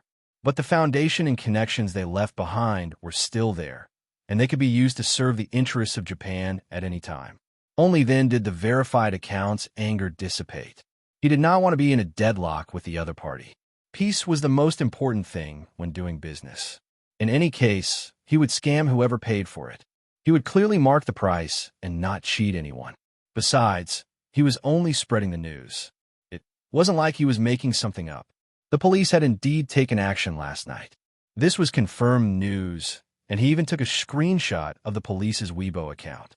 With that thought in mind, the verified account marketing changed the topic and began to speak softly again. Haha, I'm not an inexperienced person. I've been online for so many years and have experienced all sorts of ups and downs, including those celebrities. Wouldn't they be blacklisted as well? I didn't see anyone actually sue me, but everyone said that they would send me a lawyer's letter. Wulsh *T. Do you think I'm scared? That's right. Brother Da is amazing. We are not afraid of this matter. He Chu must have bribed the police to cover up for him. If he dares to sue, I have even more information for you. The person on the other end of the phone saw that the verified account marketing had admitted defeat, and his backbone stiffened again. This verified account marketing was known as Brother Da. He had been online for 15 years and had grown from a small water army to the current verified account marketing. He could earn tens of thousands of yuan with a casual repost and promotion of a Weibo post. He could be considered to have a way of making money. With the Ishihara Corporation backing him up, he was indeed not afraid of anyone. Sunday was Christmas. Gun Yinji watched He Chu's fan club fight against the verified account marketing and the secondary account that exposed He Chu, and she finally got out of bed. She had just finished washing up when she received a call from He Chu asking her to come over. Gun Yinji rushed over without even having breakfast. She knew that it was to discuss last night's incident. When she arrived at He Chu's suite in the professor's building, she opened the door and entered while looking down at her phone. He Chu walked out of the bedroom with a frown. Walk properly. Why are you looking at your phone? Gun Yinji quickly put her phone away and looked up at He Chu with a smile. Professor you have so many wife fans. He Ji-chu was speechless. What wife fans? I don't even have a girlfriend. Where'd I get a wife? He Ji-chu looked away and walked into the kitchen to make breakfast. What do you want to eat? Gu Yinji looked at the time. It's already noon. I'll have a sandwich and a cup of milk tea. He Ji-chu was the best at making sandwiches. He had 2 pieces of bread dipped in egg, and Gu Yinji's favorite shrimp sandwiches were sandwiched in the middle with mayonnaise. He then cut 2 slices of tomato and a piece of lettuce before rolling them up and placing them on a snow-white bone china plate. Gu Yinji's fingers twitched when she saw it. She stopped looking at Weibo and picked up the sandwich with her hands. He Ji-chu made the same sandwich for himself. Although he didn't like mayonnaise, he was too lazy to make anything else. The 2 of them finished their brunch and began discussing who was behind the scenes to ruin He Ji-chu and Gu Yinji's reputation. However, because they discovered it in time and responded appropriately, Gu Yinji was already excluded. Now, all the attention on the internet was on He Ji-chu. Gu Yinji was in a good mood. She smiled. Professor He, I really didn't know you had so many fans on Weibo. The other party came here for nothing. They're helping you abuse your fans. Abuse of fans could increase combat effectiveness and cohesion. He Ji-chu's fan club gained almost 1 million fans overnight, and He Ji-chu's own official Weibo account was approaching the 10 million mark. He Ji-chu shook his head.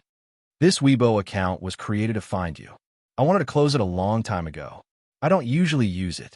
Gu Yinji froze. It was when she was in danger in Germany. In order to find her, He Ji-chu had done many things he wouldn't have done otherwise.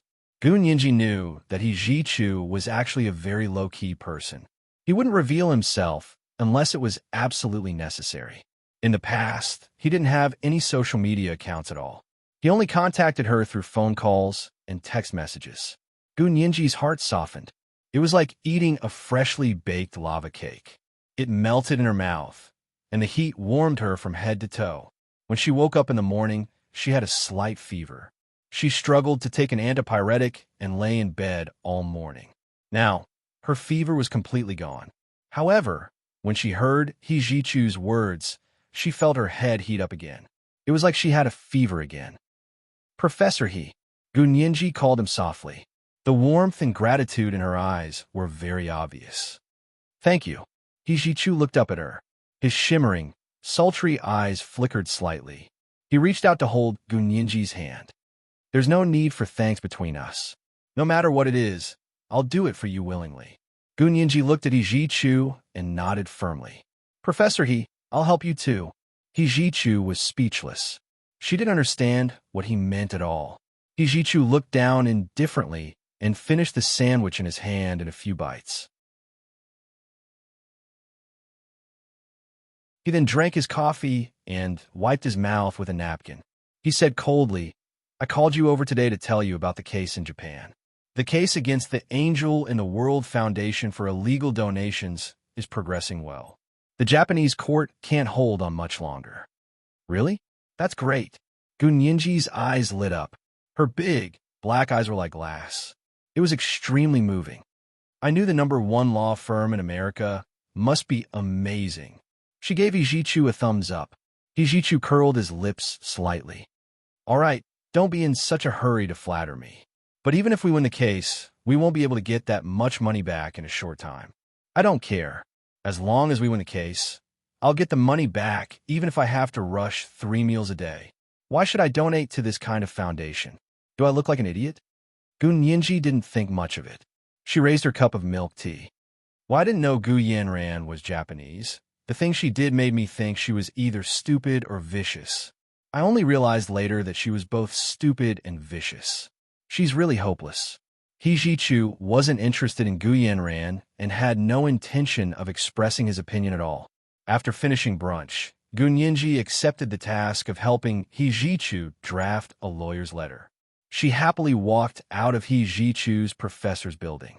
Not far from her, a handsome young man wearing a black double-breasted uniform stood under a big tree.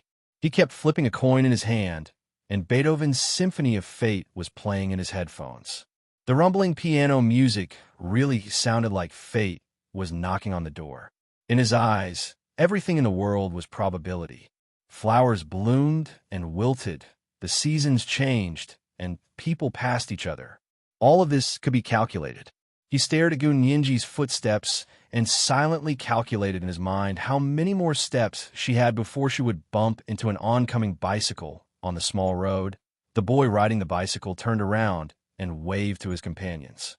A few female students walked over from the other side of the road with books in their arms, chatting and laughing. Gunyinji brushed past these two groups of people. Time was up. The young man threw a coin. Like a butterfly flapping its wings in the Amazon rainforest, the Atlantic Ocean had a rainstorm. The coin shone so brilliantly in the midday winter light that it reflected brilliantly into the eyes of a schoolgirl who was holding a book. She squealed and covered her face, then stopped. Her companions surrounded her and asked with concern, "What's wrong?" Gunyinji happened to walk right next to them. Seeing them suddenly stop, she instinctively stepped to the side. With this one step, the bicycle that was coming from the other side crashed into her waist. Just as they were about to collide, someone on a skateboard suddenly flew past and raised his hand. The boy on the bicycle was instantly knocked to the ground. Sorry. The person on the skateboard quickly slipped away, leaving only a string of apologies. Gunyinji was still in shock as she stood on the small road. She suddenly realized something and turned around to look at the young man in black. The young man's face was full of regret. He thought to himself, "Where did this person on a skateboard come from? I missed him just now. It seemed like my calculation wasn't good enough. I still need to modify it to deal with Gunyinji." He gave Gunyinji a 90-degree bow, then turned around and left. In this world, he alone was enough to be the smartest genius. Gunyinji didn't deserve to live in this world. This was the second chapter of the chapter. Today, there were 2 chapters asking for recommendation votes and monthly votes. The monthly votes should reach 4,500 tomorrow. It will be the 3rd chapter then.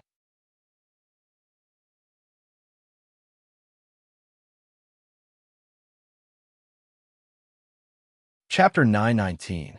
The youth in a black double-breasted uniform left B University and got into a black Rolls-Royce in front of the school gates to return to the U Mountain Villa area in the imperial capital. U Mountain was quiet but warm in the blue sky and blue clouds of winter. It was a hot spring mountain with large and small springs on the mountain. The geothermal heat was sufficient, so the mountain was still green like spring. Under the shade of pine and cypress, a Japanese building with white walls and black tiles appeared in front of him. The youth pushed open the quaint bamboo fence and walked in.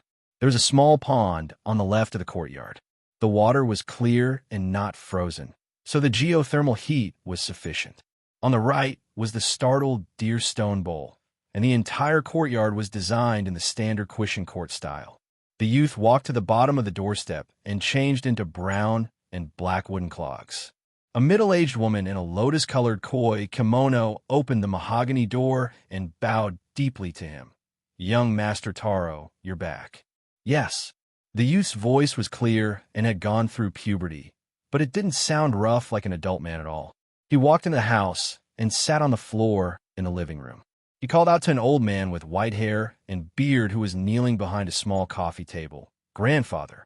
A large cursive Zen character hung on the wall behind the old man, and a pot of freshly planted winter jasmine was placed in the corner of the small coffee table. It was bright yellow, so it should have been cultivated in a greenhouse. The old man smiled at him and put down the ladle he was using to get hot water from the pot. His kneeling posture was very proper. "Taro, I heard you went to B University today?" The youth nodded. Yes. There was stubbornness on his face. "How was it? Did you see Gunyinji?" The old man in the same kimono crossed his arms and closed his eyes. "I saw her." The youth didn't say anything else and moved over to make tea for the old man. "How was it? Did you succeed?" The youth's heart palpitated, and he put down the teacup in his hand. Unconvinced, almost. "So you didn't succeed?" The old man opened his eyes, his gaze like lightning. "You still insist on your theory of order and chaos?" "Yes." The youth nodded, his gaze unwavering. "The theory of chaos states that everything in the world is disorderly and unpredictable. Even the creation of a universe is accidental. But I don't think so. I think chaos is order and can be summarized and predicted by mathematical algorithms. The old man nodded slightly. And then? Did you prove your algorithm? My algorithm has just been put into practice. There are some deviations, but as long as I modify it, I can still succeed. The young man lowered his head. I hope grandfather will give me another chance. The old man sighed and looked at the winter jasmine next to the coffee table. He muttered, back then, your father and Gu Xiangwen went to America to study under the world's greatest physicist. Your father is the genius of our Yamato nation, while Gu Xiangwen is known as the Chinese genius. Unfortunately, your father is still slightly inferior. The young man's face revealed an arrogant expression. Grandfather, I don't think father is worse than Gu Xiangwen. He's just too much of a gentleman. Gu Xiangwen is a villain. No, Gu Xiangwen is not a despicable person. The old man shook his head. He's just too smart. He's so smart that all schemes are useless in front of him. What your father lacks the most is breadth of mind. Back then, my father and Gu Xiangwen took part in the competition at the same time. My father clearly won, but Gu Xiangwen actually said that the questions were wrong. The young man punched the coffee table angrily. Yes, that's why your father is inferior to him. Because the questions were indeed wrong. Your father's first place in the competition became a joke. The old man's face showed deep wrinkles. But your father's research always lagged behind Gu Xiangwen's. When Gu Xiangwen's research on the blue planet's magnetic field had a major breakthrough, your father finally couldn't take the pressure. At that time, the famous genius physicist Ishihara Baisan, who had already made a name for himself in Japan, committed seppuku. I will avenge father. The young man waved his fist. Even if father can't compare to Gu Xiangwen, Ishihara Taro, will definitely not be worse than his daughter, Gu Nianji. The old man looked at him deeply. Can you? Grandfather, I used the chaotic order algorithm to predict a series of events, and almost all of them were correct.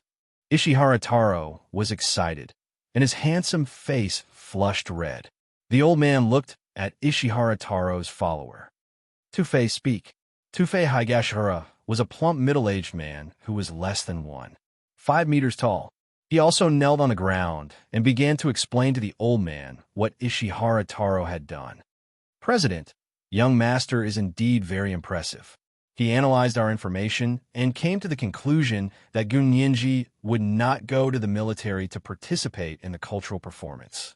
Instead, she would go to their class's Christmas party. After the party, she would not go home by herself. Instead, she would go back to school with Hijichu. All of these were correct. We used certain channels to find people to tamper with Hijichu's car, and they successfully drove away from the bar. These were all true events that happened, and it was exactly the same as young master's chaotic prediction. The old man laughed.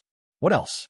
You tampered with more than just putting things in Hijichu's car, right? Tufei Higashihara hung his head in shame. Hey, the surveillance camera in the parking lot of the Golden Collar Bar was damaged by our people a few days ago. What? The young man jumped up in shock.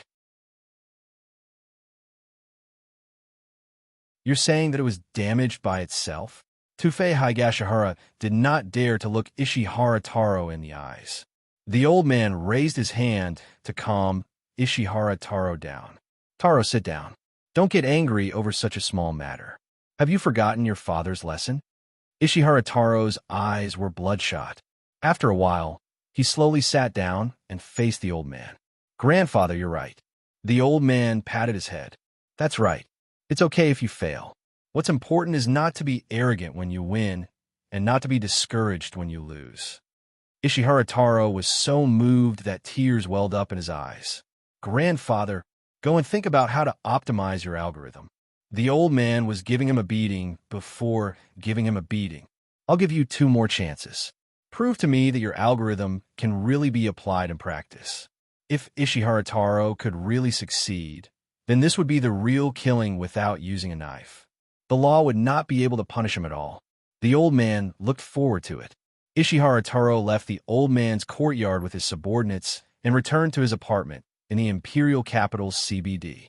Watching his thin but upright figure disappear in front of the bamboo fence, the old man rubbed the space between his eyebrows. His body could not take it anymore. The middle-aged woman, wearing a koi kimono, quickly came over to support him. She comforted him and said, "Mr. Ishihara, young master is very smart. You don't have to be so hasty." "How can I not be hasty?"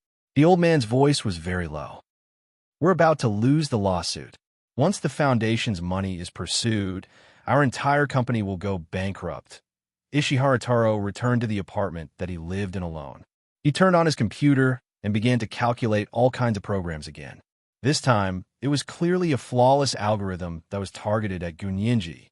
He did not know what went wrong, but for the first time, she managed to escape unscathed from that car.